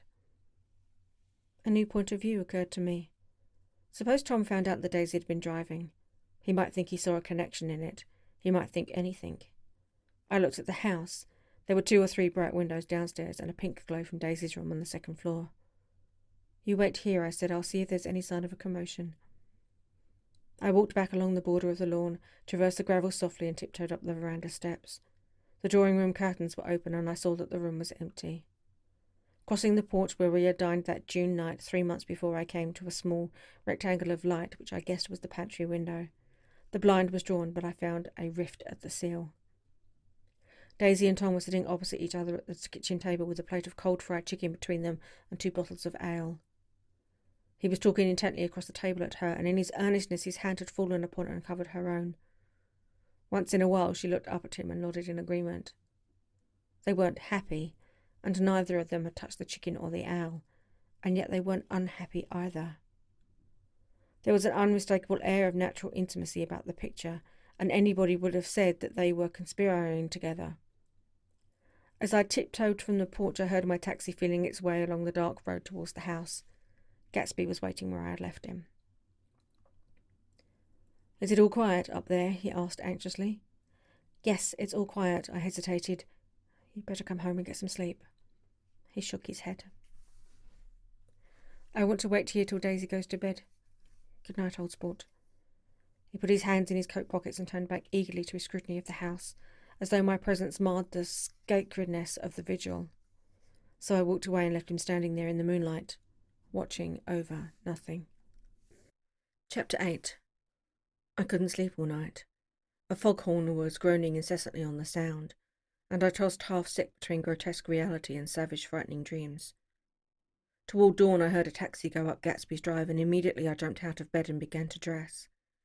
I felt that I had something to tell him, something to warn him about, and morning would be too late. Crossing his lawn I saw that his front door was still open, and he was leaning against a table in the hall, heavy with dejection or sleep. Nothing happened, he said wanly. I waited, and about 4 o'clock she came to the window and stood there for a minute, and then turned out the light. His house had never seemed so enormous to me as it did that night, when we hunted through the great rooms for cigarettes. We pushed aside curtains that were like pavilions, and felt over innumerable feet of dark wall for electric light switches. Once I tumbled with a sort of splash upon the keys of a ghostly piano. There was an inexplicable amount of dust everywhere, and the rooms were musty as though they hadn't been aired for many days. I found the humidor on an unfamiliar table with 2 stale, dry cigarettes inside. Throwing open the French windows of the drawing room, we sat smoking out into the darkness. You ought to go away, I said. It's pretty certain they'll trace your car. Go away now, old sport. Go to Atlantic City for a week, or up to Montreal. He wouldn't consider it. He couldn't possibly leave Daisy until he knew what she was going to do. He was clutching at some last hope, and I couldn't bear to shake him free. It was this night that he told me the strange story of his youth with Dan Cody. Told it to me because J. Gatsby had broken up like glass against Tom's hard malice, and the long secret extravaganza was played out. I think that he would have acknowledged anything, now without reserve, but he wanted to talk about Daisy. She was the first nice girl he had ever known, In various unrevealed capacities he had come in contact with such people, but always with indiscernible barbed wire between. He found her exceedingly desirable. He went to her house, at first with other officers from Camp Taylor, then alone. It amazed him. He had never been in such a beautiful house before, but what gave it an air of breathless intensity was that Daisy lived there. It was as casual a thing to her as his tent out at camp was to him. There was a ripe mystery about it, a hint of bedrooms upstairs more beautiful and cool than other bedrooms, of gay and radiant activities taking place through its corridors, and of romances that were not musty and laid away already in lavender, but fresh and breathing and redolent of this year's shining motor cars, and of dances whose flowers were scarcely withered. It excited him, too, that many men had already loved Daisy. It increased her value in his eyes. He felt their presence all about the house, pervading the air with the shades and echoes of still vibrant emotions. But he knew that he was in Daisy's house by a colossal accident. However glorious might be his future as J. Gatsby, he was at present a penniless young man without a past, and at any moment the invisible cloak of his uniform might slip from his shoulders. So he made the most of his time. He took what he could get ravenously and unscrupulously. Eventually he took Daisy one still October night, took her because he had no real right to touch her hand. He might have despised himself, for he had certainly taken her under false pretenses. I don't mean that he had traded on his phantom millions, but he had deliberately given Daisy a sense of security. He let her believe that he was a person from much the same stratum as herself, that he was fully able to take care of her. As a matter of fact, he had no such facilities. He had no comfortable family standing behind him, as he was liable at the whim of an impersonal government to be blown anywhere about the world. But he didn't despise himself, and it didn't turn out as he had imagined. He had intended probably to take what he could and go, but now he found that he had committed himself to the following of a grail. He knew that Daisy was extraordinary, but he didn't realize just how extraordinary a nice girl could be. She vanished into her rich house, into her rich full life, leaving Gatsby nothing. He felt married to her, that was all. When they met again 2 days later, it was Gatsby who was breathless, who was somehow betrayed. Her porch was bright with the bought luxury of starshine. The wicker of the settee squeaked fashionably as she turned towards him and he kissed her curious and lovely mouth. She had caught a cold and it made her voice huskier and more charming than ever, and Gatsby was overwhelmingly aware of the youth and mystery that wealth imprisons and preserves, of the freshness of many clothes and of Daisy, gleaming like silver, safe and proud above the hot struggles of the poor. I can't describe to you how surprised I was to find out I loved her, old sport. I even hoped for a while that she'd thrown me over, but she didn't, because she was in love with me too. She thought I knew a lot because I knew different things from her. Well, there I was, way off my ambitions, getting deeper in love every minute, and all of a sudden I didn't care. What was the use of doing great things if I could have a better time telling her what I was going to do? On the last afternoon before he went abroad, he sat with Daisy in his arms for a long, silent time. It was a cold fall day with fire in the room and her cheeks flushed. Now and then she moved and he changed his arm a little, and once he kissed her dark, shining hair. The afternoon had made them tranquil for a while, as if to give them a deep memory for the long parting the next day promised. They had never been closer in their month of love, nor communicated more profoundly one with another than when she brushed silent lips against his coat shoulder, or when he touched the end of her fingers gently, as though she were asleep. He did extraordinarily well in the war. He was a captain before he went to the front, and following the Argonne battles, he got his majority in the command of the divisional machine guns. After the armistice, he tried frantically to get home, but some complication or misunderstanding sent him to Oxford instead. He was worried now. There was a quality of nervous despair in Daisy's letters. She didn't see why he couldn't come. She was feeling the pressure of the world outside, and she wanted to see him and feel his presence beside her, and be reassured that she was doing the right thing after all. But Daisy was young, and her artificial world was redolent of orchid and pleasant, cheerful snobbery and orchestras which set the rhythm of the year, summoning up the sadness and suggestiveness of life in new tunes. All night the saxophones wailed the hopeless comment of the Beale Street Blues, while 100 pairs of golden and silver slippers shuffled the shining dust. At the grey tea hour, there were always rooms that throbbed incessantly with this low, sweet fever, while fresh faces drifted here and there like rose petals blown by the sad horns around the floor. Through this twilight universe, Daisy began to move again with the season. Suddenly she was again keeping 6 dates a day with 6 men, and drowsing asleep at dawn with the beads and chiffon of an evening dress tangled amongst dying orchids on the floor beside her bed. And all the time something within her was crying for a decision. She wanted her life shaped now, immediately, with the decision must be made by some force, of love, of money, of unquestionable practicality, that was close at hand. That force took shape in the middle of spring with the arrival of Tom Buchanan. There was a wholesome bulkiness about his person and his position, and Daisy was flattered. Doubtless there was a certain struggle and a certain relief. The letter reached Gatsby while he was still at Oxford. It was dawn now on Long Island, and we went about opening the rest of the windows downstairs, filling the house with grey, turning gold, turning light. The shadow of a tree fell abruptly across the dew, and ghostly birds began to sing among the blue leaves. There was a slow, pleasant movement in the air, scarcely a wind, promising a cool, lovely day. I don't think she ever loved him. Gatsby turned around from a window and looked at me challengingly. You must remember, old sport. She was very excited this afternoon.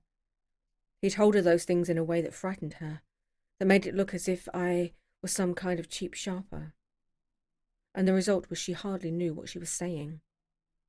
He sat down gloomily. Of course you might have loved him just for a minute when they were first married, and loved me more even then, do you see? Suddenly he came out with a curious remark. In any case, he said, it was just personal. What could you make of that, except to suspect some intensity in his conception of the affair that couldn't be measured? He came back from France when Tom and Daisy were still on their wedding trip, and made a miserable but irresistible journey to Louisville on the last of his army pay. He stayed there a week, walking the streets where their footsteps had clicked together through the November night, and revisiting the out-of-the-way places to which they had driven in her white car. Just as Daisy's house had always seemed to him more mysterious and gay than other houses, so his idea of the city itself, even though she was gone from it, was pervaded with a melancholy beauty. He left feeling that if he had searched harder he might have found her, that he was leaving her behind. The day coach, he was penniless now, was hooked. He went out to the open vestibule and sat down on a folding chair, and the station slid away and the backs of unfamiliar buildings moved by. Then out into the spring fields, where a yellow trolley raced them for a minute with people in it who might once have seen the pale magic of her face along the casual street. The track curved, and now it was going away from the sun, which as it sank lower seemed to spread itself in benediction over the vanishing city where she had drawn her breath. He stretched out his hand desperately as if to snatch only a whisper of air, to save a fragment of the spot that she had made lovely for him. But it was all going by too fast now for his blurred eyes, and he knew that he had lost that part of it, the freshest and the best, forever. It was 9 o'clock when we finished breakfast and went up to the porch. The night had made a sharp difference in the weather, and there was an autumn flavour in the air. The gardener, the last one of Gatsby's former servants, came to the foot of the steps. I'm going to drain the pool today, Mr. Gatsby. Leaves will start falling pretty soon, and then there'll always trouble with the pipes. Don't do it today, Gatsby answered. He turned to me apologetically. You know, old sport, I never used that pool all summer. I looked at my watch and stood up. 12 minutes to my train. I didn't want to go to the city. I wasn't worth a decent stroke of work, but it was more than that. I didn't want to leave Gatsby. I missed that train and then another before I could get myself away. I'll call you up, I said finally. Do, old sport. I'll call you about noon. We walked slowly down the steps. I suppose Daisy will call too. He looked at me anxiously as if he hoped I'd corroborate this. I suppose so. Well, goodbye. We shook hands and I started away. Just before I reached the hedge I remembered something and turned around. "They're a rotten crowd," I shouted across the lawn. "You're worth the whole damn bunch put together." I've always been glad I said that. It was the only compliment I ever gave him, because I disapproved of him from beginning to end. First he nodded politely, and then his face broke into that radiant and understanding smile, as if we'd been in ecstatic cahoots on that fact all the time. His gorgeous pink rag of a suit made a bright spot of colour against the white steps, and I thought of the night when I first came to his ancestral home 3 months before. The lawn and drive had been crowded with the faces of those who guessed at his corruption, and he had stood on those steps concealing his incorruptible dream as he waved them goodbye. I thanked him for his hospitality. We were always thanking him for that, I and the others. "Goodbye," I called. I enjoyed breakfast, Gatsby. Up in the city, I tried for a while to list the quotations on an interminable amount of stock. Then I fell asleep in my swivel chair. Just before noon, the phone woke me and I started up, with sweat breaking out on my forehead. It was Jordan Baker. She often called me up at this hour, because the uncertainty of her own movements between hotels and clubs and private houses made her hard to find in any other way. Usually her voice came over the wire as something fresh and cool, as if a divot from a green golf links had come sailing in at the office window, but this morning it seemed harsh and dry. "I've left Daisy's house," she said. "I'm at Hampstead, and I'm going down to Southampton this afternoon." Probably it had been tactful to leave Daisy's house, but the act annoyed me, and her next remark made me rigid. "You weren't so nice to me last night." How could it have mattered then? Silence for a moment, and then, "However, I want to see you." "I want to see you too." "Suppose I don't go to Southampton and come into town this afternoon?" "No, I don't think this afternoon." "Very well." "It's impossible this afternoon, Various." We talked like that for a while, and then abruptly we weren't talking any longer. I don't know which of us hung up with a sharp click, but I know I didn't care. I couldn't have talked to her across a tea table that day if I never talked to her again in this world. I called Gatsby's house a few minutes later, but the line was busy. I tried 4 times. Finally, an exasperated central told me the wire was being kept open for long distance from Detroit. Taking out my timetable, I drew a small circle around the 3:50 train. Then I leaned back in my chair and tried to think. It was just noon. When I passed the ash heap on the train that morning, I had crossed deliberately to the other side of the car. I suppose there'd be a curious crowd there all day, with little boys searching for dark spots in the dust, and some garrulous man telling over and over what had happened until it became less and less real even to him, and he could tell it no longer, and Myrtle Wilson's tragic achievement was forgotten. Now I want to go back a little and tell what happened at the garage after we left there the night before. They had difficulty in locating the sister Catherine.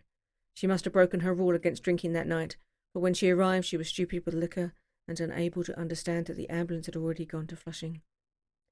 When they convinced her of this, she immediately fainted, as if that was the intolerable part of the affair. Someone kind or curious took her in his car and drove her in the wake of her sister's body.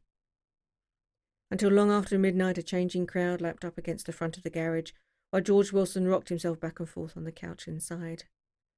For a while, the door of the office was open, and everyone who came into the garage glanced irresistibly through it. Finally, someone said it was a shame and closed the door. Michaelis and several other men were with him. First 4 or 5 men, later 2 or 3 men. Still later, Michaelis had to ask the last stranger to wait there 15 minutes longer while he went back to his own place and made a pot of coffee. After that, he stayed there alone with Wilson until dawn. About 3 o'clock, the quality of Wilson's incoherent mutterings changed. He grew quieter and began to talk about the yellow car. He announced that he had a way of finding out whom the yellow car belonged to. And then he blurted out that a couple of months ago his wife had come from the city with her face bruised and her nose swollen. But when he heard himself say this, he flinched and began to cry, "Oh my God," again in his groaning voice. Michaelis made a clumsy attempt to distract him. "How long have you been married, George? Come on there, try and sit still a minute and answer my question. How long have you been married?" 12 years. Ever had any children? Come on, George, sit still. I asked you a question. Did you ever have any children? The hard brown beetles kept thudding against the dull light, and whenever Michaelis had a car go tearing along the road outside, it sounded to him like the car that hadn't stopped a few hours before. He didn't like to go into the garage because the workbench was stained where the body had been lying, so he moved uncomfortably around the office. He knew every object in it before morning, and from time to time sat down beside Wilson trying to keep him more quiet. "Have you got a church you go to sometimes, George? Maybe even if you haven't been there for a long time, maybe I could call up the church and get a priest to come over, and he could talk to you, see?" "Don't belong to any." "You ought to have a church, George, for times like this. You must have gone to church once. Didn't you get married in a church?" "Listen, George, listen to me. Didn't you get married in a church?" "It was a long time ago." The effort of answering broke the rhythm of his rocking, and for a moment he was silent. Then the same half-knowing, half-bewildered look came back into his faded eyes. "Look in the drawer there," he said, pointing at the desk. "Which drawer?" "That drawer, that one." Michaelis opened the drawer nearer his hand. There was nothing in it but a small, expensive dog-leash made of leather and braided silver. It was apparently new. "This," he inquired, holding it up. Wilson stared and nodded. "I found it yesterday afternoon. She tried to tell me about it, but I knew it was something funny." "You mean your wife bought it?" "She had it wrapped in tissue paper on her bureau." Michaelis didn't see anything odd in that, and he gave Wilson a dozen reasons why his wife might have bought the dog leash. But conceivably Wilson had heard some of these same explanations before from Myrtle, because he kept saying, "Oh my God," again in a whisper. His comforter left several explanations in the air. "Then he killed her," said Wilson. His mouth dropped open suddenly. "Who did?" "I have a way of finding out." "You're morbid, George," said his friend. "This has been a strain to you, and you don't know what you're saying. You'd better try and sit quiet till morning." "He murdered her. It was an accident, George." Wilson shook his head. His eyes narrowed and his mouth widened slightly with the ghost of a superior "I know," he said definitively. "I'm one of these trusting fellas, and I don't think any harm to nobody. But when I get to know a thing, I know it. It was the man in that car. She ran out to speak to him, and he wouldn't stop." Michaelis had seen this too, but it hadn't occurred to him that there was any special significance in it. He believed that Mrs. Wilson had been running away from her husband, rather than trying to stop any particular car. "How could she have been like that?" "She's a deep one," said Wilson, as if that answered the question. He began to rock again, and Michaelis stood twisting the leash in his hand.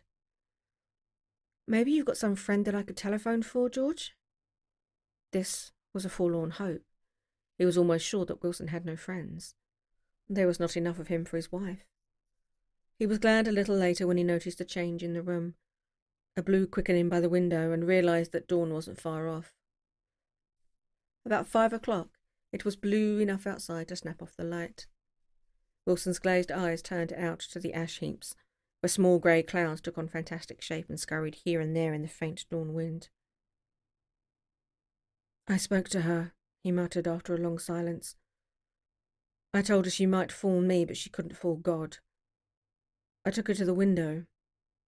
With an effort he got up and walked to the rear window and leaned with his face pressed against it. "And I said, God knows what you've been doing, everything you've been doing. You may fool me, but you can't fool God." Standing behind him, Michaelis saw with the shock that he was looking at the eyes of Dr. T.J. Eckelberg, which had just emerged pale and enormous from the dissolving night. "God sees everything," repeated Wilson.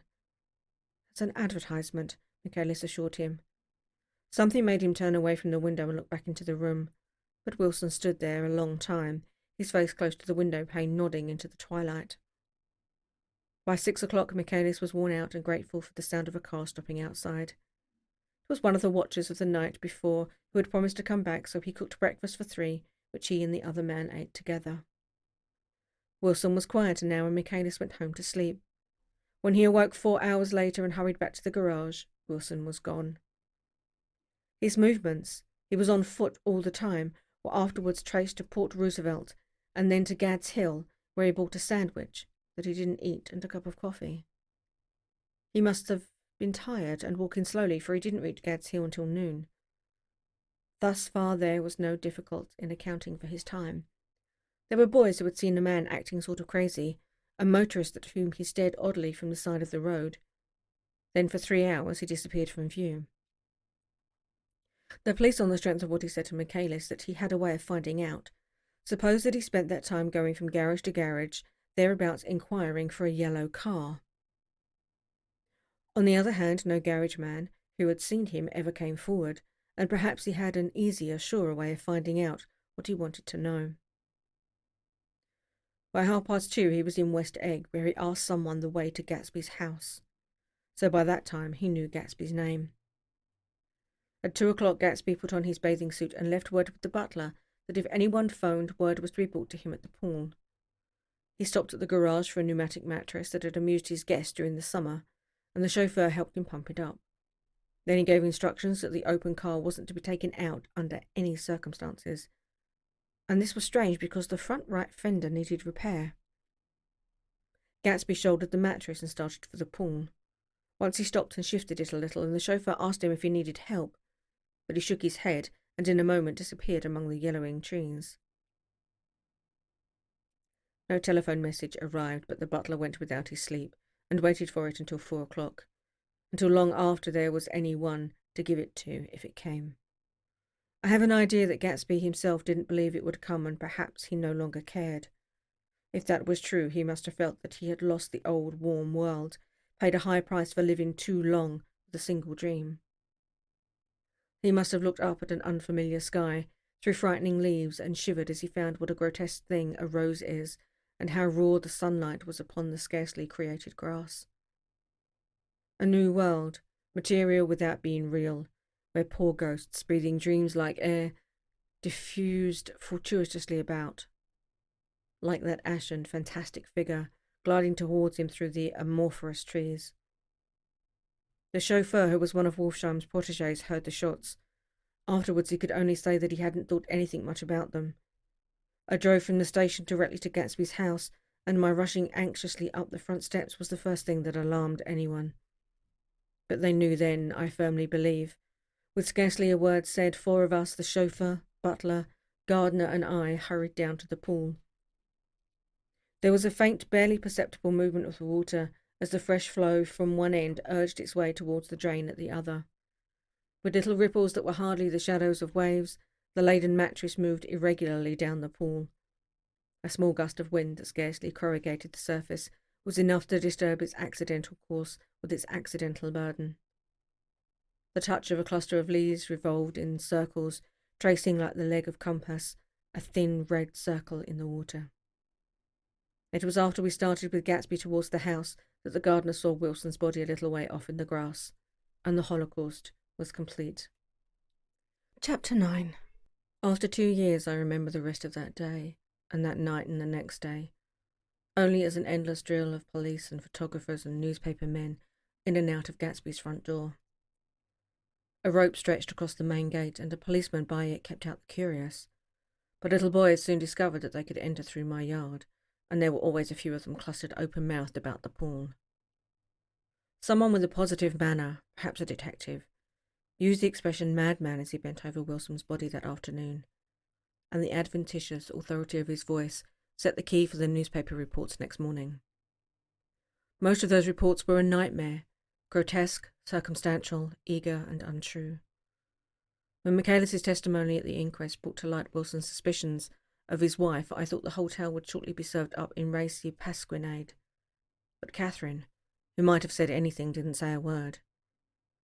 She showed a surprising amount of character about it too, looked at the coroner with determined eyes under that corrected brow of hers, and swore that her sister had never seen Gatsby, that her sister was completely happy with her husband, that her sister had been into no mischief whatever.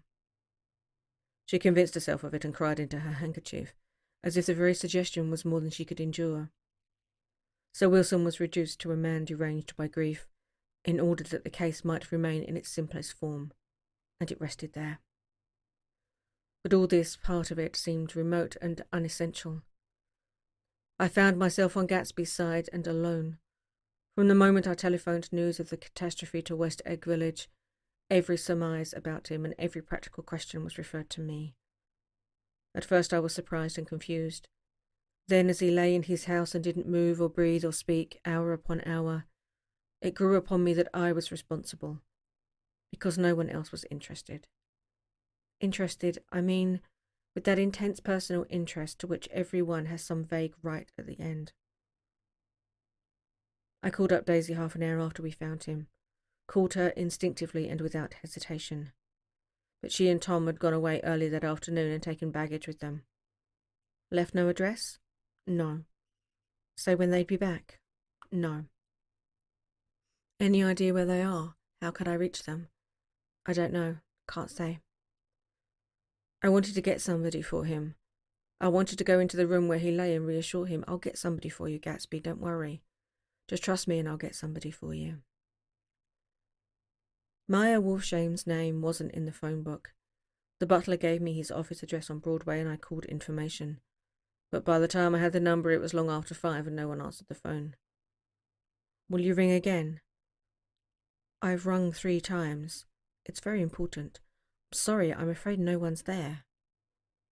I went back to the drawing room and thought for an instant that they were chance visitors, all these official people who suddenly filed in. But as they drew back the sheet and looked at Gatsby with unmoving eyes, his protest continued in my brain. Look here, old sport, you've got to get somebody for me. You've got to try hard. I can't go through this alone. Someone started to ask me questions, but I broke away and, going upstairs, looked hastily through the unlocked parts of his desk.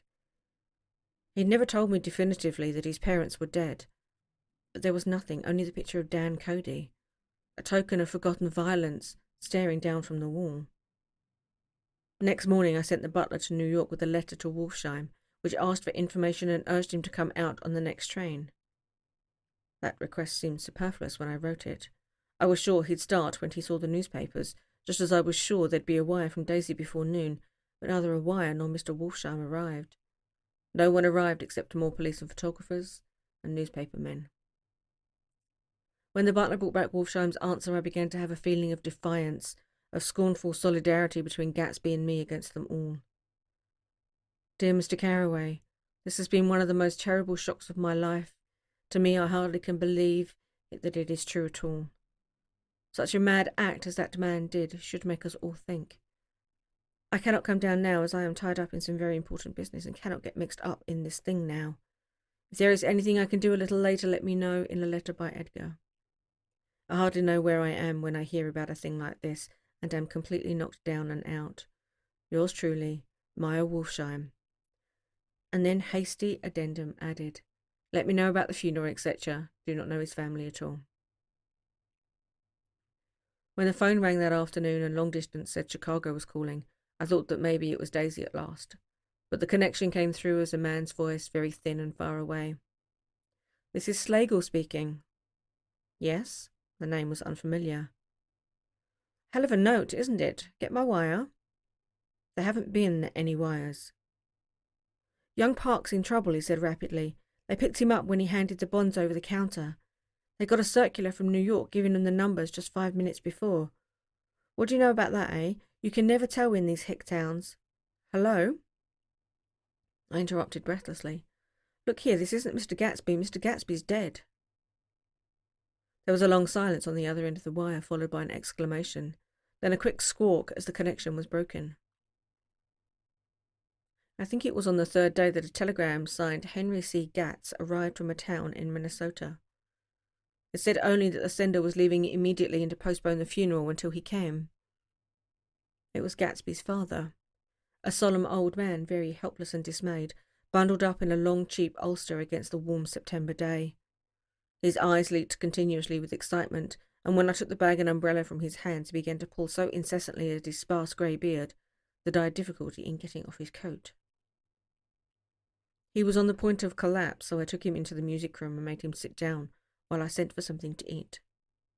But he wouldn't eat, and the glass of milk spilled from his trembling hands. I saw it in the Chicago newspaper, he said. It was all in the Chicago newspaper. I started right away.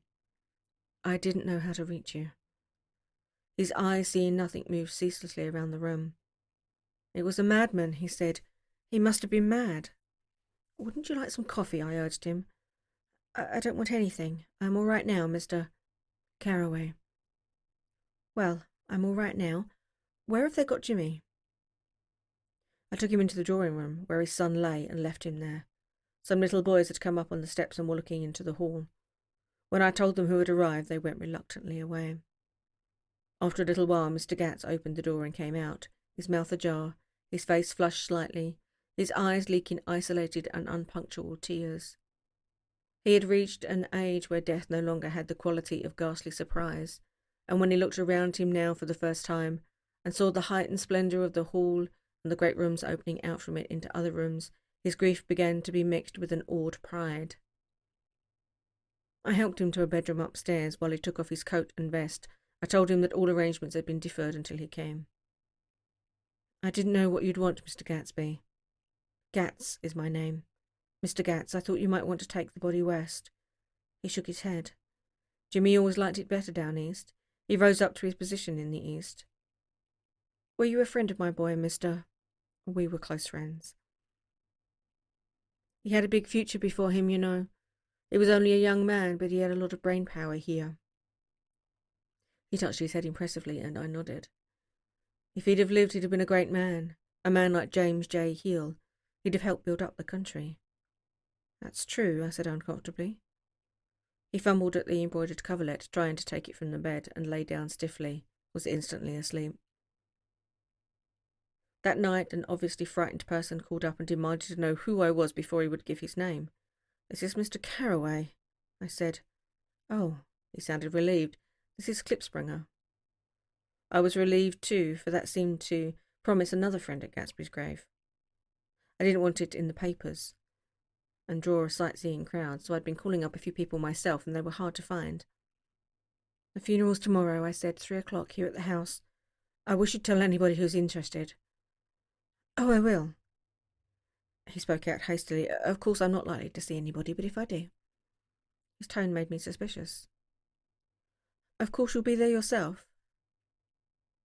Well, I'll certainly try. What I called up about is... Wait a minute, I interrupted. How about saying you'll come? Well, the fact is, the truth of the matter is that I'm staying with some people up here in Greenwich, and they rather expect me to be with them tomorrow. In fact, there's a sort of picnic or something. Of course, I'll do my very best to get away. I ejaculated an unrestrained "huh," and he must have heard me, for he went on nervously. What I called up about was a pair of shoes I left there. I wonder if it would be too much trouble to have the butler send them on. You see, they're tennis shoes, and I'm sort of helpless without them. My address is care of B.F. I didn't hear the rest of the name because I hung up the receiver. After that I felt a certain shame for Gatsby. One gentleman to whom I telephoned implied that he had got what he deserved. However, that was my fault, for he was one of those who used to sneer most bitterly at Gatsby on the courage of Gatsby's liquor, and I should have known better than to call him. The morning of the funeral I went up to New York to see Meyer Wolfsheim. I couldn't seem to reach him any other way. The door that I pushed open on the advice of an elevator boy was marked the Swastika Holding Company, and at first there didn't seem to be anyone inside. But when I shouted hello several times in vain, an argument broke out between the petition, and presently a lovely Jewess appeared at an interior door and scrutinized me with black, hostile eyes. Nobody's in, she said. Mr. Wolfsheim's gone to Chicago. The first part of that was obviously untrue, for someone had begun to whistle the rosary tunelessly inside. Please say that Mr. Carraway wants to see him. I can't get him back from Chicago, can I? At this moment a voice, unmistakably Wolfsheim's, called Stella from the other side of the door. Leave your name on the desk, she said quickly. I'll give it to him when he gets back. But I know he's here. She took a step towards me and began to slide her hands indignantly up and down her hips. You young men think you can force your way in here any time. We're getting sick and tired of it. When I say he's in Chicago, he's in Chicago. I mentioned Gatsby. Oh, will you just... What was your name? She vanished. In a moment, Meyer Wolfsheim stood solemnly in the doorway, holding out both hands. He drew me into his office, remarking in a reverent voice that it was a sad time for all of us, and offered me a cigar. My memory came back to when I first met him, he said. A young major just out of the army and covered over with medals he got in the war. He was so hard up he had to keep on wearing his uniform because he couldn't buy some regular clothes. First time I saw him was when he came into Weinbrenner's pool room at 43rd Street and asked for a job. He hadn't eaten anything for a couple of days. "Come on, have lunch with me," I said. He ate more than $4 worth of food in half an hour. "Did you start him in business?" I inquired. "Start him? I made him." "Oh." "I raised him up out of nothing, right out of the gutter. I saw right away he was a fine-appearing, gentlemanly young man, and when he told me he was an Oxford, I knew I could use him good. I got him to join up in the American Legion, and he used to stand high there. Right off he did some work for a client of mine up at Albany. We were so thick like that in everything." He held up 2 bulbous fingers, always together. I wondered if this partnership had included the World Series transaction in 1919. "Now he's dead," I said after a moment. "You were his closest friend, so I know you'll want to come to his funeral this afternoon." "I'd like to come." "Well, come then." The hair in his nostrils quivered slightly, and as he shook his head, his eyes filled with tears. "I can't do it. I can't get mixed up in it," he said. "There's nothing to get mixed up in. It's all over now." "When a man gets killed, I never like to get mixed up in it in any way. I keep out. When I was a young man, it was different. If a friend of mine died, no matter how, I stuck with them to the end. You may think that's sentimental, but I mean it, to the bitter end. I saw that for some reason of his own he was determined not to come, so I stood up. "Are you a college man?" he inquired suddenly. For a moment I thought he was going to suggest a connection, but he only nodded and shook my hand. "Let us learn to show our friendship for a man when he is alive and not after he is dead," he suggested. "After that, my own rule is to let everything alone." When I left his office, the sky had turned dark and I got back to West Egg in a drizzle. After changing my clothes, I went next door and found Mr. Gatz walking up and down excitedly in the hall. His pride in his son and in his son's possessions was continually increasing, and now we had something to show me. "Jimmy sent me this picture." He took out his wallet with trembling fingers. "Look here." It was a photograph of the house, cracked in the corners and dirty with many hands. He pointed out every detail to me eagerly. "Look there," and then sought admiration from my eyes. He had shown it so often that I think it was more real to him now than the house itself. "Jimmy sent it to me. I think it's a very pretty picture. It shows up well." "Very well. Had you seen him lately?"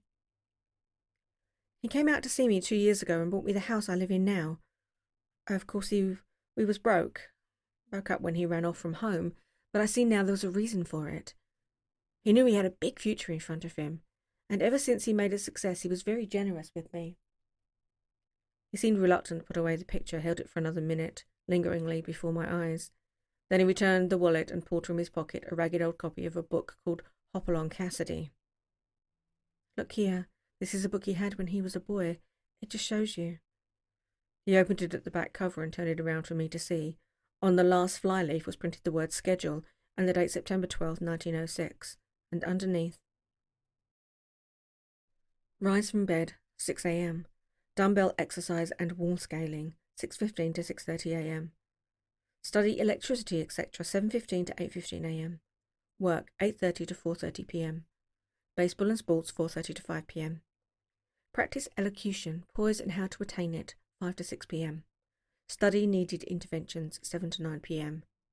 General resolves: no wasting time at Schaefer's or a name indecipherable. No more smoking or chewing bath every other day.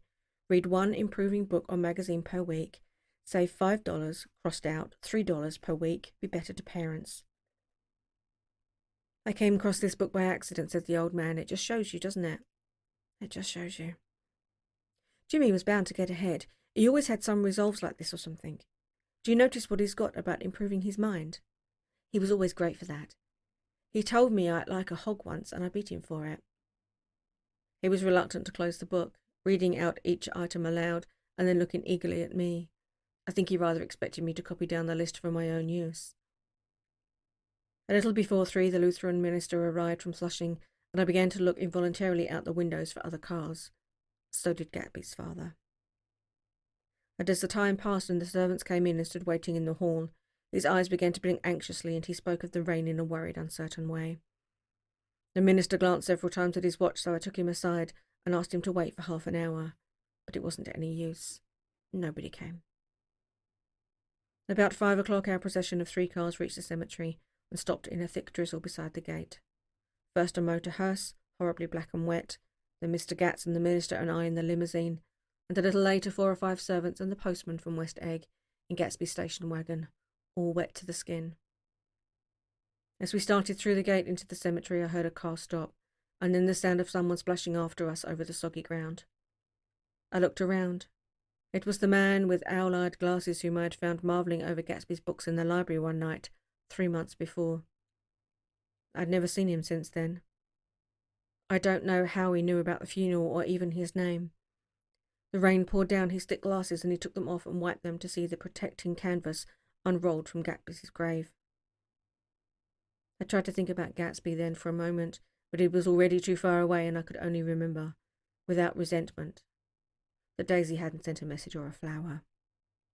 Dimly I heard someone murmur, "Blessed are the dead that the rain falls on," and then the owl-eyed man said amen to that in a brave voice. We straggled down quickly through the rain to the cars. Owl Eyes spoke to me by the gate. I couldn't get to the house, he remarked. Neither could anybody else. Go on, he started. Why, my God, they used to go there by the hundreds. He took off his glasses and wiped them again outside and in. Poor son of a bitch, he said. One of my most vivid memories is of coming back west from prep school and later from college at Christmas time.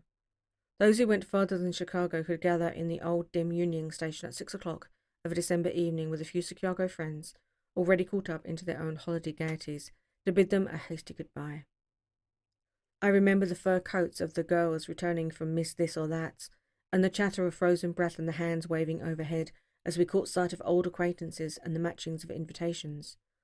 Are you going to the Aldways, the Herseys, the Schultzes, and the long green tickets clasped tight in our gloved hands?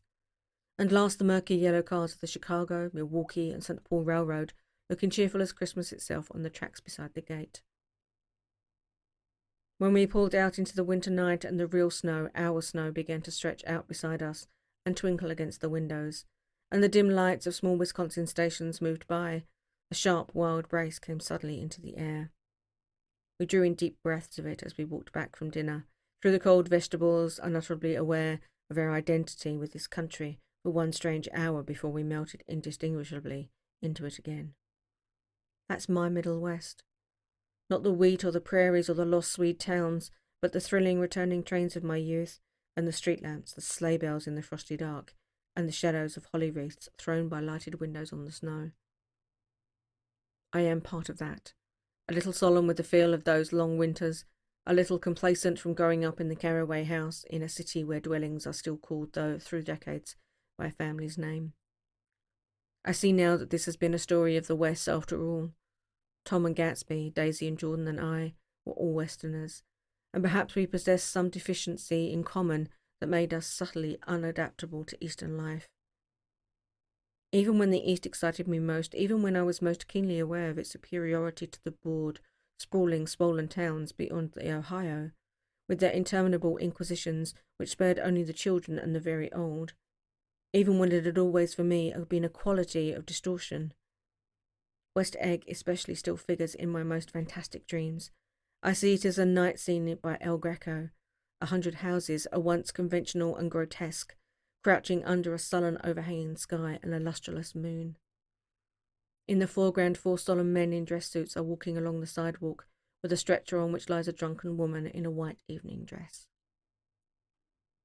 Her hand, which dangles over the side, sparkles cold with jewels. Gravely the men turn in at a house, the wrong house, but no one knows the woman's name and no one cares. After Gatsby's death, the East was haunted for me like that, distorted beyond my eyes' power of correction. So when the blue smoke of brittle leaves was in the air and the wind blew the wet laundry stiff on the line, I decided to come back home. There was one thing to be done before I left, an awkward, unpleasant thing that perhaps had better have been let alone. But I wanted to leave things in order and not just trust that obliging and indifferent sea to sweep my refuge away. I saw Jordan Baker and talked over and around what had happened to us together and what had happened afterwards to me, and she lay perfectly still listening in a big chair. She was dressed to play golf, and I remember thinking she looked like a good illustration, Her chin raised a little jauntily, her hair the colour of an autumn leaf, her face the same brown tint as the fingerless gloves on her knee. When I had finished, she told me without comment that she was engaged to another man. I doubted that there were several she could have married at a nod of her head, but I pretended to be surprised. For just a minute I wondered if I wasn't making a mistake, and then I thought it all over again quickly and got up to say goodbyes. "Nevertheless, you did throw me over," said Jordan suddenly. "You threw me over on the telephone. I don't give a damn about you now, but it was a new experience for me and I felt a little dizzy for a while." We shook hands. "Oh, and do you remember," she added, "a conversation we once had about driving a car?" "Why, not exactly." "You said a bad driver was only safe until she met another bad driver. Well, I met another bad driver, didn't I? I mean, it was careless of me to make such a wrong guess. I thought you were rather an honest, straightforward person. I thought it was your secret pride." "I'm 30, I said. "I'm 5 years too old to lie to myself and call it honour." She didn't answer. Angry and half in love with her and tremendously sorry, I turned away. One afternoon late in October, I saw Tom Buchanan. He was walking ahead of me along Fifth Avenue in his alert, aggressive way, his hands out a little from his body as if to fight off interference. His head moving sharply here and there, adapting itself to his restless eyes. Just as I slowed up to avoid overtaking him, he stopped and began frowning into the windows of a jewellery store. Suddenly he saw me and walked back, holding out a hand. "What's the matter, Nick? Do you object to shaking hands with me?" "Yes. You know what I think of you." "You're crazy, Nick," he said quickly. "Crazy as hell. I don't know what's the matter with you." "Tom," I inquired, "what did you say to Wilson that afternoon?" He stared at me without a word, and I knew I had guessed right about those missing hours. I started to turn away, but he took a step after me and grabbed my arm. "I told him the truth," he said. "He came to the door while we were getting ready to leave, and when I sent down word that we weren't in, he tried to force his way upstairs. He was crazy enough to kill me if I hadn't told him who owned the car. His hand was on a revolver in his pocket every minute he was in the house." He broke off defiantly. "What if I did tell him? That fellow had it coming to him. He threw dust into your eyes just like he did in Daisy's, but he was a tough one. He ran over Myrtle like you'd run over a dog and never even stopped his car." There was nothing I could say except the one unutterable fact that it wasn't true. "And if you think I didn't have my share of suffering, look here. When I went to give up that flat and saw that damned box of dog biscuits sitting there on the sideboard, I sat down and cried like a baby. My God, I was awful. I couldn't forgive him or like him, but I saw that what he had done was to him entirely justified. It was all very careless and confused. They were careless people, Tom and Daisy. They smashed up things and creatures and then retreated back into their money or their vast carelessness, or whatever it was that kept them together, and let other people clean up the messes they had made." I shook hands with him. It seemed silly not to, for I felt suddenly as though I were talking to a child. Then he went into the jewellery store to buy a pearl necklace, or perhaps only a pair of cuff buttons, rid of my provincial squeamishness forever. Gatsby's house was still empty when I left. The grass on his lawn had grown as long as mine. One of the taxi drivers in the village never took a fare past the entrance gate without stopping for a minute and pointing inside. Perhaps it was he who drove Daisy and Gatsby over to East Egg the night of the accident, and perhaps he had made a story about it all his own. I didn't want to hear it, and I avoided him when I got off the train. I spent my Saturday nights in New York because these gleaming, dazzling parties of his were with me so vividly that I could still hear the music, and the laughter faint and incessant from his garden, and the cars going up and down his drive. One night I did hear a material car there and saw its lights stop at his front steps, but I didn't investigate. Probably it was some final guest who had been away at the ends of the earth and didn't know that the party was over. On the last night, with my trunk packed and my car sold to the grocer, I went over and looked at that huge, incoherent failure of a house once more. On the white steps an obscene word, scrawled by some boy with a piece of brick, stood out clearly in the moonlight, and I erased it, drawing my shoe rapsodily across the stone. Then I wandered down to the beach and sprawled out on the sand. Most of the big shore places were closed now, and there was hardly any lights except the shadowy, moving glow of a ferry boat across the sound. And as the moon rose higher and incessantly houses began to melt away, until gradually I became aware of an old island here that flowered once for Dutch sailors' eyes, a fresh green breast of the New World. Its vanished trees, the trees that had made way for Gatsby's house, had once pandered in whispers to the last and greatest of all human dreams. For a transitory, enchanted moment, man must have held his breath in the presence of this continuant, compelled into an ascetic contemplation he neither understood nor desired, face to face for the last time in history with something commensurate to his capacity for wonder. And as I sat there brooding on the old, unknown world, I thought of Gatsby's wonder when he first picked out the green light at the end of Daisy's Dock. He had come a long way to this blue lawn, and his dream must have seemed so close that he could hardly fail to grasp it. He did not know that it was already behind him, somewhere back in that vast obscurity beyond the city, where the dark fields of the Republic rolled on under the night.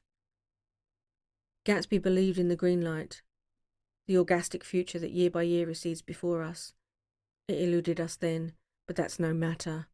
Tomorrow we will run faster, stretch out our arms further, and one fine morning.